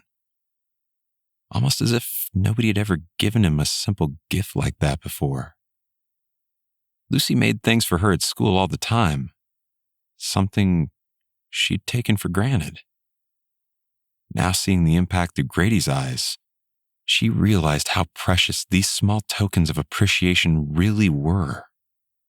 When they returned from the table, Grady stood. My turn. When I'm finished, I'll pay the bill and then we'll head out." "Sounds good." She grabbed Lucy's coat from the bench seat. "Here, put this on." 10 minutes later, they were back outside. Grady sat behind the wheel for a minute, rubbing his hands together as the car slowly warmed up. This make and model didn't have accessories like heated seats or a heated steering wheel. Not that she was complaining. After all, they'd stolen the vehicle from someone who probably desperately needed it. She still felt guilty about that. At least once they were able to get to the rental car agency, the stolen car should be recovered and returned to their rightful owner. To that end, she opened the glove box and searched for the registration. Finding nothing, she closed it. Surely she'd be able to find the owner to properly reimburse him or her once this was over. Grady glanced at Lucy, then at her. "Be prepared." His voice was low and husky. "We may attract attention when we get near the city limits." She swallowed hard and nodded, understanding his concern that this stolen car might get flagged despite his efforts to alter the license plate. A tampering, now that she thought about it, that was completely illegal. Honestly, she was surprised they'd lasted this long without being caught and arrested. Grady put the car in gear and slowly backed out of the parking lot. Driving around to the back, he left the restaurant, turning right toward Madison. There was more traffic now, and she found herself craning her neck to see if there were cops nearby. Not that she could stop the officers from pulling them over if there were. Turning to look behind them, she saw a dark car pulling out from the side street. She frowned. Were those tinted windows? Grady, do you see this SUV? The words barely left her mouth when the driver of the SUV put on a burst of speed and caught up to them. Get down, both of you! Grady barked as the driver's side window slowly lowered. She saw the metal barrel of a gun just as she ducked her head. Grady wrenched the wheel, sending her sideways against the car door. She heard metal screeching against metal as the two cars collided. The sharp report of gunfire had her praying for safety and that Grady hadn't been hurt. Or worse. "Mommy!" Lucy cried. "We crashed!" "We're going to be okay." Grady's voice was calmly reassuring. "I just need you and your mom to keep your heads down." Her daughter started to cry, which only made Lauren feel worse. Why was this happening? And how on earth did the gunman find them? Grady hit the gas, going as fast as possible, the car engine practically screaming in protest from the effort. She didn't know much about cars, but this one didn't have nearly as much power in the engine as her Porsche did. Then another sharp crack of gunfire rang out. There was no sound of shattering glass, but that didn't mean much. Lauren closed her eyes and prayed that God would grant Grady the strength and ability to keep them safe. Chapter 10. Grady pushed the small car's engine to the limit to escape the gunman. There was a turn up ahead that he took so fast the tires squealed in protest. Then he took another turn, hoping to shake the black SUV loose for good. The driver hadn't anticipated he'd sideswipe him, and the last glimpse of the SUV revealed the car was off on the side of the road. The shrill sound of police sirens indicated someone had reported the gunfire. He wasn't sure he wanted the police to find them, at least not yet. They'd have to report the incident, but not until they were closer to the rental car agency in Madison. "Are we safe now?" Lauren asked, poking her head up. She turned to look at her daughter. "Lucy, are you okay back there?" He glanced at Lucy in the rearview mirror. "Lucy, it's okay. You can sit up now. But we need to know if you're hurt." "I'm not hurt." Lucy lifted her head and sniffed loudly. Her tear-streaked face ripped at his heart. This guy should not have been able to find them, especially since they were in a stolen car. He forced a reassuring smile despite the near miss. "We're safe, Lucy. I'm sorry you were scared, but we're safe now." Lucy's wide eyes clung to his in the mirror. "Is the car broken?" "Nope, it still works." He hadn't heard the metallic strike of a bullet, but he knew there was damage to the entire passenger side of the car from his ramming into the SUV. He scanned their surroundings, looking for any sign of the police.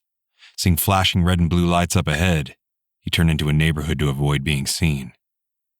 "Where is the SUV?" Lauren asked with a frown. "We lost them." How he'd managed to do that, he wasn't sure. Ramming into them had given them a slight advantage.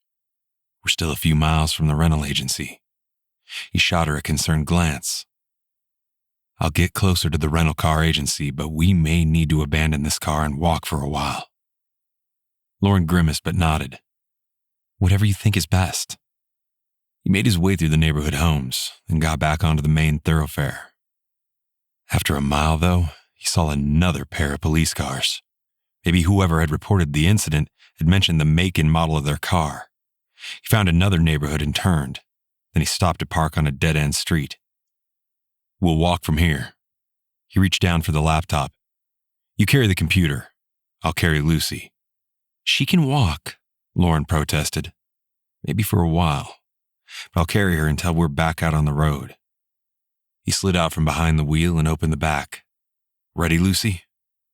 The little girl nodded and allowed him to hike her up into his arms. She wasn't heavy, and his heart melted a bit when she wrapped her arms around his neck and rested her head on his shoulder. He turned away from the stolen car and cut a path through the dead end to reach the road on the other side. Lauren followed in his wake. Grady knew they were only a mile or so from the car rental. He'd feel better once they were in a new vehicle, but it still bothered him that the black SUV had found them. Had they been seen leaving the outlet mall parking lot? Or had the occupants of the black SUV gotten a police scanner and heard about the stolen car? Or was someone in law enforcement involved? That seemed a stretch, as it wasn't as if the police had found them. No. The more he thought about it, the more he believed the gunman had a police scanner.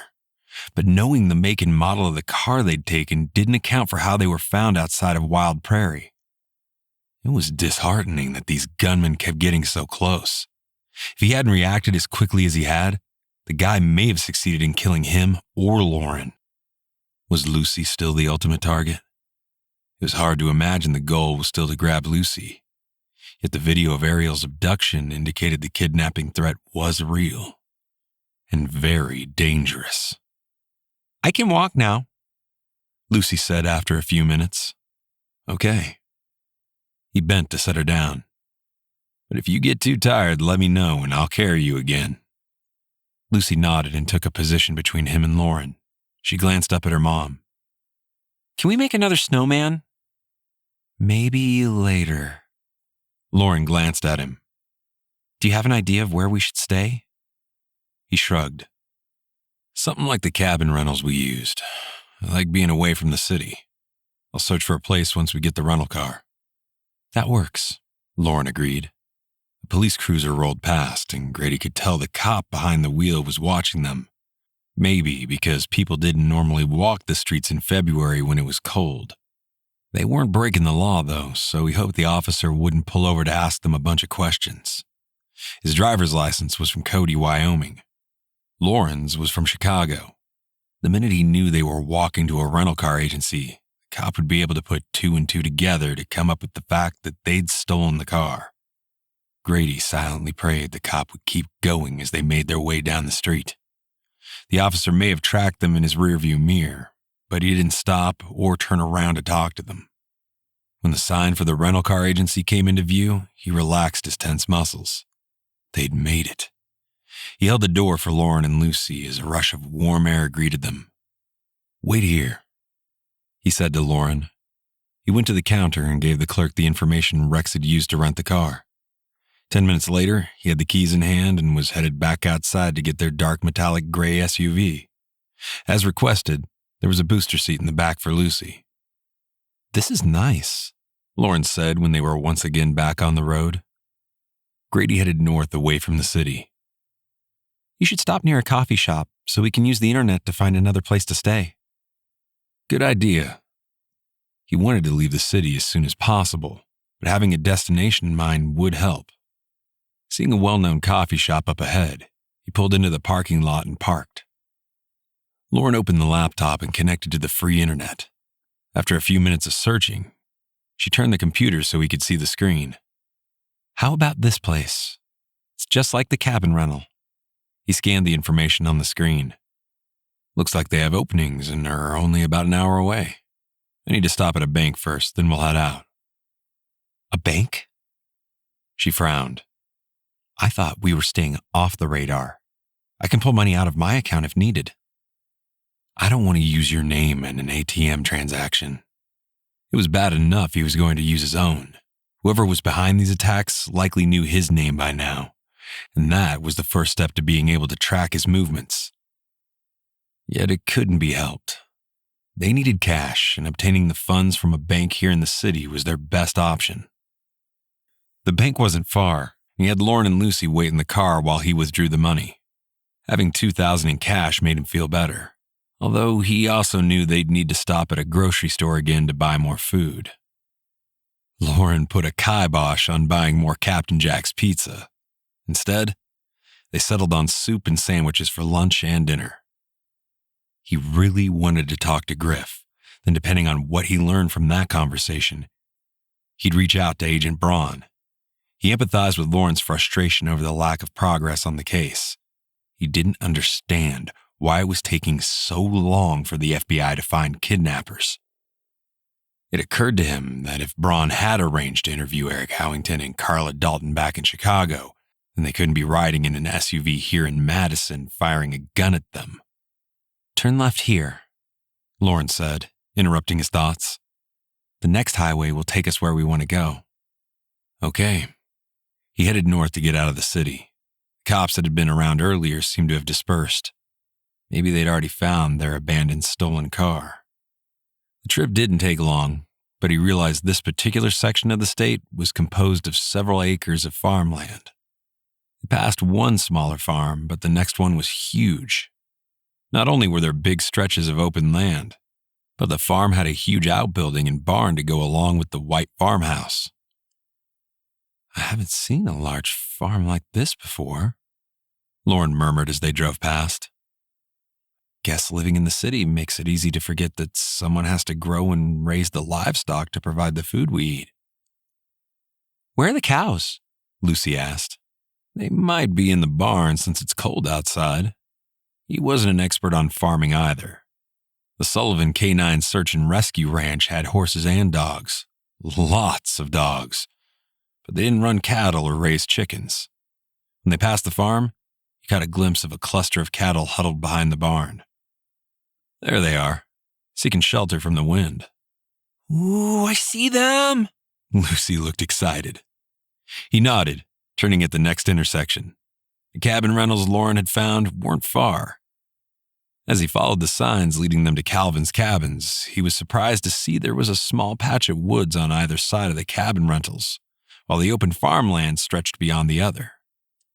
Having woods on all sides had been nice, and for a moment, he debated whether to stay here or head someplace else. The cabins were somewhat secluded, so he decided to just stay there, at least for the next 24 hours. This time he was given cabin number 9, which was farthest from the 2-story home that doubled as a lobby. The guy behind the desk looked to be almost 80, with white hair, white beard, and a large belly that protruded over his belt. Thankfully, the elderly owner was more than happy to take cash. Just one night? The guy looked disappointed. Not the whole weekend? We might stay another night. I should know more by tomorrow morning. Grady smiled and gave the guy an extra 20. Thanks again. Anytime. The 20, along with the other 200 in cash, disappeared into his pocket. Once they were settled inside the cabin, he called Griff, but was forced to leave a message. Same thing when he called FBI agent Braun. Should I start making calls? Lauren asked with a frown.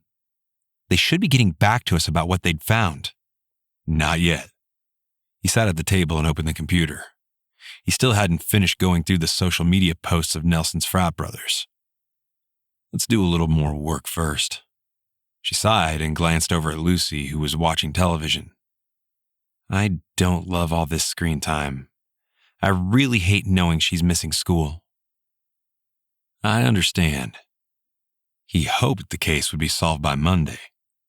There's one name I ran into last night on Archer's social media account. Guy by the name of Curtis Handover. He glanced at her. Does that sound familiar? Nope. She sat in the chair beside him. Why did he catch your eye? Because he said something about Bobby Morton's death. He scrolled to the side to find the comment. Something that indicated he was a good friend of Bobby's. Even so, that doesn't mean he tried to kidnap Lucy. Lauren frowned. Unless you think Nelson is a friend of his too. No. It sounded as if Curtis wasn't happy with your ex. He found the comment and turned the screen so she could read it for herself. See this? He wrote, Bobby shouldn't have died. Being sent to prison isn't enough of a punishment. Yeah, I see that. But I still don't think that means he'd kidnap Nelson's daughter as payback. He shrugged. Maybe this Curtis guy is Bobby's cousin or something, since they have different last names. After entering the new name in the search engine, he found Curtis Handover's social media page. The second picture was one that featured Curtis and Bobby standing next to each other, grinning at the camera. The caption simply said, My brother. His brother? Lauren frowned. You mean he has another relative other than Randy? Different last name could mean he's a half-brother or even a stepbrother. He did a quick criminal background check on Curtis Handover. The guy's record was clean. Going back to social media, he dug further until he found a post where the two men were standing with their respective mothers. The post was captioned, Different moms with the same love. They share a father. He turned to stare at Lauren. It looks to me like Curtis blames Nelson for his half-brother's death. A half-brother in addition to a first cousin, Lauren echoed in a low voice. Why didn't any of the cops or the FBI mention Curtis? Did they even bother to dig into Bobby's family to look for suspects? I don't know. He shared her concern. Hopefully, we'll know more when either Griff or David Braun calls me back. She reached over to grasp his hand. Do you think we're getting close to uncovering the truth? He smiled reassuringly to show his faith in the system, despite how it was his digging that had unearthed another possible suspect. Yeah, I'm sure the nightmare will be over very soon. She nodded, but her troubled gaze remained on the image of Curtis and Bobby hugging their respective mothers. A non-traditional family that had been torn apart by her ex-husband's careless decision to drive while under the influence. There was no reason to feel guilty over Bobby's tragic death, but logic didn't seem to matter. Lauren wasn't responsible for the way Nelson had crashed while driving drunk, and her daughter certainly didn't deserve to pay the price if this was about revenge. She rose and paced the length of the cabin, feeling restless. The police should have known about Bobby's half-brother as well as his cousin. They should have already interviewed them and either cleared them or kept them as a suspect. And the gunman should not be here in Wisconsin, finding them despite their attempts to stay off-grid. She stared blindly through the narrow opening between the trees at the large farm located west of the cabin. They'd been running from danger for what seemed like forever, with no end in sight.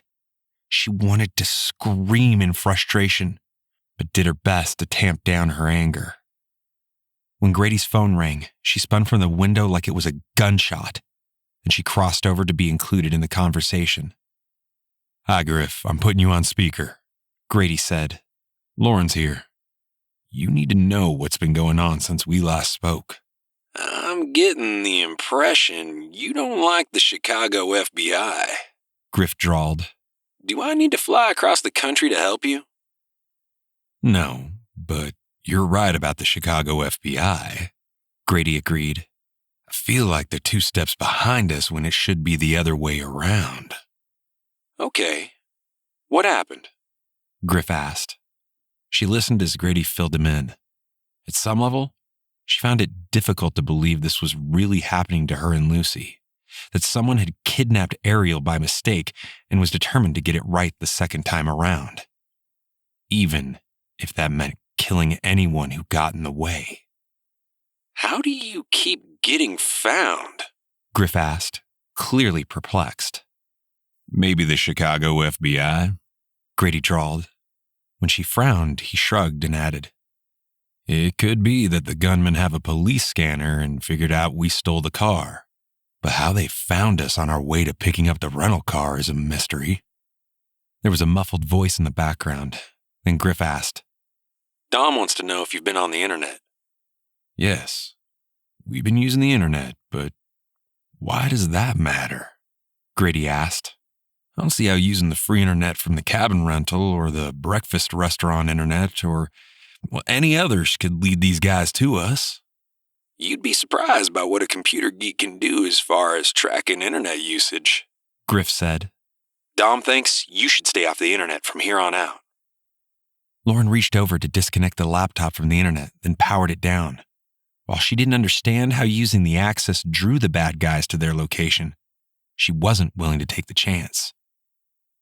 Do you think we need to move to a new place? Grady's brow was furrowed with concern. Because we can. How long have you been there? Griff asked. About an hour, Grady admitted. And we've been online the entire time. Yes, Dom says you need to get out of there. I don't understand all the geek speak, but he's worried that's how you're being tracked. Okay, we'll head out right away. Grady's expression was grim. But I need you to investigate a guy by the name of Curtis Handover. He's Bobby Morton's half-brother. We think he could be working with Bobby's first cousin, Randy Morton. You think they're seeking revenge? Griff sounded skeptical. We don't know. Grady paused, then added, We haven't found anything on Randy. But Curtis Handover posted something on social media that leads me to believe he is upset with Nelson Derringer about his half-brother's death. Okay. I can see why you'd want both of them checked out. Griff agreed. The local police didn't mention them? Nope. Well, I don't know why Curtis Handover, Randy Morton, or anyone else for that matter would try to kidnap Lucy now. It certainly does feel like revenge is the driving motivation behind this. That and money, he added. Lauren believed the reverse was true. The goal was more about the money, with the revenge angle being an added bonus. I think you can trust Agent Braun, Griff was saying. I'll reach out to him while you get Lauren and her daughter someplace safe. Understood. We'll talk later. Grady disconnected from the line. I feel bad that I didn't consider they could track us via the internet. It's okay. She had never thought of it either. She stood and headed into the living room. Get your coat, Lucy. We need to go for another ride. No, I'm watching my show, Lucy said without tearing her gaze from the television. One of the many reasons why Lauren didn't like allowing so much screen time. Now, Lucy. Grady's stern tone caught her daughter's attention. Lucy frowned at Grady, then scrambled off the sofa to reach for her coat. Lauren swallowed her annoyance at how her daughter listened to Grady better than to her own mother. Let me grab the groceries. Lauren moved into the kitchen. I don't want to waste them. Yeah, I'll help. Grady quickly filled one of the grocery bags they'd just emptied. We'll leave the computer behind. Packing their things didn't take long. Lauren thought they would make it out of there when she saw a dark car driving up to the log cabin. She grabbed Grady's arm, squeezing tightly. I think they're here. I see them. He eyed the rental, but the only way out of the cabin would take them past the black SUV with tinted windows. Follow me. We're going around back on foot. On foot? She wanted to argue, but there wasn't time to waste. She turned toward Lucy and whispered, Come this way. Lucy's eyes widened in fear, but she nodded and followed her lead. Leaving everything behind, they went back inside the cabin, then headed out the back door. The small woods didn't extend very far, and beyond them, there was nothing but open farmers' fields. She tripped over a tree root, her mind spinning. If they kept going, the bad guys would see them, unless they could somehow get to the outbuildings in time. Sending up a silent prayer, she quickened her pace. When Lucy dragged behind, Grady abruptly turned and picked her daughter up into his arms. He linked into stride, heading between the trees and into the farmer's field. The snow wasn't as deep as she anticipated, yet it still felt as if they were moving at a snail's pace. She kept glancing over her shoulder, expecting to see the black SUV coming straight toward them. The car might just make it across the rutted farmer's field. She set her jaw and jogged to keep up with Grady. If he could make good time carrying Lucy, then she'd find a way to keep up as well. After what seemed like eons, they reached the first outbuilding. Grady set Lucy on her feet, then shoved the massive door aside. She had to blink her eyes to adjust to the dim interior of what appeared to be an equipment storage shed. Grady headed for an old beat-up truck, about to follow when she saw the distinct wing of a small airplane. The farmer owned a small plane? She headed toward the bird, wondering if it was usable. Grady was already poking around under the truck's hood.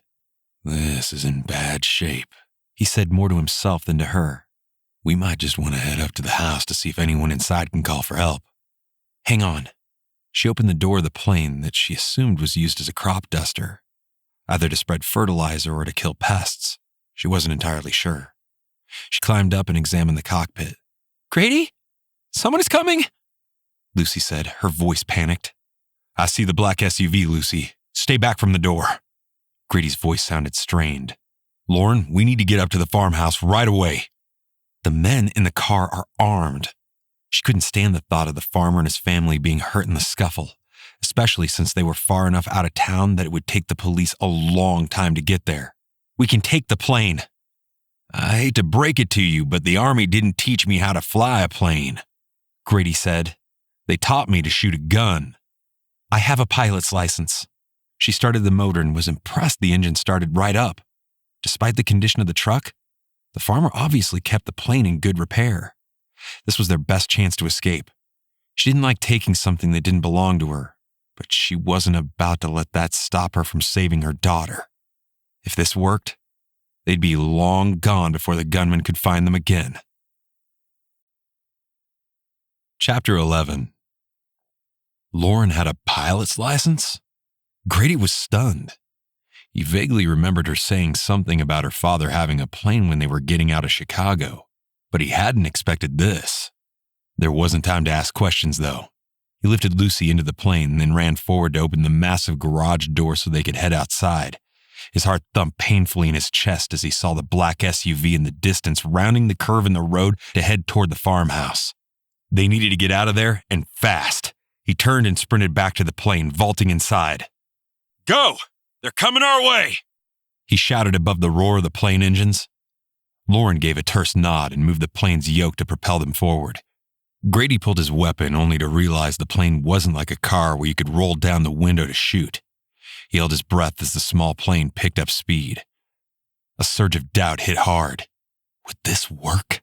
Would the plane get airborne? To her credit, Lauren seemed to know what she was doing. As she worked the controls, he told himself to trust her skills. Honestly, he was more worried the plane engine might fail or that they wouldn't have enough fuel to escape. Not that they had much of a choice but to follow through with this plan. They were so far outside the city that calling 911 for help was useless. There was no way the police would get there in time. The wide driveway stretching out before them likely doubled as a runway. But it was also the same path the black SUV was using to close in on them. Grady gripped his weapon tightly, bracing himself for the occupants of the car to start firing at them. He was surprised they hadn't tried to do that already, but they were still far enough apart that a handgun wouldn't have the accuracy they needed.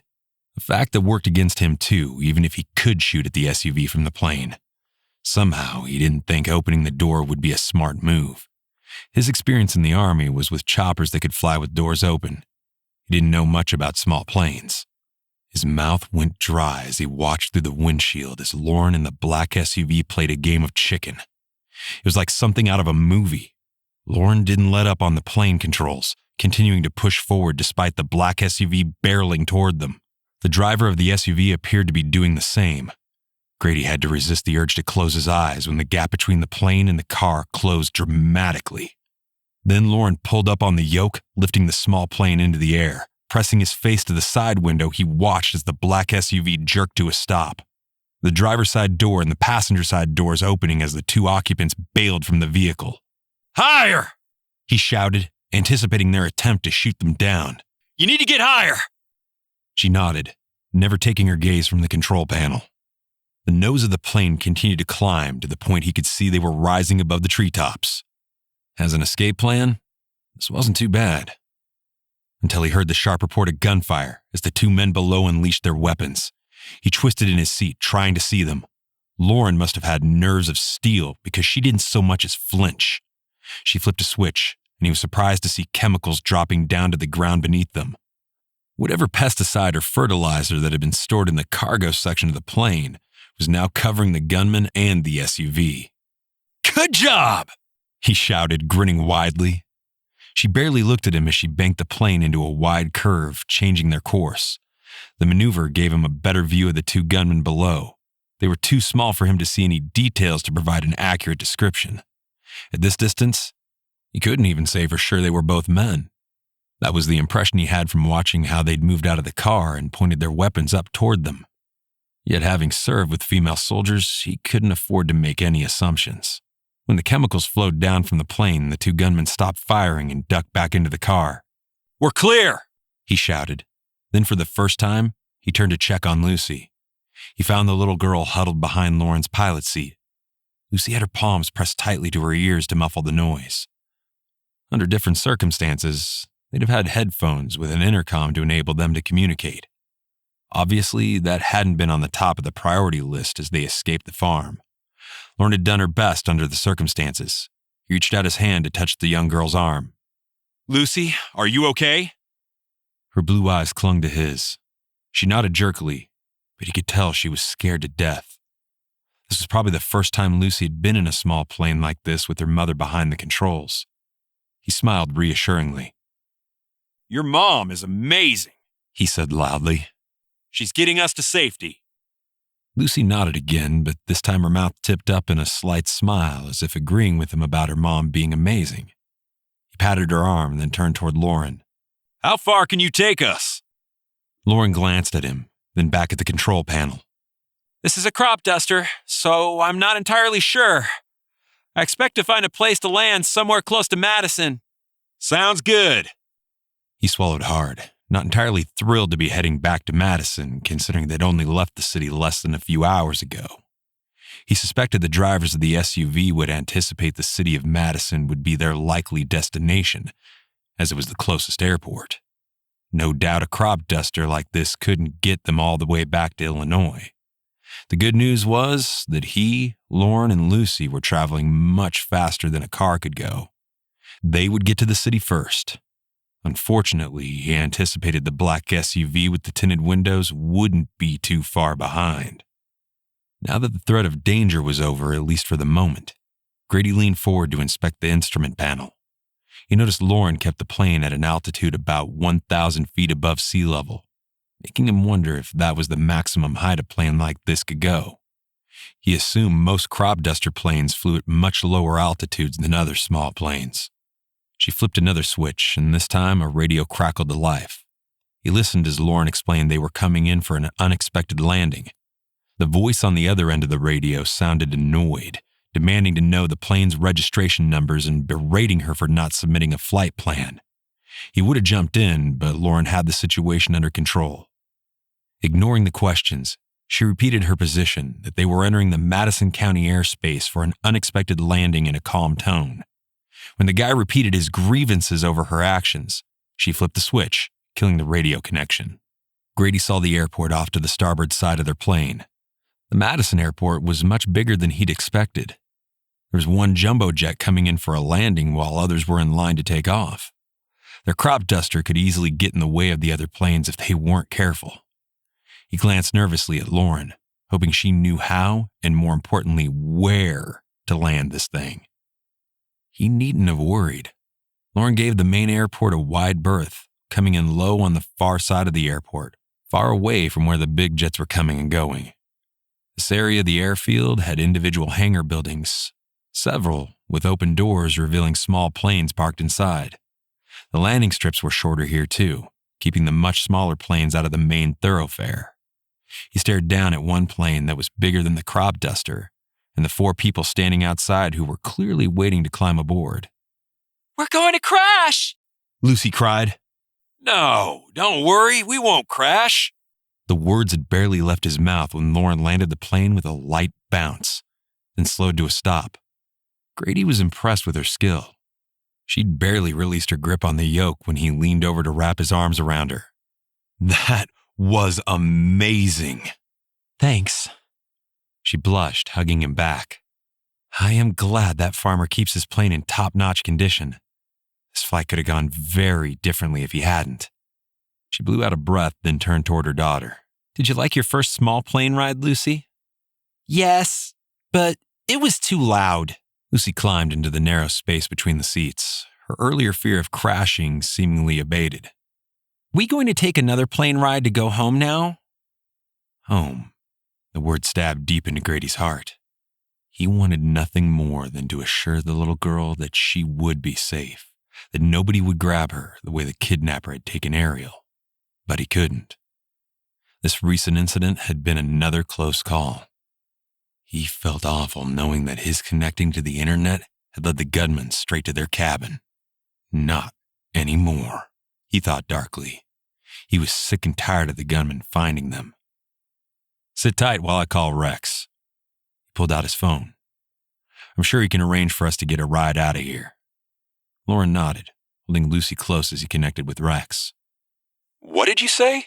His boss demanded. Lauren flew you out of harm's way in a crop duster? That's right. He smiled reassuringly as Lauren arched a brow. She's an amazing pilot, and we were able to get back to Madison safely. I need you to arrange for another rental car since we had to leave the other one behind. His boss sighed loudly. Okay, but the way you're driving our expenses through the roof is eating into our profit margin. A flash of anger hit hard. Lauren and Lucy's lives were at stake.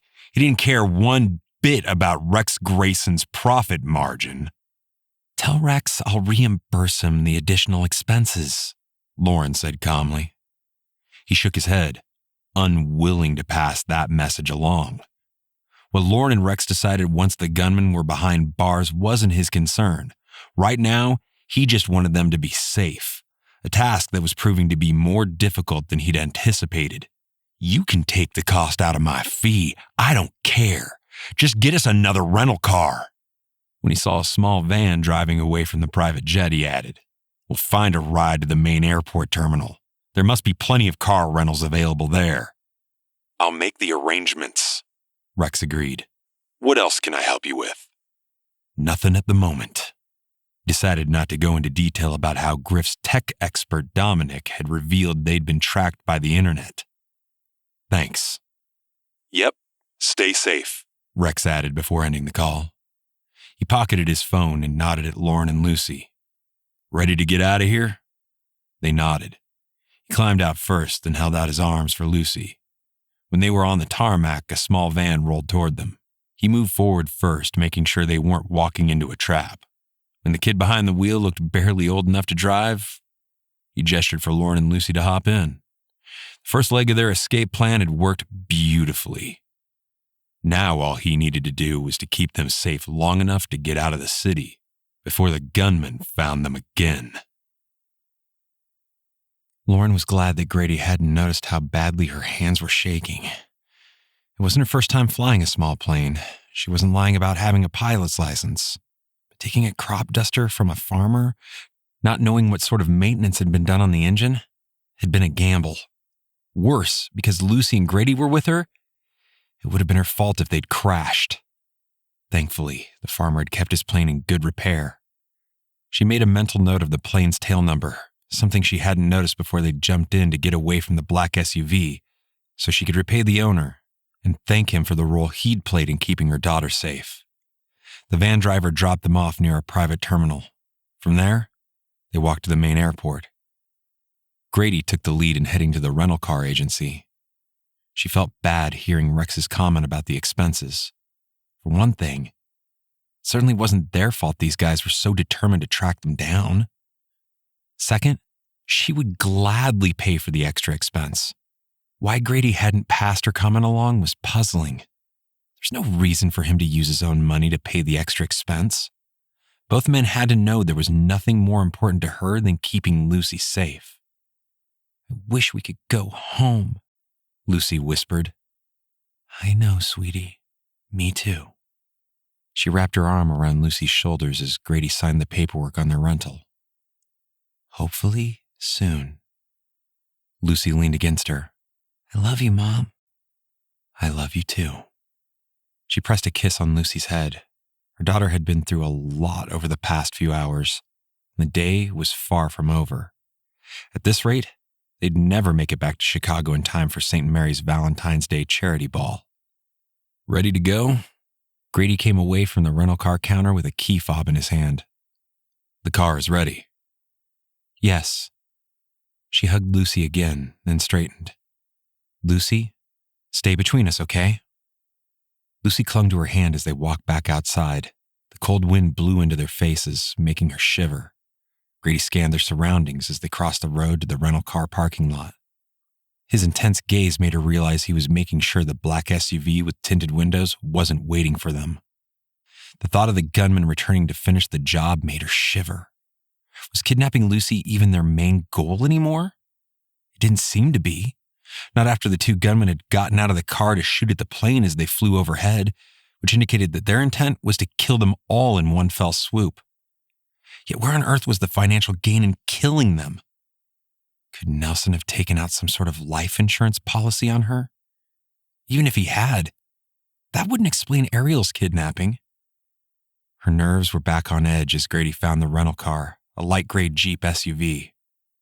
He frowned, and she wondered if he preferred the dark-colored vehicle they'd gotten before. He didn't say anything, though, just opened the door for her and Lucy. Like last time, there was a child booster seat in the back. Rex had remembered to request one, and she was grateful to have the additional layer of protection. Oh, goody. This booster seat is just like mine at home, Lucy said as she climbed in. Glad you approve. Grady drawled with a wry smile. Lauren slid into the passenger seat as Grady waited for Lucy to get buckled in. Then he closed the door and slid in behind the wheel. Moments later, they were out on the road, heading away from the airport. She stared at the cars around them, seeing way too many black SUVs for her peace of mind. We should be fine, Grady said in a low tone, obviously keying in on her stress levels. We lost a little time driving from the landing strip, but not much. I'm sure you're right. She tried to shake off the feeling of despair. Maybe it was the adrenaline crash after escaping the farm. Thankfully, none of the black SUVs passing them by had tinted windows. Where are we going this time? South. Grady nodded toward the highway. I think we should make our way back toward Illinois. Not crossing the state line, but finding a place to stay that is closer to the border. Really? She was surprised by his decision. Why? He sighed and shrugged. I'm hoping the gunmen won't be searching for us there. Avoiding the tollway should keep us safely off their radar. Good. She rolled her shoulders in an effort to relax. Staying incognito would be very good. What does incognito mean? Lucy asked. It means keeping our identity a surprise. She turned to smile at her daughter. Don't worry. We're safe now. Okay. Lucy seemed to take her statement at face value, which was a little surprising because every time they thought they were safe, the gunman had managed to find them. They drove in silence for several minutes. Lauren saw the sign indicating they were 30 miles from Lake Geneva. The town sounded familiar, and she'd heard several people from Chicago like to stay there. That alone would have been a reason to stay away. Rather than avoiding the city, Grady headed straight toward it. As they grew closer, she eyed him curiously. I thought you didn't want to go to touristy places. He grimaced. To be honest, I'm hoping the same theory applies. That the gunmen will assume we're heading north or east, avoiding places like this. Besides, I don't plan to stay in the area for long.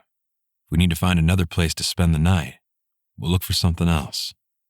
She assumed that was because hotels normally had rules that prevented people from paying in cash. I'm hungry, Lucy said from the back seat. Did we miss lunch? Yeah, we did. She reached over to touch Grady's arm. What do you think? Can we afford to stop for lunch in Lake Geneva? Sure thing. They have plenty of restaurants, Grady said. And that'll give us some time to connect with David Braun, too. He should have something to tell us by now. She wasn't sure about that. It seemed to her as if the FBI was moving in slow motion. The local police, too. They rode in silence for several minutes. Grady slowed his speed as they approached the resort town. The lake itself was pretty, even in the cold and snowy conditions. Huge mansions lined the lakeshore as far as the eye could see. Lauren had never personally been to Lake Geneva, but the town felt very familiar. It was obvious the high-end jewelry, clothing, and art shops catered to the wealthy. About as different from the cabin rentals Grady had used as the sun from the moon. She imagined the hotels here cost 5 times what he'd spent on the cabin. Strangely, she discovered she liked staying at the cabin better. They were clean, low-key, and isolated from the rest of the world. From what she could tell, the city of Lake Geneva didn't offer cabin rentals as an option. Unless there were some located outside the city, far away from the downtown area. There's a restaurant up ahead that appears to be open. Grady frowned as he slowly drove through the picturesque town. I'm surprised some of them are closed considering it's Friday. It's the off-season, she said with a shrug. There isn't much to do on a frozen lake. Can we build another snowman? Lucy asked. Maybe later. She knew their plans for the rest of the day were up in the air, especially since this stop had been a spur-of-the-moment decision. Looks like there's a small parking lot over there. Grady pulled in and killed the engine. He pushed out of the SUV, then opened the back door so Lucy could get out. There weren't many cars in the lot, but she tensed when she noticed one was a black SUV. Lauren stared at it as they walked past, half expecting a gunman to pop out from the driver's seat. When she caught a glimpse of the small stuffed animal lying in the back seat, she released her pent-up breath. A family vehicle, not the bad guys. She gave herself a mental shake. It was time to stop imagining there were gunmen hiding around every corner. There was no possible way the black SUV could find them there. The restaurant sported a nautical theme, which didn't necessarily go along with the shocking red Valentine's Day decorations. Grady asked for a booth, and they were led to a table with a nice view of the lake. "Can I have chicken bites?" Lucy asked once they were settled on the bench seat across from Grady. Her first instinct was to refuse. The last thing her daughter needed was more processed food. But then she remembered how scared Lucy had been during their unplanned plane escape, not to mention the previous shooting incidents. One more day of eating whatever she wanted wouldn't hurt. Lauren nodded. Yes, if that's an option on the menu. Looks like they have chicken strips, which is practically the same thing. Grady was already scanning his menu. We'll put our order in first, then I'll reach out to Agent Braun. Their server took their drink orders first. She and Grady went with coffee, while Lucy had another glass of chocolate milk. Once their drinks arrived, she put in a request for Lucy's chicken strips, along with a grilled chicken wrap. Grady, of course, went for the double-decker cheeseburger. Once they were alone, Grady reached for his phone. I hope Braun answers this time, he groused. He made the call, then groaned when Braun's voicemail kicked in. Braun, it's Grady and Lauren. Call us back as soon as possible. He ended the call. I don't know what he's doing. She sat back in the booth, trying to give the FBI agent the benefit of the doubt. Maybe he's handling interviews. Grady looked pointedly at his watch. It's noon. He's had all morning to do them. She glanced at Lucy, who was blowing bubbles into her chocolate milk. You're assuming he's found them in the first place. They could be here, driving around in a black SUV. Maybe. He scrubbed his hands over his face. We need answers. No argument there. She's about to take Lucy to the bathroom when his phone rang. Grady answered, putting the call on speaker. Agent Braun? Yeah, I got your message. Things have been happening fast around here. Lauren had to bite her lip to keep from snapping at him. He thought things were happening in Chicago? They jumped into a stolen crop duster plane to escape. Fill us in, Grady said. I just interviewed Eric Howington, Braun said. She and Grady exchanged glances. There hadn't been enough time for the black SUV to get from Madison to Chicago, which meant Howington wasn't their guy. He's clear. Has an ironclad alibi for the first abduction and for the time of the shooting of your penthouse apartment. Okay, good to know we can cross him off our list, Grady said. What else? I've left several messages for Carla Dalton, but she hasn't returned my calls. You should know that Randy Morton, Bobby's first cousin, is dead. He died of a drug overdose 3 months ago. We didn't know about Bobby Morton's half-brother, Curtis Handover, so we dug into him. I discovered he's been posting threats aimed at Nelson Derringer. Lauren straightened in her seat. What kind of threats? Threats that make it clear Nelson should watch his back when he's released from prison, which will happen on Monday morning. Monday? Lauren's heart squeezed in her chest. What happened to 2 more months?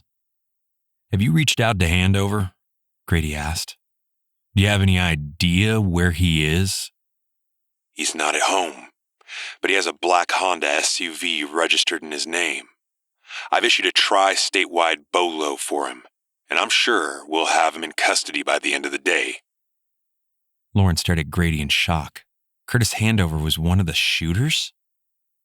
She bowed her head and silently prayed the police would find and arrest him very soon, bringing an end to this nightmare. Chapter 12. Grady understood from Lauren's relieved expression that she believed Curtis Handover was their shooter. The guy did own a black SUV, so it made sense. Yet oddly, he wasn't convinced. He cleared his throat. Agent Braun, will you let us know when you find Curtis Handover to bring him in for questioning? That's the plan. Braun agreed.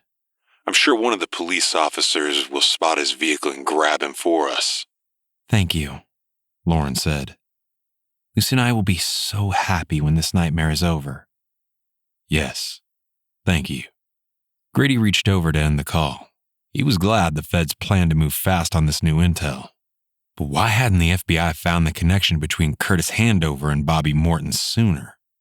He thought it was interesting Randy had died of a drug overdose. Addiction obviously ran in the family. They should have known about Curtis watching his movements shortly after Ariel's abduction. Yet it was odd that Curtis would be so clueless as to post threatening comments on social media before setting up a kidnapping attempt. Well, then again, nobody claimed criminals were smart. There were prisons full of criminals who'd gotten caught because of their actions. I'm so glad we came south to Lake Geneva. Lauren sat back in her seat with a sigh. It's nice to be that much closer to home. In his mind, home wasn't a penthouse apartment, but obviously it was to Lauren and Lucy. He smiled reassuringly. We'll stick around here for a while until we hear back from Agent Braun. That's fine with me. She glanced up at their server approaching with their meals. Perfect timing. Grady nodded and decided not to share his concerns. Lauren looked so happy, he couldn't bear to wipe the smile off her face. When their server topped off their coffee and left, he reached across the table for Lauren's hand. I'd like to say grace. Oh, are we praying again? Lucy asked. He nodded and took her hand too. Yes. Remember what I said earlier? He bowed his head. Dear Lord Jesus, thank you for this food we're blessed to eat. We also ask that you continue to keep us safe in your care. Amen.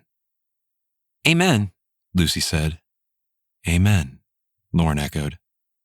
Then she smiled. Thanks to you, Grady, I've been praying a lot since this started. I'd like to find a church to attend once we get home. He nodded, humbled by her words. He was glad to have been part of her faith journey. He wasn't so sure there were churches in the downtown area of Chicago, though. That seemed price prohibitive considering the real estate market was sky high in urban cities. I can help you find something close by if you like. That would be nice. Lauren watched ruefully as Lucy dug into her chicken tenders. I'm going to have a hard time convincing her to eat healthy once this is over. He grimaced, stung by a stab of guilt. Sorry.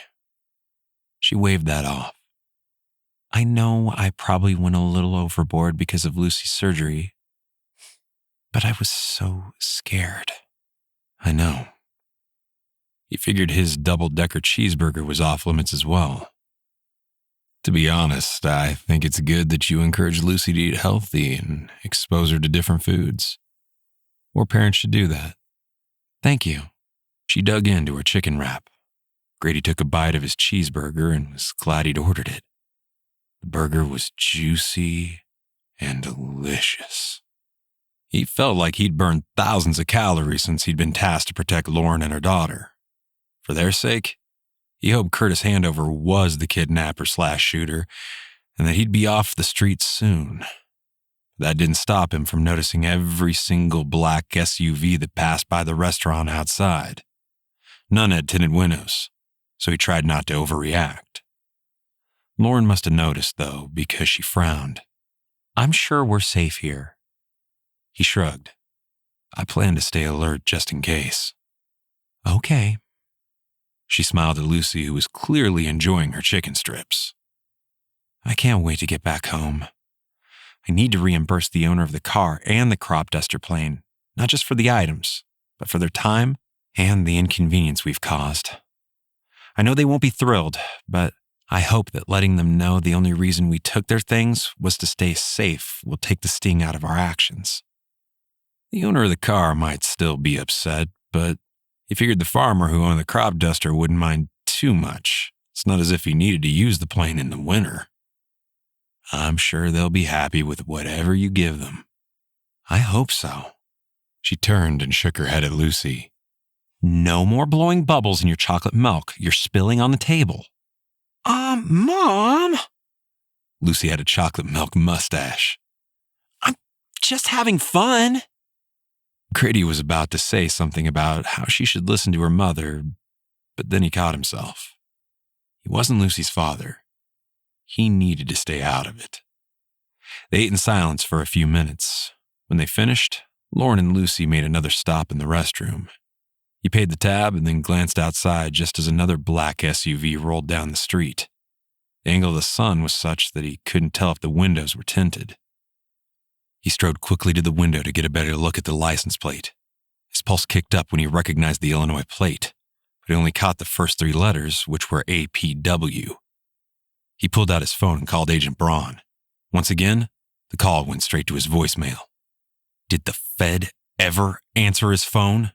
Irritated, Grady left a terse message. It's McFarland. I need to know the license plate of Curtis Handover's SUV. Call me back. Maybe he was overreacting, but he decided they shouldn't head outside anytime soon, at least not until he knew what they were looking for. Feeling restless, he moved toward a rack of brochures that listed various tourist activities taking place in the area. There was one for a magic show at a nearby theater. Something like that would keep Lucy preoccupied for a while. He noticed there was an afternoon matinee session in about an hour, along with one in the evening. He pocketed the brochure and turned as Lauren and Lucy emerged from the restroom. His phone rang before he could tell them about the magic show. Seeing Agent Braun's number on the screen, he quickly answered. Braun, do you have the plate number? I do. It's Echo Foxtrot Yankee 1008. There was a brief pause. Then Braun asked, Why are you asking? It wasn't a match to the car he'd seen, but Grady wasn't sure if that was a good thing or a bad one. What if Curtis Handover wasn't their guy and the SUV outside did belong to the gunman? His paranoia was getting difficult to control, but he did his best to tamp it down. I want to watch for it, unless you have him in custody already. Not yet. Now Agent Braun sounded testy. It's barely half an hour since we last talked, McFarland. Tell Miss Chandler there's no need to start making calls to her political friends. We're expanding our reach to find him.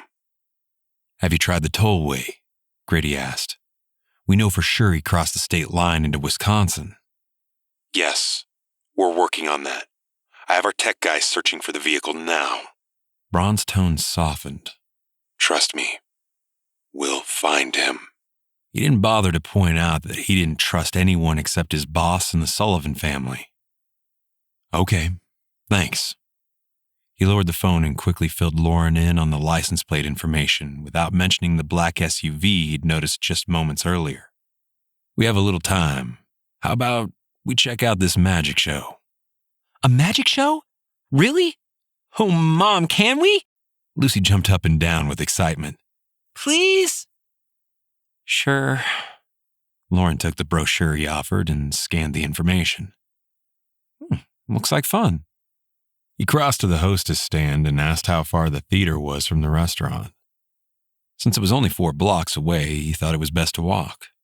There was no sign of the SUV when they headed outside a few minutes later.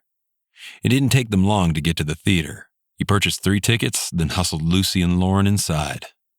Much like the brief reprieve they'd gotten while making the snowman, it was clear Lucy appreciated the ability to do something fun. At least for an hour, the worries of the shooter and the frantic escape from the farm and the threat of kidnapping faded away. In Grady's opinion, the illusionist show was decent. Although there were a few times Grady easily figured out the trick, he kept his thoughts to himself, knowing there was no reason to spoil the magic for Lucy. That was so fun! Lucy gushed when it was over. Can we see the show again tonight? No, Lucy. Lauren spoke in her no-nonsense mom tone. We're going to head home very soon. Grady wanted to argue, but at that moment, his phone rang. Seeing Agent Braun's number on the screen, he showed it to Lauren, then answered. Agent Braun, this is McFarland. What's going on? We have him. Agent Braun got straight to the point. We have Curtis Handover in custody. I'm glad you found him, he said out loud for Lauren's benefit. The relief in her blue eyes was unmistakable. Is he talking? No, unfortunately, he's lawyered up.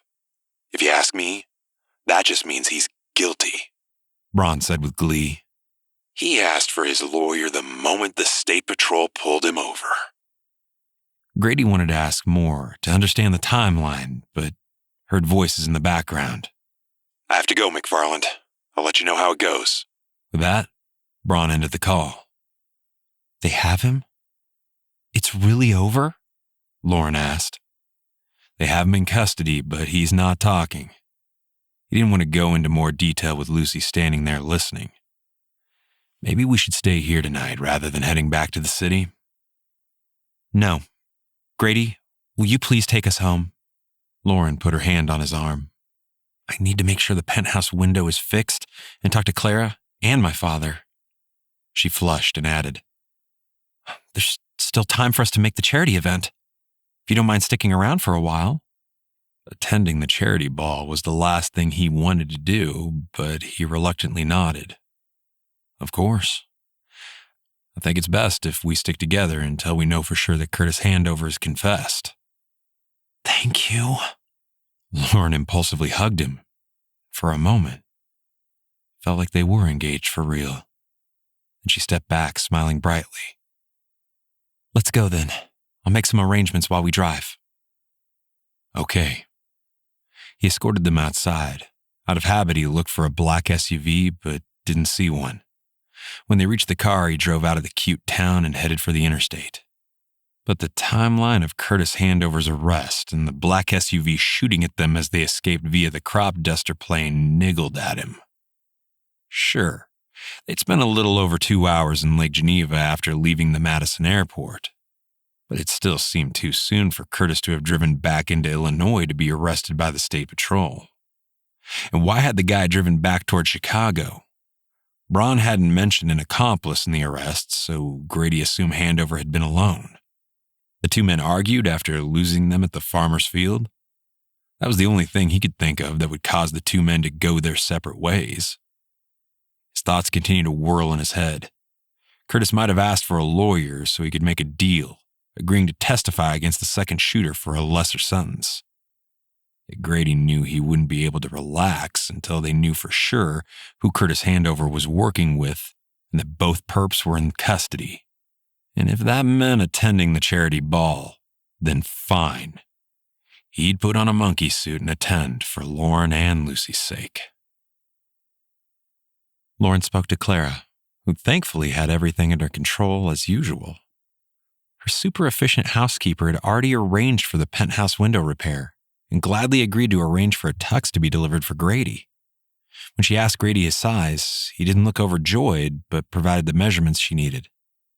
I'm so glad you and Lucy are on your way home, Clara gushed. Do you want me to stay overnight to watch Lucy? She hesitated, debating the pros and cons of doing that. Clara was sweet to stay overnight when Lauren had late-night charity events, but she wasn't sure she wanted to leave her daughter home with Clara. Not when Curtis Handover hadn't confessed to shooting at them or to kidnapping Ariel. Besides, she could tell from Grady's grim features he wasn't convinced the incidents were over. Agent Braun had mentioned having Curtis in custody, but what about the second man who'd been helping him? Was he still out there somewhere? That thought alone was enough to sway her. No need to stay, Clara. Lucy won't like it, but she can attend the ball with me. I mean, with us. Okay, but I'm here if you change your mind, Clara said. How long before you get here? I'm not sure. You know how traffic gets congested in the city. She felt certain they'd get home just in time to change and leave for the ball. If you don't mind, set our things out before you leave. Oh, I'll stay until you get here. Drive safely. We will. Take care, Clara. Lauren lowered the phone. I'm surprised she arranged for the window to be repaired, Grady said. She has access to our expense account. Grady arched a brow. She hastily added, Clara is trustworthy. We've never had a problem with her spending too much money. Okay. He shook his head wryly. My friend Joel Sullivan has a housekeeper on their ranch who they trust with that sort of thing, too. Guess I've never had someone I trusted that way. She eyed him curiously. You must trust your boss. I do, and my former Army teammates. Grady paused, then added, I would trust any of them with my life, as they've always had my back. But living in my house and paying for things isn't the same thing. I guess not. Lauren had never been targeted by a gunman like this before. Being kidnapped by Jerry Cromwell when she was a child had been a terrifying experience, one that had made her wary of her daughter suffering the same fate. Yet Jerry hadn't hurt her. He just wanted money. The two gunmen who tried to shoot down the crop duster plane as they'd escaped from the farm had gone to extreme efforts to get her daughter, to the point she wasn't even sure this was about money for Curtis and his accomplice anymore. Curtis must have done this out of revenge. When the kidnapping hadn't worked and shooting at the penthouse hadn't caused the car crash, he'd given up on the kidnapping idea to simply kill them all instead. Difficult to understand that logic, but she felt certain Agent Braun would find the evidence he needed to put Curtis and his accomplice away in prison for the rest of their lives, which made her think about how Nelson was scheduled to get out of jail sooner than she'd anticipated. There's been too many other things to worry about, but now that the danger was over, her ex-husband's release flashed front and center in her mind. Would Nelson sue for joint custody of Lucy? She wanted to believe he'd moved on with his life. But with few job prospects and no money, she felt certain he'd be all over her to get access to his daughter. What's wrong? Grady put his hand on her knee, his expression full of concern. You look upset. I'm fine. She forced a smile. Her concerns about her ex-husband's release and his intent toward their daughter wasn't Grady's problem. Their fake engagement likely wouldn't extend beyond the weekend. Just glad to be heading home. He tipped his head to the side as if he wasn't buying her explanation, but he didn't press for more. Instead, he changed the subject. What time is this charity deal? Cocktail hour is at 6. Dinner is at 7. She didn't mention the open bar simply because she didn't drink, and somehow she didn't think Grady would indulge either. Not when he was there to watch over her and Lucy. So if we get there before 7, we'll be fine. He nodded. Okay. I think we can make that happen. I take it Lucy is coming with us? Yes. I don't want to go to the charity ball, Lucy interrupted with a wail. I hate those things. Can't I stay home and watch a movie with Clara? Not tonight. She and Grady spoke at the same time, which made her smile. She turned in her seat to look at Lucy. Grady was nice enough to take you to see the magic show, right? And maybe you can have a friend over tomorrow. We'll see how things go. But I hate those charity things, Lucy repeated, her lower lip stuck out in a pout. They're boring. Hey, I'm going to be there too, Grady said. And you don't hear me complaining. Lauren glanced at him, realizing he wasn't necessarily thrilled to be attending the event either. She turned away to stare out the passenger side window. There was no reason to be upset by his reaction. She and Grady weren't dating. Their relationship wasn't real. And it never would be. Their brief kiss seemed like eons ago. No doubt he'd kissed her out of some misguided attempt to make her feel better about the danger they were in. Whatever. She might have grown to care about Grady, but that was her problem, not his. She'd always known he would be heading off to another job once she and Lucy didn't need him anymore. They made good time until they got closer to the city. She knew it didn't really matter if they were late for the ball, but as it turned out, Grady pulled up to the parking garage entrance of her building at 5:45. That left them plenty of time to get dressed and catch a limo or taxi to the cultural center for the ball. Good evening, Miss Lauren. The security guard peered into Grady's open driver's side window. Everything okay? Yes, Timothy, we're fine. Thanks for asking. She knew the security guard was just being overly cautious. This is my fiancé, Grady McFarland. Nice to meet you, Grady, Timothy said politely. Nice to meet you too, Grady said with a grin. I appreciate you looking out for Lauren and Lucy. They're very important to me. Of course. You have a wonderful evening. Timothy Freeman leaned back and opened the gate. Grady drove into the parking garage to her usual parking spot. Thanks for treating Timothy with respect.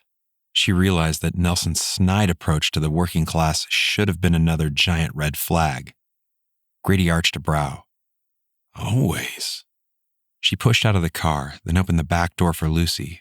Her daughter was still pouting about being forced to attend the ball, but Lauren ignored her. Someday, Lucy would understand that there were worse things in the world than being forced to attend a boring charity event. They took the elevator to the penthouse apartment. As Lauren used the key to unlock the door, Clara was there to greet them. Welcome home. Thanks, Clara. She gave the housekeeper a quick hug. And thanks for getting everything ready for us. I take it that's my tux? Grady asked, eyeing the suit that was draped over the sofa. Yes, Mr. Grady. If you need anything altered, let me know. Clara beamed. I'm handy with a needle and thread. I'm sure it'll be fine. Grady crossed over to pick up the suit. I'll change in the guest room. Miss Lauren, I have your dress and Lucy's laid out in your room, Clara said.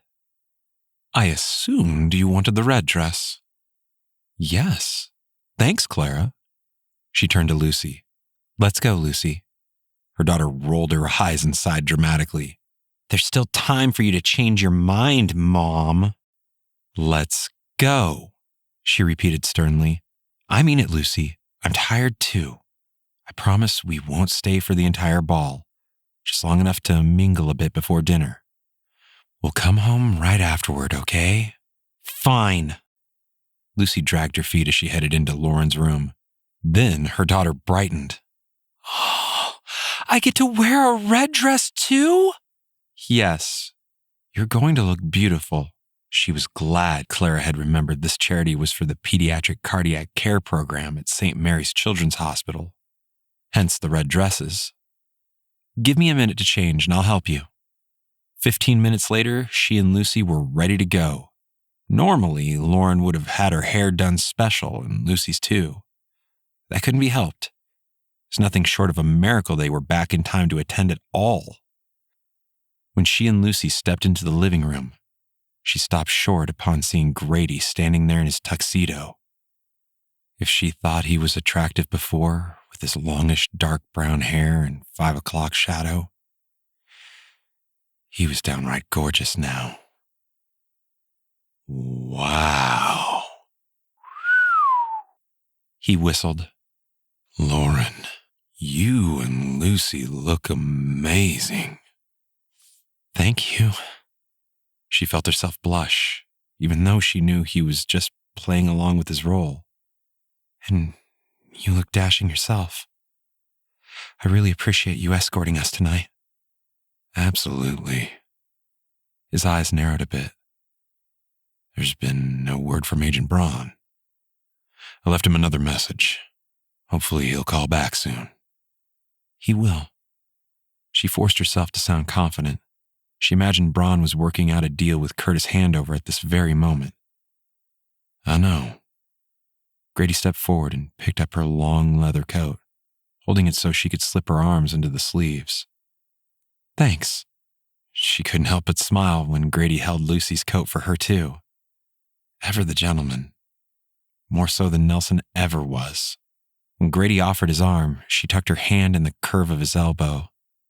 Glancing up at his handsome profile, she wished again that this was a real date. Apparently, she was destined to be like a reversal of Cinderella. She wasn't poor, and she would have her night at the ball. But at the stroke of midnight, Grady would cease to be her Prince Charming. Tomorrow, he would be gone, leaving her and Lucy alone once again. Chapter 13. How Grady managed to utter a coherent sentence was beyond him. He'd nearly swallowed his tongue when Lauren glided into the living room wearing a form-fitting sequin red dress, Lucy at her side. And glided was the right word. Lauren looked as if she were walking on air. She was the most beautiful woman he'd ever known, and for what felt like the zillionth time, he had to force himself to remember his job was to protect her and Lucy, not to kiss her again. It was no wonder she pulled in so much money for her charity events. He would donate everything he had just to spend time with her. As Grady escorted Lauren and Lucy out of the penthouse into the elevator, he tried not to remember that she'd asked him to act as her fiancé for the evening. Better that he focus on his role as their bodyguard. "I have a car waiting outside the lobby," Lauren said as she pushed the elevator button. He arched a brow. "When did you arrange that?" "Months ago." She looked confused by his question. "I use the same car service for all my charity events." Her world was beyond his comprehension. He couldn't imagine having a car service set up that far in advance. The more he thought about her following her usual routine, the more he didn't like it. "Hold on. I think it's better if I drive the rental." He frowned when Lauren looked annoyed. "I'm sure the hotel has valet parking, right?" "Yes, but I've always taken the limo." Her voice trailed off as she suddenly realized his concern. "Okay, fine. You can drive. But I need to tell the driver so he's not sitting there for hours." "We can do that." As the elevator slid down to the lobby level and the doors slowly opened, he swept a curious gaze around the area. He'd only been in the parking garage and up in the penthouse. The decor was fancier than he'd anticipated. Lots of chrome and glass, with floor-to-ceiling windows overlooking the street. There was a front desk, manned by a security guard who nodded at them as they walked past. There were also several cushioned chairs scattered about. Savion Enterprises was an impressive place, and Grady knew it was only one of many properties her father owned. A long black limo sat outside the front doors. Grady glanced at Lauren. "Stay here with Lucy. I'll tell him to go." "Earl isn't going to listen to you." Lauren rolled her eyes. "Lucy, wait here by the main desk. I'll be right back." She strode to the main doors. Grady made sure to stay close at her side. A cold wind blew in as she stepped out to the limo. Grady scanned the street on the off chance the black SUV was still out there somewhere, but it was too dark to make out the make and model of the vehicles driving past. Traffic was still congested, and he was struck again by how different Chicago was from Cody, Wyoming. "Miss Lauren." Earl looked to be in his early 70s, but the way the older man eyed him suspiciously was oddly reassuring. Grady was glad she had someone like Earl looking out for her. "Hi, Earl. I'm so sorry, but I won't need your services today." The older man scowled. "Are you sure about this?" There was no doubt Earl didn't like the change of plan. "I'm Grady McFarland." Grady stepped forward and offered his hand. "I'm sorry for the switch, but I'll be driving Lauren and Lucy to the charity tonight." Earl gripped his hand strongly, nodding slowly. Maybe because of the handshake, but the older man's suspicions had eased off a bit. "Nice to meet you." "Okay, then. I'll be here tomorrow, Miss Lauren, unless you change your mind." "Thanks, Earl. You're the best." Lauren flashed Earl a warm smile, then turned to go back inside. Lucy stood waiting by the front desk as requested. Grady escorted them to the elevator, where they went down to the underground parking garage. As he had earlier, he scanned the parked cars around the rental. He recognized a couple of cars as being there the day before, likely people living in various apartments within the building. No black SUVs with tinted windows, though. Maybe Agent Braun had the right perp in custody. It could be that Curtis Handover had been the mastermind behind the kidnapping and shooting events, driven by revenge along with more cash than the guy could make in his lifetime. And with Handover out of prison, his accomplice may have skipped town. Or be hiding somewhere, waiting for Handover to be released on bail. Depending on the evidence the feds had on the guy, it was possible Handover would be released until the feds built their case against him. A possibility he wasn't about to confide to Lauren. She'd been through enough trauma at this point. He'd wait until they heard from Agent Braun with an update. Hopefully no later than tomorrow morning. He opened the car doors for Lauren and Lucy, then slid in behind the wheel. He kept a keen eye out for anyone suspicious, just in case Handover's accomplice was waiting nearby with the intent to finish the job. "Do you know where the Chicago Cultural Center is located?" Lauren asked as he exited the parking garage. "Not exactly." He belatedly realized they should have replaced their phones while they were in Lake Geneva. "Can you give me directions?" "Yes. Turn left at the next intersection." They inched with maddening slowness through the congested city streets. There were several black SUVs, and he found himself tensing up every time one of them got too close. But the drivers behind the wheels didn't look at them twice. After the third false alarm, he tried to relax, flexing his fingers from the death-like grip on the wheel. He doubted a high-profile charity event would be considered a good time to try kidnapping a child. By the time they arrived at the cultural center, Grady understood why Lauren had a car service pretty much on standby. He figured he could have walked the distance in the same amount of time it took to drive there. As they waited in line for the valet attendant, he glanced at Lauren. "Anything I need to know about the people who'll be here tonight?" She glanced back at Lucy, then shrugged. "There are a few persistent men who I'd love for you to keep away from me. But otherwise, it's just a fancy dinner." "I hate fancy dinners," Lucy murmured. Lauren sighed. "I know you do. And I appreciate you being on your best behavior, young lady." Yeah, Lucy reluctantly agreed. "Smile and be polite." "Exactly," Lauren nodded at the red taillights moving up ahead. "You're next." "I know." He eased forward. When the next valet attendant bent to look inside, the kid's eyes widened when he saw Lauren. "Miss Chandler." The kid ran around to open the door. "I didn't realize you were arriving on your own tonight." "Hello, Tony. Yes, my fiancé Grady McFarland wanted to do the honors." She smiled brightly at the kid. "And we've brought my daughter Lucy with us too." The young kid hastily opened the back door for Lucy. Grady had to admit it was nice that Lauren was so well known by the people who worked at these venues. No doubt she'd been there dozens of times before. He handed the kid the keys and hurried around to escort Lauren and Lucy inside. As they stopped to remove their winter coats, he tried to pretend he'd done this before, but the glitz and glamour were as foreign to him as the sandy and deadly desert of Afghanistan would have been to Lauren. The environment was slightly better, but Grady didn't doubt there were many wolves dressed in fine clothing pretending to be upstanding citizens in the crowd. The party was in full swing by the time they entered the grand ballroom. It was a little like being with royalty.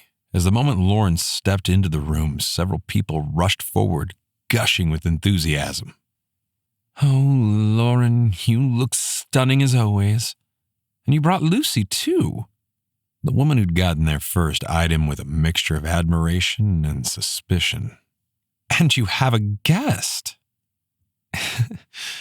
"Good to see you again, Patrice. This is my fiancé, Grady McFarland. Grady, Patrice Miller is the vice president of St. Mary's Children's Hospital." "You're engaged?"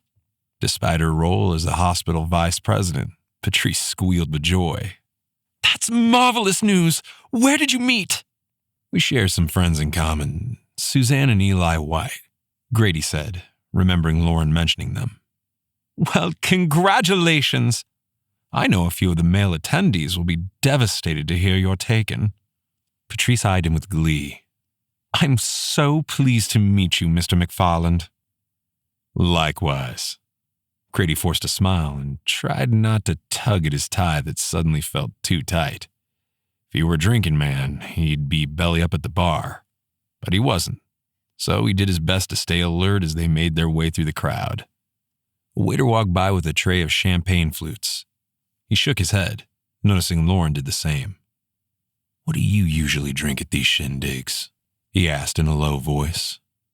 "Ginger ale." She smiled up at him. "You hate this, don't you?" "Nah, I've been in worse places." He hadn't realized his feelings were telegraphed on his face. "I'll get us some ginger ale. Excuse me." He patted her hand, then slipped through the throng of people, many who stared at him with blatant curiosity.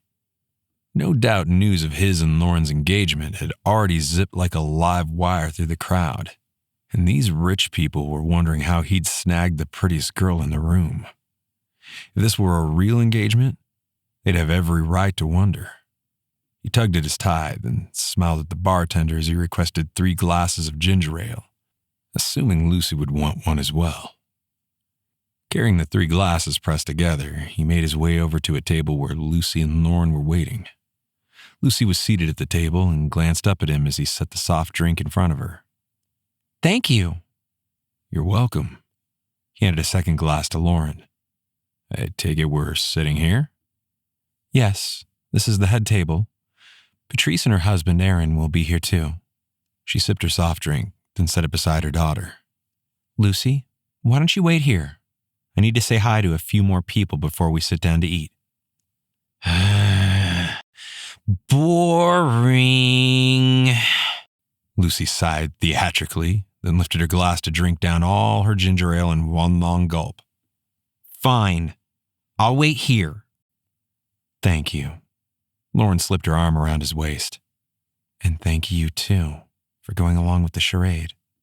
Hey, I'm getting a kick out of the way some of these guys are staring at me with faces that literally glow green with envy. He winked and wrapped his arm around her shoulders. Lead on, my love. Lauren stumbled a bit, but then regained her footing. He was about to ask if she was okay when she said, As soon as we finish dinner, we can head home. There's no reason to stay for the dancing. Personally, he'd have loved to stay for the dancing. But he understood. She wanted to make her presence known before getting Lucy home at a reasonable hour. Whatever you want to do is fine with me. What sort of meal can we expect anyway? Rubbery chicken? She laughed. How did you know? Have you been to charity dinners before? They're always serving some variation of a baked chicken dish. Just once. I wish they'd throw in a salmon or some other entree. He didn't answer, his gaze narrowing on a man with sleekly combed blonde hair striding purposely toward them. The guy's gaze seemed to be boring into Lauren's. Oh, no, Lauren whispered, her arm around his waist tightening. I guess Ethan has heard the news. Grady understood this guy must have been one of her dogged admirers. He stopped, pulled her around so she was fully in his arms, then leaned in to capture her mouth with his. Lauren surprised him by leaning into his embrace, returning his kiss with enough heat to send the entire ballroom up in flames. He'd intended this to be a simple warning to Ethan, whoever he was. But instantly, everything around them faded into oblivion. In that moment, Grady knew he was dangerously close to falling in love with Lauren Chandler. A disaster of epic proportions, as they were complete opposites in every way. He couldn't imagine living in a penthouse apartment in the middle of the city, and Lauren wouldn't be comfortable in anything less. And then there was Lucy to consider too.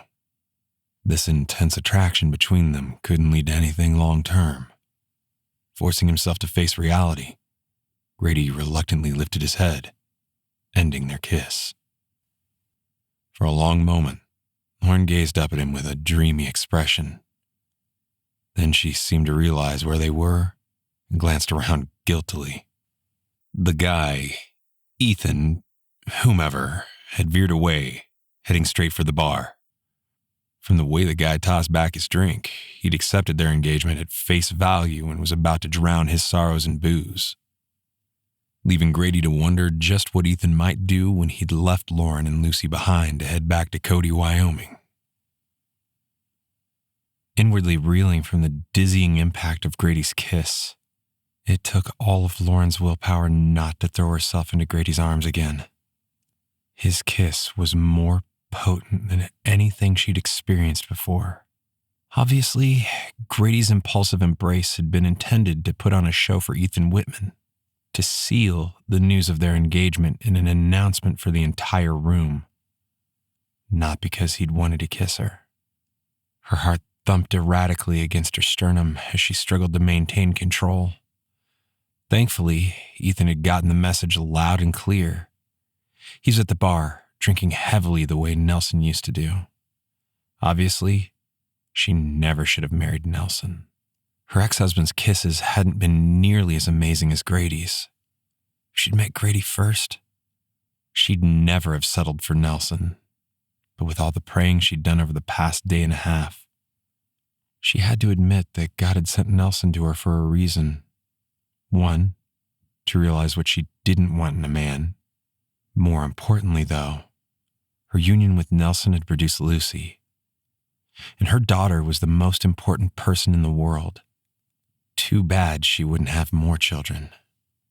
Unless, of course, she was blessed enough to meet another man like Grady, who could make her blush with a simple smile and a wink. Yeah, that probably wasn't going to happen. A waiter came by with a tray of shrimp. To give herself a moment, Lauren accepted the appetizer and popped the shrimp into her mouth. "I don't think he'll be bothering you again," Grady drawled near her ear. She almost choked on the shrimp. Hastily swallowing, she managed to smile. "Thanks." Ethan has been incredibly persistent. No matter how many times I've told him I'm not ready to date again.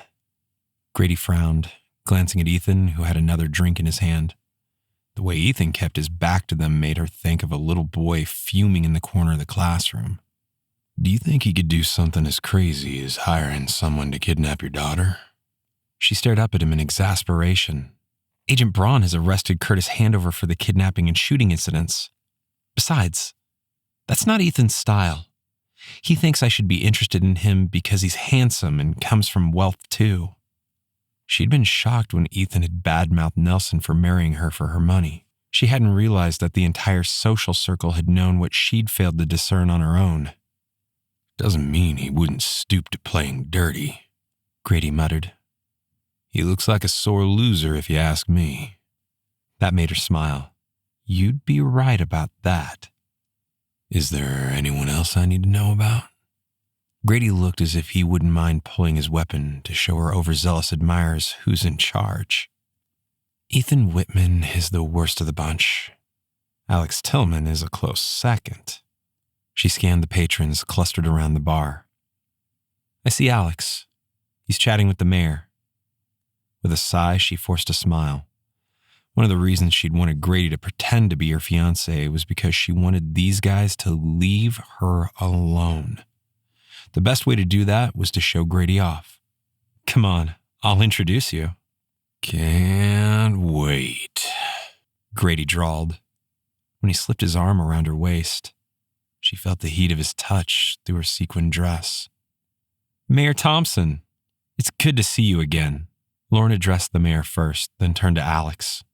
"Alex, I'd like you and the mayor to meet my fiancé, Grady McFarland. Grady, this is Alex Tillman and Mayor Bert Thompson." "A pleasure to meet you both." Grady released her to offer his hand to the mayor first, then Alex. Alex masked his annoyance, but she could tell he wasn't happy about the news of their engagement. "McFarland?" Alex echoed with a snooty look at Grady. "I don't remember hearing your name before. You must be new around here." "I am," Grady admitted cheerfully. Then he put his arm around her shoulders and added, "Lauren is amazing, isn't she?" "Yeah." Alex tossed back the rest of his drink. "Excuse me." Lauren watched him go with a sense of relief. It was depressing to know that in a few weeks or so, she'd have to acknowledge that she and Grady had broken things off to go their separate ways. Having Grady at her side, keeping the leeches like Ethan and Alex away, was a temporary arrangement. And really, it was a sad state of affairs that she'd been put in this position of asking Grady to do this favor in the first place. A flash of anger hit hard. Why should she have to put up with their boorish behavior anyway? There was no reason for either of these men to keep hounding her, as if their persistence alone would change her mind. She turned and scanned the room, looking for Lucy. Earlier, when they'd been at the table, she'd noticed a waiter hovering nearby who'd looked familiar. There was something about his eyes that had niggled at her memory. Obviously, she must have seen him at one of these charity events before, but hated to admit she normally didn't pay close attention to the serving staff. Not that she considered them beneath her, because she didn't. Her goal of sponsoring this event was so that anyone from a homeless person to a CEO would have the best cardiac care for their children. The simple truth was that the waitstaff didn't wear name tags, and there were literally dozens of them at each event. Lucy was still at the table, swinging her legs back and forth, and she looked bored to tears. She was about to suggest they head over to keep her daughter company when Grady's phone rang. With a frown, he pulled it from his pocket. He eyed the screen, then said, "It's Agent Braun." Maybe Curtis confessed. As much as she enjoyed Grady's company, she was anxious for the danger to be over. "Answer it." "This is McFarland," he said into the phone. If they weren't standing in the middle of the ballroom, she'd have asked him to put the call on speaker. She held her breath as Grady's expression turned to stone. Then he turned toward her, shaking his head. Her heart sank. Apparently, Curtis Handover hadn't confessed. But that didn't mean he wasn't still guilty. "Thanks for letting us know." Grady waited another beat, then added, "I agree that retrieving the video is the best way to find them. Lauren and I would appreciate another update in the morning." A moment later, he'd pocketed the cheap phone. Obviously, the news from the FBI wasn't good. "Just tell me, Grady, what happened?" "A number of things," he sighed. "Curtis Handover has an alibi for the time frame of Ariel's abduction. They also searched his home and his car for a weapon and other evidence, but didn't find anything to tie him to the recent shooting attempts against us. He finally agreed to talk to them, while he insists he holds Nelson responsible for his half-brother's death. He isn't angry at you." Grady raked a hand through his wavy dark hair in a frustrated gesture. "He's not our guy." Maybe his accomplice is the one with the weapons. She hated knowing the kidnapper might still be out there intending to harm her daughter. "We saw both men standing outside the SUV when we escaped in the crop duster plane." Grady shrugged. "Anything is possible. But it sounds like Agent Braun has decided to believe Curtis when he says he's not involved. They let him go as they had nothing to hold him on. And as you heard, they're planning to resume the task of reviewing the toll camera footage to find the black SUV with tinted windows with the partial plate we provided." "That could take forever." "I know. But don't worry. They'll find him." Grady's words lacked the confidence she was accustomed to hearing from him. "I'll call Griff later once we get home." "Okay." She tried to push the cloud of depression away. "I guess it's a good thing we kept Lucy with us tonight." "Yeah." He nodded toward the bar. "Would you like more ginger ale?" "No, thanks." She answered absently, then added, "Although Lucy would probably like one." "I'm happy to head up to the bar," Grady offered. He winked, his expression lightening despite the distressing turn of events. "It might be fun to introduce myself to your buddy Ethan." "Please, don't bother. Knowing Ethan, he'll be incredibly rude to you." She turned to scan the room. "Wait a minute. Where's Lucy? I don't see her sitting at the head table anymore. She was there a few minutes ago." "Maybe she went to get another ginger ale," Grady suggested. "Or she could have gone to the ladies' room." "I told her to stay at the table." She pushed past Grady to head in that direction. She understood Lucy was bored with the formal dinner environment, but that didn't mean her daughter should be wandering around the ballroom bothering the guests. A man in a waiter uniform was striding toward a door near the far side of the room. Lauren frowned as she caught a hint of a red dress. Lucy's dress? She reached out to grab Grady's arm. "I think that waiter kidnapped Lucy!" His expression turned grim as he reached for his weapon. "Stay here. I'll go after them." No way was she staying put. As Grady broke into a run, dodging guests as he headed toward the side door where Lauren had assumed the kitchen staging area was located, she lifted her skirt and hurried to keep up, praying with all her heart that the kidnapper wouldn't hurt Lucy before Grady could get there. Chapter 14. Weapon in hand, Grady bolted toward the door where the waiter had disappeared with Lucy, mentally kicking himself for lowering his guard. Just because the ballroom was full of rich people didn't mean it was a safe environment. He should have anticipated Curtis Handover wasn't their kidnapper. If anything bad happened to Lucy, he'd never forgive himself. Bursting through the door, Grady found himself in a narrow hallway. The sound of dishes clanking together indicated the kitchen was nearby. Catching a glimpse of the waiter carrying Lucy toward another door, he put on a burst of speed to catch up. Stop! He shouted, wishing he could claim to be a police officer. The waiter ignored him. Grady! Mommy, help me! Lucy's cry stabbed his heart. Closing the distance, he swallowed hard, knowing he didn't dare fire around. Not when the guy held Lucy so close. We're coming, Lucy! Lauren shouted from behind him. He didn't look back, his gaze fixed on the waiter who had already reached the door on the other end of the hallway. Grady had no idea what was on the other side, but he knew the kidnapper likely had an accomplice. 2 people had orchestrated these attempts. Mommy! Lucy screamed when the waiter pushed through the door. Then Lucy reached out to grab the door frame, trying to hold on. Grady did his best to close the gap between them despite their head start. Unfortunately, the little girl wasn't strong enough to hold on for long. She sobbed as her fingers slipped free. Then they were gone, through the door to whatever waited on the other side. Lucy! Lauren's scream bounced off the walls of the narrow hallway. Grady leaped forward and pushed through the door. To his surprise, he was on a small landing of a stairwell. He should have gotten a blueprint of the building prior to this event, but he hadn't. A lapse in judgment that might cost Lucy her life. The thudding of footsteps and the heartbreaking sound of Lucy's sobs echoed through the stairwell. The exit sign on the wall indicated the set of stairs was a fire exit, meaning it would eventually lead to the outside. Grady flew down the stairs after them, praying he'd reach them before they made it all the way out of the building. He wished he could tell Lauren there was likely a car waiting outside for the kidnapper and Lucy, but there wasn't a second to waste. He couldn't lose them. When he heard a door opening, his heart sank. He turned on a half landing, then took the last flight of stairs down to the ground level. He jumped, skipping the last 6 stairs just as the outside door closed behind the waiter and Lucy. Slamming into the door, he burst through. His gut instinct was right. The black SUV was sitting in the alley. The back passenger door was open, and the waiter was shoving Lucy inside. Stop! Now that the guy wasn't holding Lucy near his body, Grady lifted his weapon and fired 2 shots. Both hit their mark. The waiter screamed and crumpled to the ground, but the driver of the black car hit the gas and took off down the alley. The swift movement of the car caused the door to swing closed, trapping Lucy inside. No! They were getting away!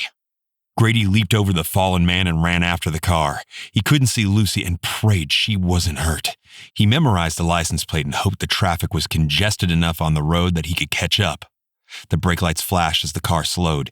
He sprinted forward, slamming his hand on the back window. Lucy's face popped into view. Tears streamed down her face, and he could hear her muffled cry. Grady! The driver cranked the wheel. Horns blared as the SUV carelessly merged into traffic. Grady stayed with the vehicle for another few feet until a driver in one of the cars the kidnapper had cut off rammed into him, sending him stumbling. No, no, no! His hip burned with pain from the driver of the car striking him. He had to move out of the way to avoid being hit again. The driver of the black SUV used the opportunity to escape. The kidnapper wedged his car between 2 other cars, causing more blaring horns.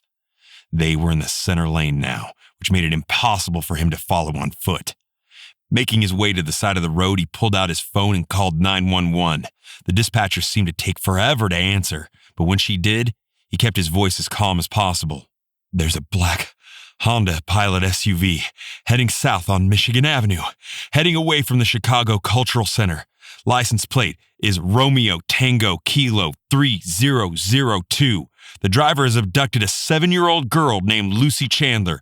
I need Chicago PD to send multiple units to this location right away. I'll send the police officers to your location. What is your name? Grady McFarland. He stared out at a myriad of taillights, fearing the police response would be too little, too late. A wave of horror washed over him. He'd failed in his mission to keep Lucy safe from harm in the worst way possible, and Lauren would have every right to hate him for it. Lauren had kicked off her ridiculous heels to follow Grady down the stairs, yet it wasn't easy to maneuver with the long dress she wore. Reaching the ground level, she pushed outside, then stopped abruptly, covering her mouth in horror when she saw the waiter lying on the ground in a pool of blood. She rushed forward, the cold ground freezing the bottom of her feet to kneel beside the fallen man. She put a hand to his neck to feel for a pulse. There wasn't one. His skin was pale and already feeling cool to the touch. Staring at the dead kidnapper's face, she tried to understand why he looked so familiar. Had she seen him before? Maybe in passing? There was something about his eyes, but she still couldn't place him. Pushing herself upright, she glanced down the alley, searching for Grady and Lucy. Her heart sank to the soles of her frozen feet when she saw Grady limping toward her. His expression was a mask of anger and frustration. She searched his gaze.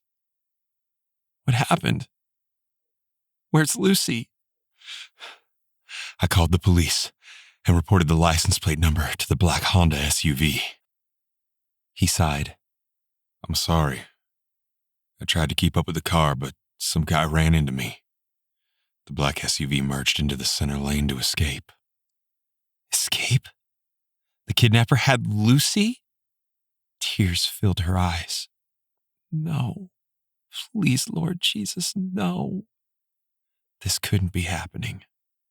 But it was. Lauren wanted to scream and cry out in rage, but that wouldn't help find her daughter. She whirled away, turning her back to Grady to call Agent Braun, who thankfully answered on the first ring. The kidnappers have Lucy. Where are you? To his credit, Agent Braun sounded concerned. Outside the Chicago Cultural Center. She swiped at her eyes. 2 police cars with their red and blue lights flashing were heading toward them, moving slowly as they wedged through the traffic. Grady shot one of the kidnappers, but he's dead. I'll be there as soon as possible. The line went dead, and she turned when Grady came up to stand beside her. She pushed the words through her tight throat. Agent Braun is on the way. Grady nodded grimly. I've called Rex too. He's sending another guardian to take over. She frowned. What do you mean? I don't want anyone else. I need you to help us find Lucy. He jetted his chin towards the cops who'd pulled up in front of the alley, blocking it off. She belatedly realized the alley was a crime scene. I shot and killed a man. I'm going to be tied up for a while. No. She reached out to grasp his arm. You shot that man because he was kidnapping Lucy. I need you. We must find the driver of that car. Confusion flickered in his gaze. It's my fault she's gone. Fresh tears filled her eyes. No, it's my fault. I'm the one who insisted on attending this ball. I thought that... She couldn't finish. She'd believed Agent Braun had the kidnapper in custody, and now her daughter would pay the price of her gross error in judgment. I failed to keep Lucy safe, Grady insisted. I carry the blame here, not you. She shook her head and swiped at her eyes. It was nice of him to take the heat, but she knew she should have stayed home with Lucy and Grady. She shivered and belatedly realized she couldn't feel her feet. Grady noticed and shrugged out of his tux jacket, draping it around her shoulders. She needed to go inside to find her shoes, but she couldn't bring herself to move. Her discomfort was nothing compared to what Lucy was going through. A nightmare Lauren knew all too well. What happened? The police officer who approached rested his hand on his weapon. Grady stepped forward. He offered his weapon to the cop, but first. Miss Lauren Chandler's daughter was kidnapped. I shot that man as he shoved Lucy into the car. The driver of the car took off with Lucy inside. I ran after it, keeping pace until I was struck by another car. The driver of the black SUV managed to get into the left lane, making it impossible for me to continue running alongside without getting crushed in the traffic. The officer's eyes widened in shock, telling Lauren he must have recognized her name. It was one of the rare times it was beneficial to be wealthy. He took the weapon Grady offered, and it was all she could do not to cry out in protest. She needed Grady to be armed for whatever they faced when it came to getting Lucy back. Then the cop turned to her. Do you recognize the man who took your daughter? No, but there is something familiar about his eyes. She knew that sounded crazy.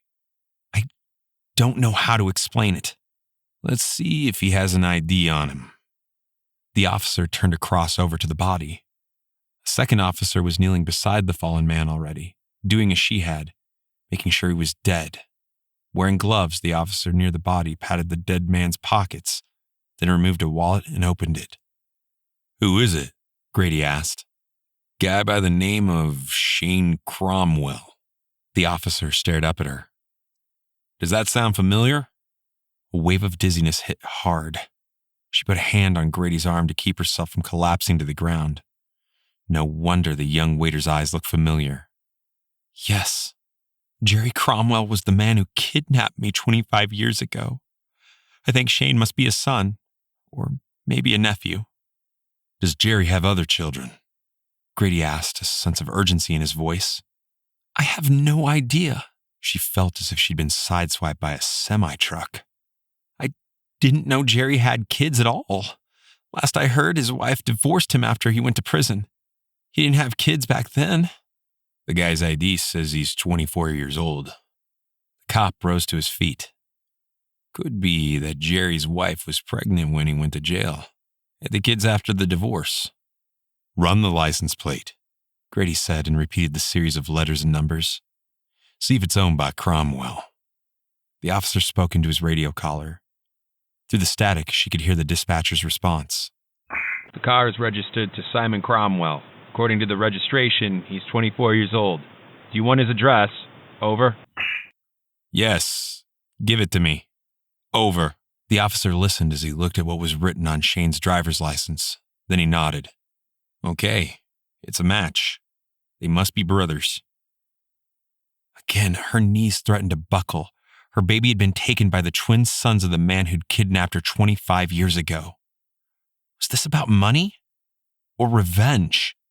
Likely both, and that scared her the most of all. Jerry Cromwell hadn't physically hurt Lauren back when she'd been taken. All he wanted was money. She remembered staring up at his eyes, though. Eyes that he'd passed down to his son. She had no idea if Simon Cromwell would treat Lucy the same way, or if he'd hurt the little girl. All she could do was pray they'd find Lucy very soon. Lauren? Grady's low voice had her turning to face him. He wrapped his arm around her shoulders, giving her a brief hug. You're shivering. Let's go inside. What about the police? Her teeth were chattering so much she could barely speak. She couldn't imagine how she'd function if Grady was arrested for killing Shane Cromwell. Detective Kramer is here. He nodded to where the detective was talking to the patrol officers.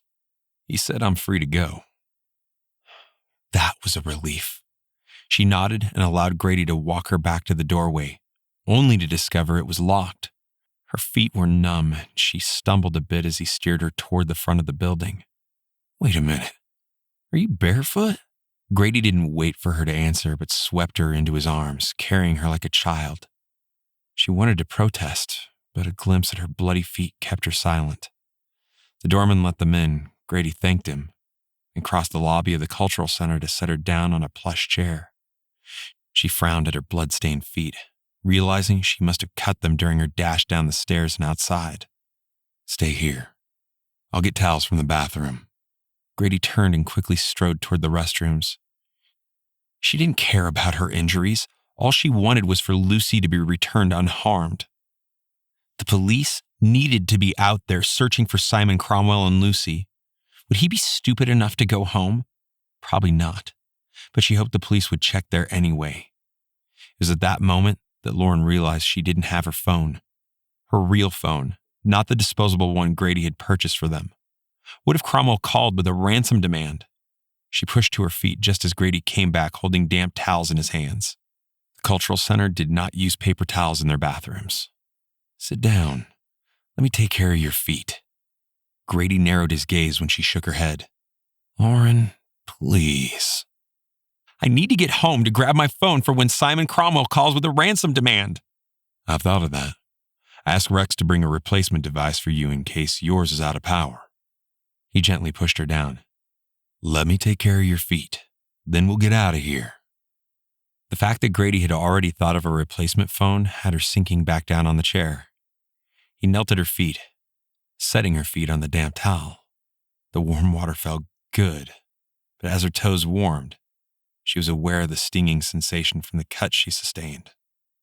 A man wearing a black jacket with bright yellow FBI letters embossed on it strode into the lobby. Glancing over, he quickly headed toward them. Flashing a badge, he said, "I'm Agent Braun. I know you've already gone through this with the local police, but I need to know what happened." He was roughly her age, maybe a few years older. He wasn't wearing a suit, likely because it was after hours. Grady filled him in on the events that started in the ballroom and ended outside in the alley outside the building. Lauren was grateful for the warmth, but she was impatient for the police and the FBI to stop talking and to start searching for Lucy. "Has anyone gone to Simon Cromwell's apartment?" she interrupted before Grady could finish. "Officers have been dispatched to that location. Yes." Agent Braun sighed. "We also have issued a BOLO for the vehicle. I need to make a call." Grady stepped away to use his disposable phone. Lauren hoped he was calling his FBI friend. She didn't care if Griff was in Wyoming. They needed all the help they could get. "I'll accompany you back to your home," Braun said. "I have a tech team who will join us so we can put a tap on your cell phone. That's our best chance of locating where this guy is hiding with Lucy." "Fine." She stood, ignoring the burning sensation in her feet. "Grady, let's get out of here." "Thanks, Griff." Grady pocketed his phone and turned to join them. "Griff has his tech guy, Dominic, searching cameras for the SUV." Braun frowned. "We have techs working on that too. More eyes can't hurt." Grady came over to take her arm. "Are you ready to go? Rex and Micah, are going to meet us at your penthouse." "Yes." She didn't hesitate. The nightmare was her fault, but she tried to believe that Cromwell wouldn't hurt Lucy, not if he just wanted money. "Please, Lord." She swallowed hard, hoping her prayer was heard, as Grady arranged for the valet to have their rental brought around. The next 15 minutes passed in a daze. Lauren searched the cars around them for Lucy, even though she knew Simon Cromwell must have had her daughter stashed away somewhere by now. But she couldn't seem to help herself. The congested traffic made her want to scream in frustration. When they finally reached the Savion building, her nerves were shot. Grady parked in the same spot as earlier, and they were silent as they rode the elevator to the penthouse. She walked into the apartment, keenly aware of the emptiness inside. No Clara, and worst of all, no Lucy. Lauren forced herself to head into the bedroom to change out of her gown. Not that she cared how she looked, but she needed something soft to cover her feet. She grabbed her phone only to see that it was dead. She plugged it in, then headed back to the living room. By the time she emerged, she saw that Grady had taken the time to change too. Remembering how handsome he'd looked in his tux made her look away. Her stupidity of insisting on attending the ball had gotten her daughter kidnapped. She couldn't bear to think about how Grady had held her, kissed her. Somehow, Rex and a tall man with blonde hair, who she assumed was Micah, arrived a few minutes later. Grady let them in and made introductions she barely acknowledged. She couldn't stop from rushing forward to snatch the new phone Rex held in his hands. "Thank you." She took the phone and quickly accessed her iCloud account so she could transfer the information over from her old phone number, the one Lucy knew by heart. It took a few minutes for the missed calls, messages, and text messages to light up the screen. She searched them all quickly, but none were from Simon Cromwell or Lucy. She sank onto the sofa, staring at her phone. How long would it take for Simon to call? A few minutes? An hour? Or longer? Thinking back to when Jerry Cromwell had kidnapped her as a child, she vaguely remembered him giving her father time to get the money together. It hadn't made much sense at the time, but now she understood the impact. Banks were closed now, and it was Friday night. Some banks had Saturday morning hours, but to get the kind of cash Simon would ask for would be impossible. Something he and his twin brother obviously hadn't considered before grabbing her daughter. "Lauren?" She glanced up at Grady. "Agent Braun and his tech guys are here." "Good." She was about to stand up, but Grady placed a hand on her shoulder to keep her seated. No doubt, he was still worried about her feet. Wearing the thick, fluffy socks had helped ease the soreness. He needs to access your phone. Grady gently pried the device from her fingers. You'll get it back very soon. Okay. Logically, she knew that tracing Simon Cromwell's call was important, but she didn't like giving up the only connection to her daughter, even for a few minutes. The tech guys and Agent Braun huddled around the dining room table to discuss the best way to proceed. She belatedly realized they had likely missed dinner. Her stomach was a knot of tension, but she forced herself to consider the guests in her home. I can see if there's something to eat in the fridge. Don't bother. We're fine. Grady dropped down on the sofa beside her. He took her hands in his. We're going to find her. Tears pricked her eyes. I hope so.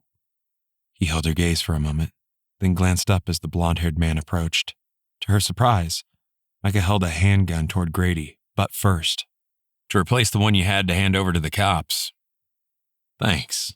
Grady released her hands so he could accept the gun. He turned away and worked the chamber. Then he holstered it and turned back to Micah. We need to start digging into Jerry Cromwell's background. Maybe he has other properties that his kids are using. Micah nodded. Rex brought a laptop along. That's a good place to start. What if Jerry Cromwell is out of prison? She abruptly jumped to her feet. When we talked about him before, I hadn't paid much attention to him because he was so much older than the guy who took Ariel. But now that we know he has twin sons, it could be that Jerry is out there too. I'm on it, Rex said, his fingers flying across the laptop keyboard. Looks like Jerry Cromwell was released 2 weeks ago. How is that possible?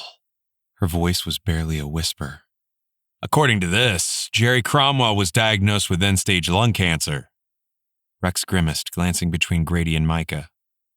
Looks like he was given a compassionate release because he only has 6 months to live. When she frowned, Rex added, This is a new thing the prison system is doing. They don't want to provide the care and treatment of these prisoners, and there's always the issue of overcrowding. So they release them so they can be cared for elsewhere. We should have thought of digging into Jerry Cromwell earlier, Grady said harshly. She could tell by the way he eyed Agent Braun that he was thinking the FBI should have been on that angle too. But all the self-incrimination in the world wasn't going to change the facts. They needed to find Lucy. When a phone rang, there was an abrupt silence. Then it rang again. Lauren, it's your phone. Someone is calling from an unknown number. Agent Braun's voice was tense. You need to answer it and keep the kidnapper talking for as long as possible. She jumped to her feet and crossed to the table. Leaning forward, she hit the button to answer the call. Then she quickly put the call on speaker. Hello? If you want to see your daughter again, do exactly as I say. She hadn't expected the mechanical voice. I will, but I want to hear from Lucy. I need to know she's alive and unharmed.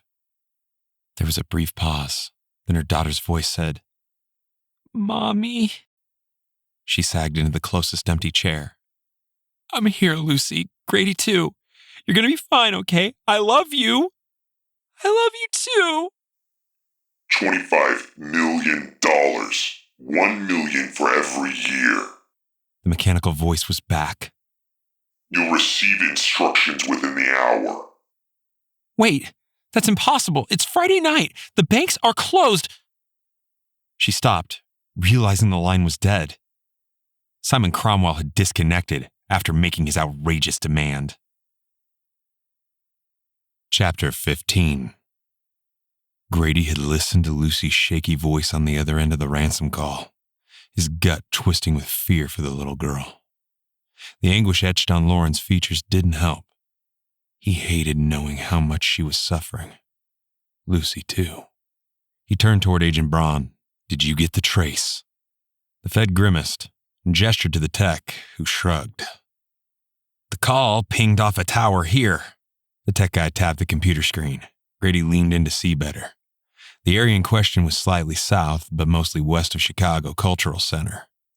There's about a mile radius around the location of the call. Doesn't narrow it down much, I'm afraid.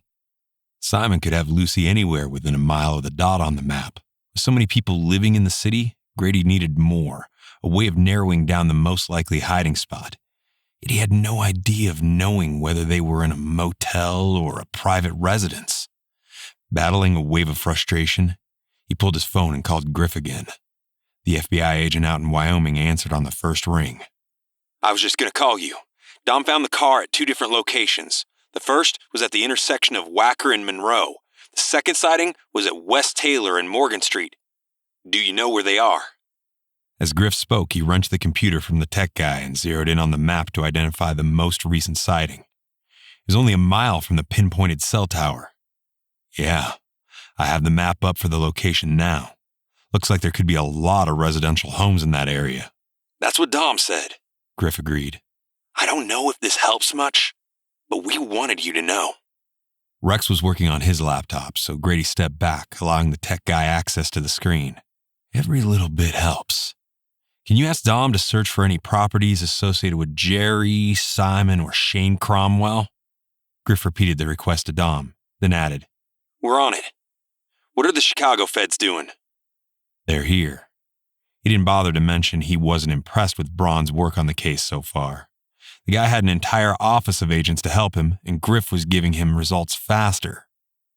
Please, keep me updated if you find anything. Who was that? Braun asked with a frown. Griff Flannery. Grady held the agent's gaze. His tech guy was able to find the black SUV at 2 intersections.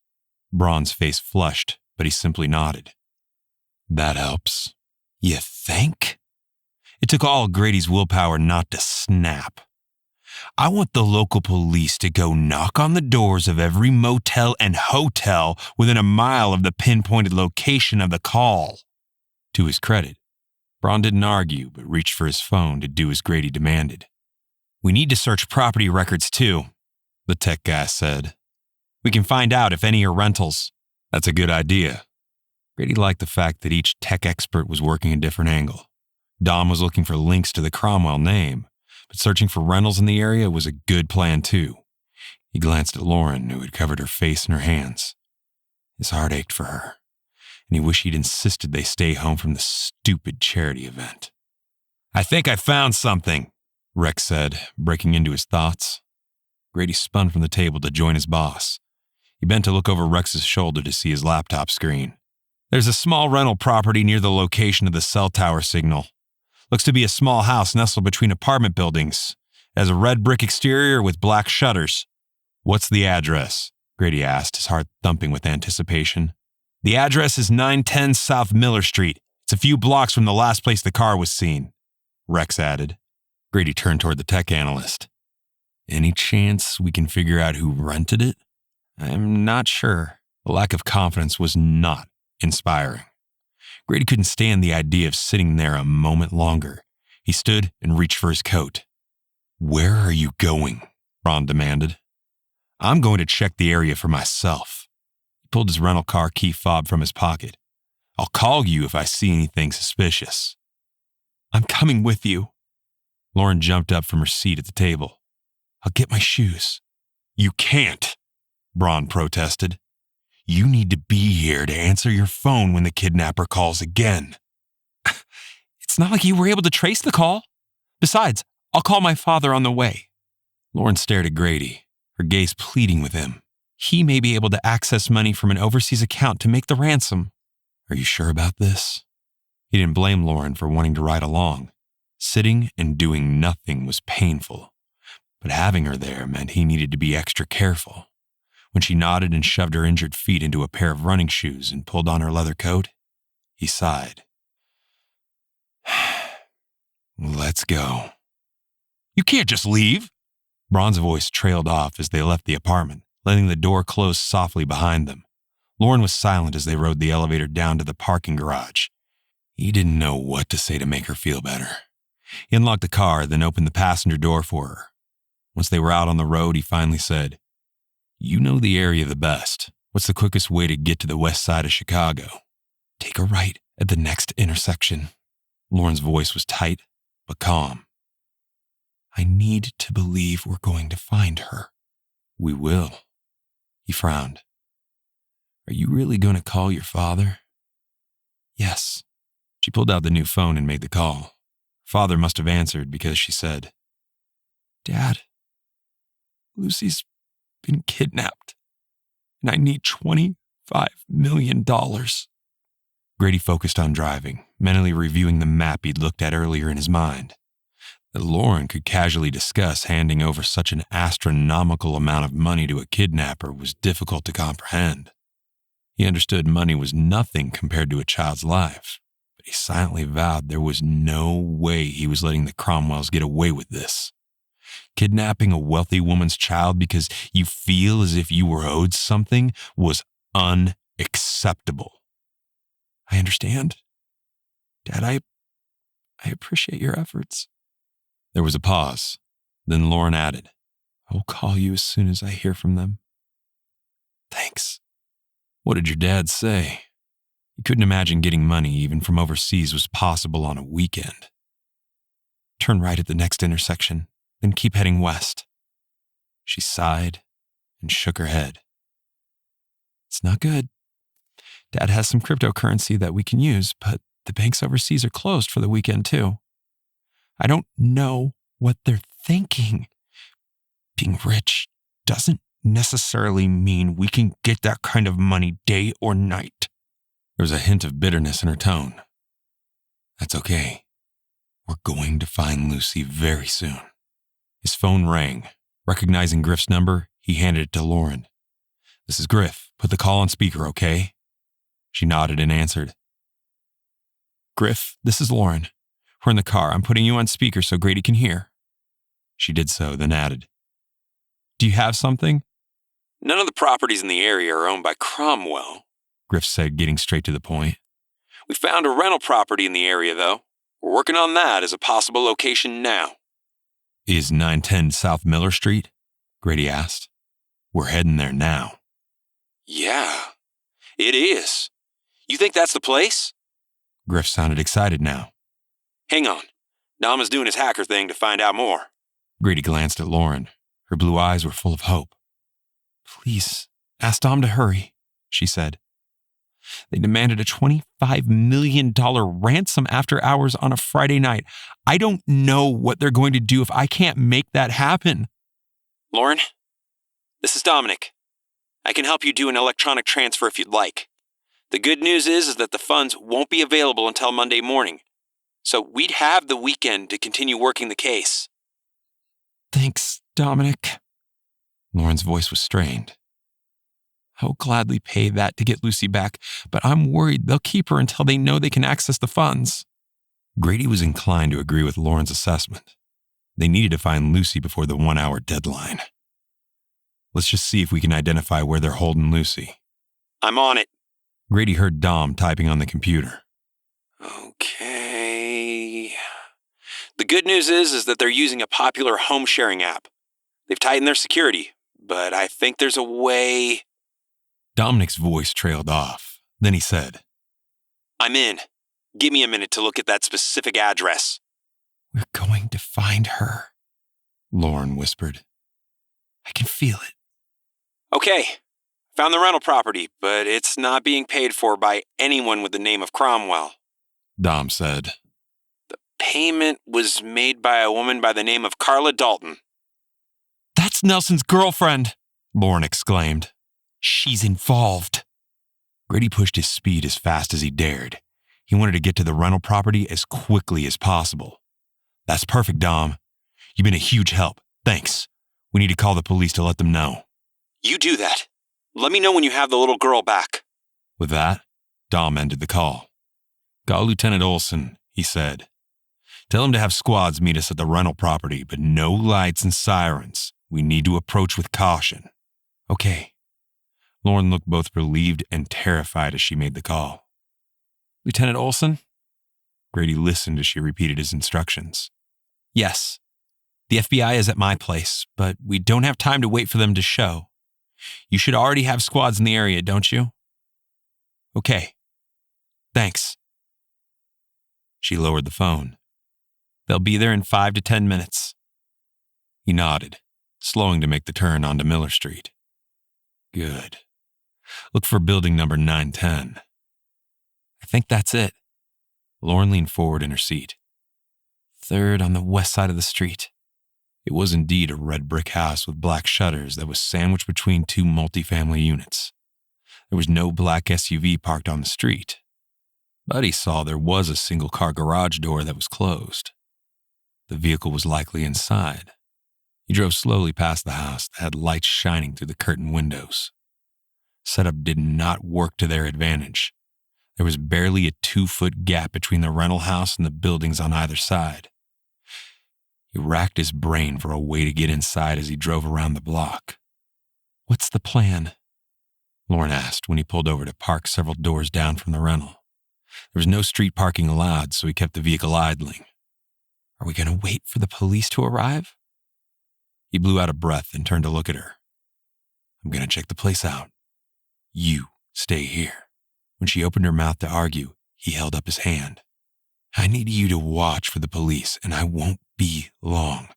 I just want to know what we're dealing with. Okay. Her expression was one of resolve. I hope you can see Lucy. Me too. He slid out from behind the wheel and jogged across the street. Waiting for the police was the smart way to go, but he was concerned about what Simon and Jerry Cromwell might do.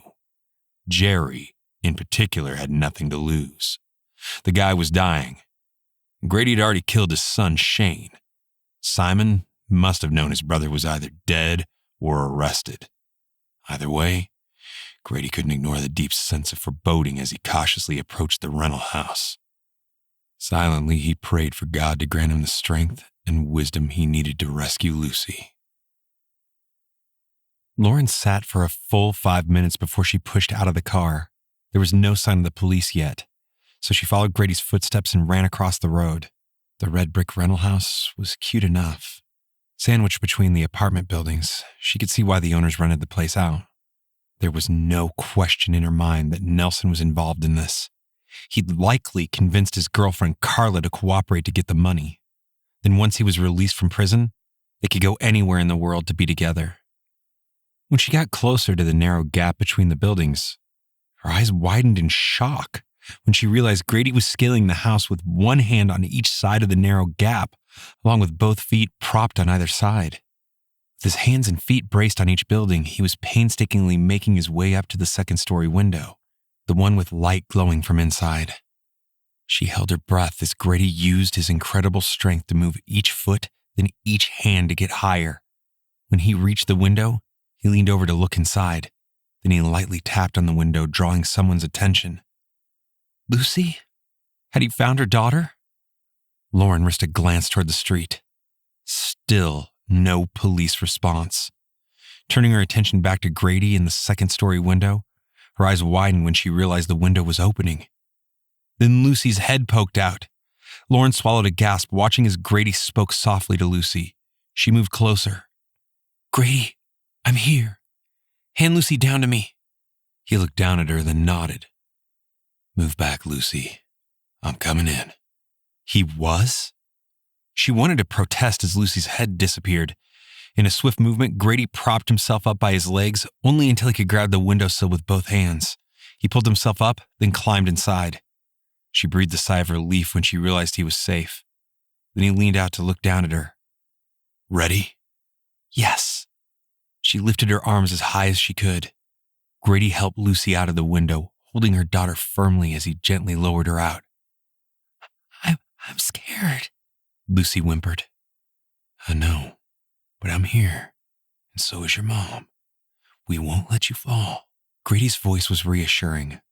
Lauren braced herself for the impact. Getting Lucy out of there before the police arrived would be amazing, if the little girl didn't fall and break her legs. Easy now, Grady murmured, holding Lucy beneath her arms and lowering her down. Lauren could feel Lucy's shoes touch the palms of her hands. Lauren's cheerleading days were a long time ago, so she didn't have the strength or agility as when she was in high school. Then Grady lowered Lucy a little more, leaning so far out the window now that she feared he'd fall. Lauren wrapped her arms around Lucy's thighs, holding tight. Can you brace your hands on the wall? Lauren whispered. Yes? Lucy's voice was strained. Grady, let her go. When he did, her muscles bunched with the effort of holding Lucy, but the little girl leaned against the wall, easing the strain. Lauren slowly lowered herself to the ground until Lucy's feet touched the earth. They'd done it! Lucy was safe. She glanced up at the window, expecting Grady to be climbing out to join them. But he wasn't there. Come, Lucy! Lauren took her daughter's hand and led her out to the street where she'd left the rental. A police car rolled silently down the street toward them. She lifted her arm to wave, then continued taking Lucy to the vehicle. Get in the back. She opened the rear passenger side door. The police are going to help arrest the men who took you. Stay with me, Lucy begged. She hesitated, glancing back at the house. Grady was inside with at least 2 kidnappers, maybe 3 if Carla was in there too. The police cruiser pulled in behind them. Lucy, I need to warn the police Grady is in there. Then I'll be back, okay? Lucy nodded, shivering. The little girl had been taken from the ballroom and didn't have a coat. She closed the door and hurried over to the police officers who were getting out of the car. I'm Lauren Chandler. My daughter Lucy was kidnapped by the men inside that home. She gestured to the red brick house. Grady McFarland was able to crawl inside to rescue Lucy. She's safe now. But he's still inside, and I'm sure the kidnappers are armed. Get into the car. We'll take over from here, the officer said. Okay, but don't shoot Grady. He's not one of the kidnappers. She was afraid the cops would go in with guns blazing. A second squad car arrived with 2 more officers. The 4 of them talked for a moment before splitting into 2 teams to approach the house. Lauren had crawled in beside Lucy when she heard the sound of gunfire. Her heart lodged in her throat as the officers quickly breached the house. Lord Jesus, please keep Grady safe in your care. Lauren hugged Lucy close as the seconds stretched into minutes. The not knowing was agonizing. Then finally, the cops emerged with a younger man and a woman in handcuffs. Grady. Was he? Then she saw him coming out of the house. Without taking time to think it through, she pushed open her door and ran across the street toward him. She threw herself into his arms and Grady gathered her close, pressing a kiss to her temple. It's over, he whispered near her ear. Jerry Cromwell is dead. Did you? She didn't finish. Really, it didn't matter if he'd been forced to kill the man who'd abducted her 25 years ago. No. I managed to snag Simon when he came into the room looking for Lucy. Grady leaned back to look into her eyes. I disarmed him and marched him downstairs. Carla gave in quickly. She wasn't armed.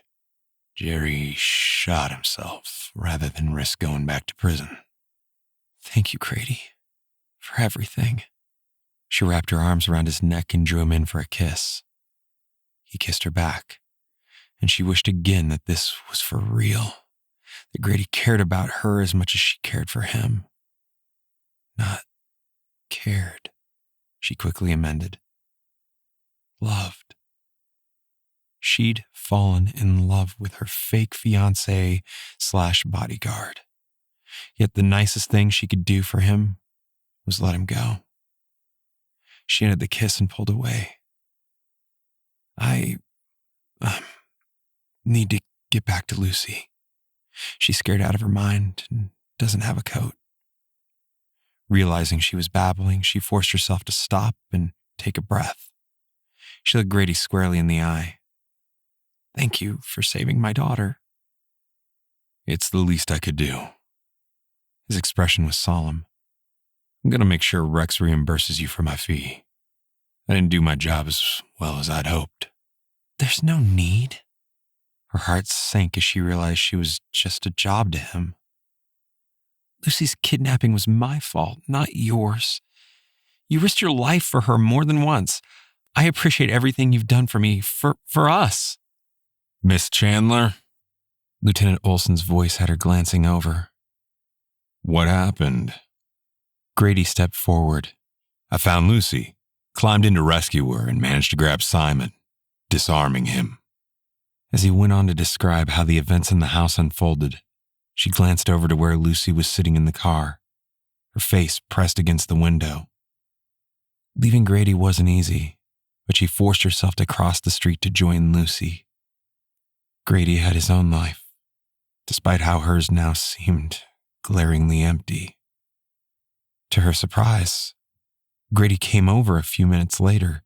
He opened the back door and asked, "Are you ready to go?" "Yes, please," Lucy said. "I'm cold." "Take my coat." Grady instantly shrugged out of his jacket and handed it back. "It won't take us long to get back to the apartment." She wrapped the coat around Lucy's small frame and decided to stay back with her daughter. When Grady slid in behind the wheel and pulled away from the curb, she caught his gaze in the rearview mirror. "Did Lieutenant Olson let Agent Braun know we have Lucy?" "He was making the call as I left." Grady lifted a shoulder. "You ask me. Cops did more on this case than he did." She privately agreed. The one loose thread in all this was Nelson. She glanced at Grady, wondering if Carla had mentioned her ex during the arrest. If there was evidence that Nelson had participated in the kidnapping, she prayed his release from prison would be delayed permanently. By the time they were back in the penthouse, Rex and Micah were the only ones there. Agent Braun and his tech guys had apparently left the moment the danger was over. "Do you need anything else before we go?" Rex asked. "No. Thank you." She wanted to ask Grady to stay, but couldn't find the words. "Excuse me for a moment. I need to get Lucy taken care of." "Of course." Rex nodded. "Say goodnight to Mr. Grady," she told her daughter. "Good night, Mr. Grady." Lucy ran over to give Grady a hug. "Thanks for rescuing me." "Of course. Good night, Lucy. Sleep well." Tears pricked her eyes. She blinked them back as she hustled Lucy down the hall to her room. "They gave me pizza to eat," Lucy said as she changed into her pajamas. "but it wasn't as good as Captain Jack's." "Well, I'm glad you weren't hurt, sweetie." She hugged Lucy close for a minute, then leaned back and smoothed the brown hair from her daughter's face. "The danger is over now for good, okay? The bad guys were arrested. You don't have to be afraid any longer. Okay." Lucy went into the bathroom, brushed her teeth, and washed her face, then crawled into bed. "Stay with me for a while?" "Of course." She turned off the lights and stretched out beside Lucy.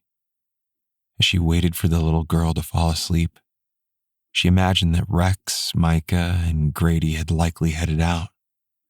She tried to not be upset at not having a chance to tell Grady goodbye.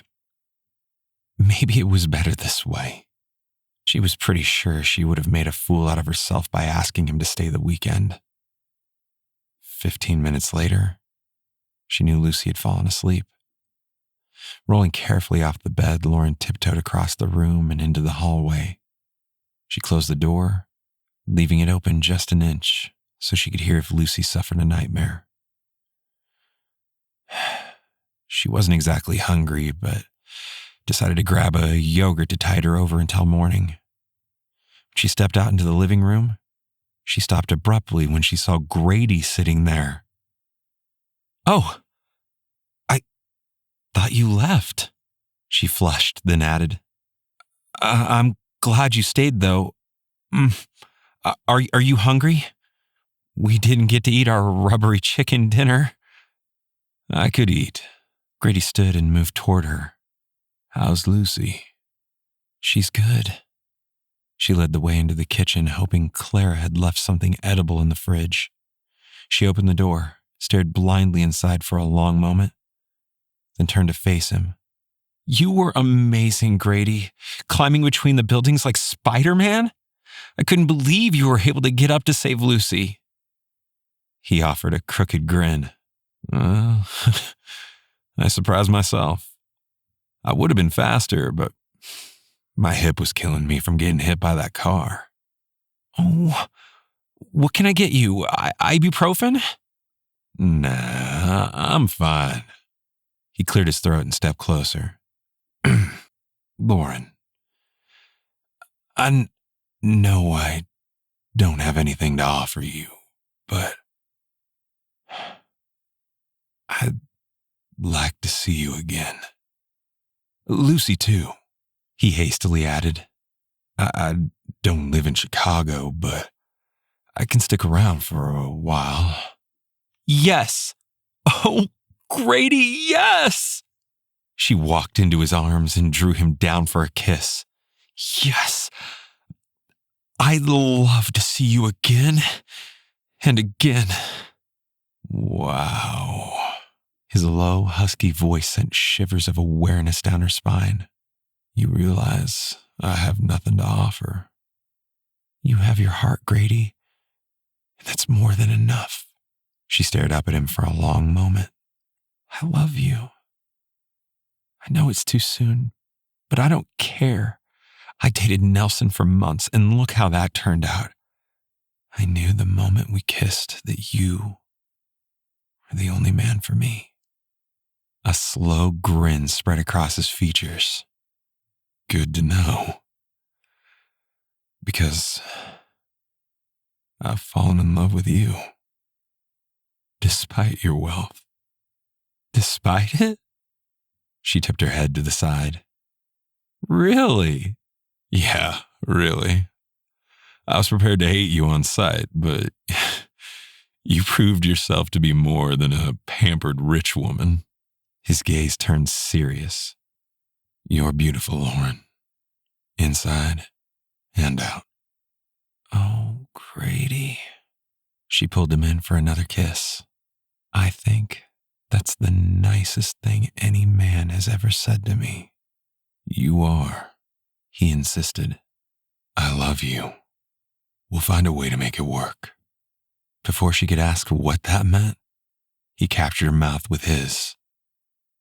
As she kissed Grady, she realized that this was all that mattered. Love was all they truly needed. The rest would work out one way or another, according to God's plan. Epilogue. 4 weeks later, Grady unlocked the front door to his house in Cody, Wyoming, and stepped back so Lauren and Lucy could enter. He wasn't ashamed of his humble abode, although it was a far cry from Lauren's penthouse apartment. Grady, this is amazing, Lauren gushed as she stood in the center of the open-concept living room and kitchen. Look, Lucy, we can see the mountains from here. They're so big. Lucy ran over to the back patio doors to see better. Then she turned back to Grady. Do wild animals really live there? Yep. Deer, elk, moose, and bears. When Lucy's blue eyes widened, he hastily added, "Oh, the bears are still hibernating yet. They don't venture out until April, when the weather gets warmer." Wow. Lucy turned back to stare at the mountains. I wish it was warmer now so I could see the mountains up close. We can do a little hiking if your mom wants to, he eyed Lauren warily. If not, that's okay. It was just a suggestion. I would love to go hiking, but maybe when the weather warms up. She smiled at him. It's so peaceful around here without all the traffic noise. Yeah, we don't have traffic jams. He couldn't help but smile as Lauren gazed around his house with appreciation. It's nice and quiet until the summer tourist season. I can see why you live here. Lauren glanced at Lucy, then stepped closer. And you should know I'd never ask you to leave. He had a plan he wanted to discuss, but he wasn't sure if this was the right time. The danger was over. Simon Cromwell was sitting in jail, and Carla had agreed to testify against Nelson for a lighter sentence for her part in the kidnapping for ransom scheme. Nelson had used the prison computers to find the Cromwell twins, and had asked Carla to get in touch with them on his behalf. Nelson's release had been revoked in light of the new charges he faced as a result of Lucy's kidnapping. Lauren had been appalled that Nelson had used her childhood tragedy against her. Grady was just glad the guy would spend even more time behind bars. I have an idea, he managed. Can I see the bedroom? Lucy asked, interrupting them. Sure, go ahead. He didn't look away from Lauren. They'd been seeing each other for the past 4 weeks, spending most of their time in Chicago. Grady had gotten somewhat used to the penthouse apartment, but he'd wanted Lauren to see his home before he made their fake engagement real.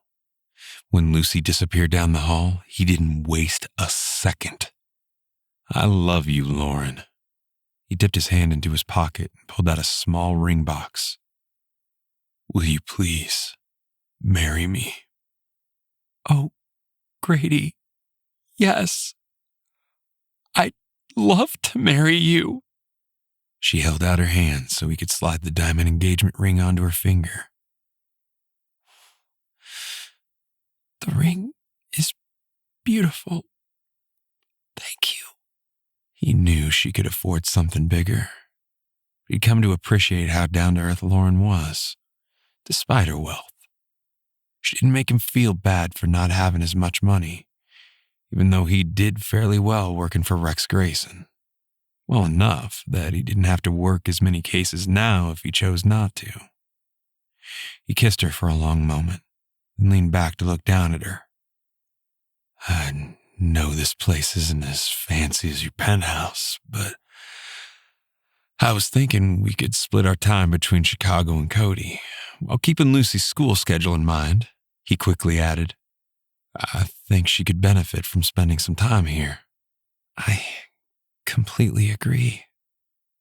He was surprised when Lauren didn't argue. In fact, I think we should make this home here in Cody our primary residence. That way Lucy can go to school here. It hasn't been the same since Ariel's mother moved her daughter to a different school. The only reason to go back to Chicago would be to attend specific charity events. She searched his gaze for a moment. I'll prioritize those that are most important to me. Really? He hadn't expected this. Are you sure? Maybe you should see what it's like here in the dead of winter. She arched a brow. Winters are long and cold in Chicago, too. Besides, I'm looking forward to a more laid-back lifestyle. She smiled. I love you, Grady. This town, this rural setting is part of you. And I like it too. Maybe she was just saying that to make him feel better. But he wasn't going to complain. They had time to figure things out. I love you. Very much. He kissed her again, thinking he was the luckiest man on earth. Then Lucy skipped down the hall, interrupting them. Hey, did you ask Mom to marry you yet? Lucy demanded. You're not supposed to kiss her unless you're gonna get married. I did ask her, and she said yes. He grinned at Lauren's surprised expression. Lucy made me wait until we were here in Wyoming to ask you. Yeah! I get to have Grady as a dad! Lucy jumped up and down with joy. Lauren laughed and drew Lucy in for a 3-way hug. Grady thought his heart would burst from being so full of love.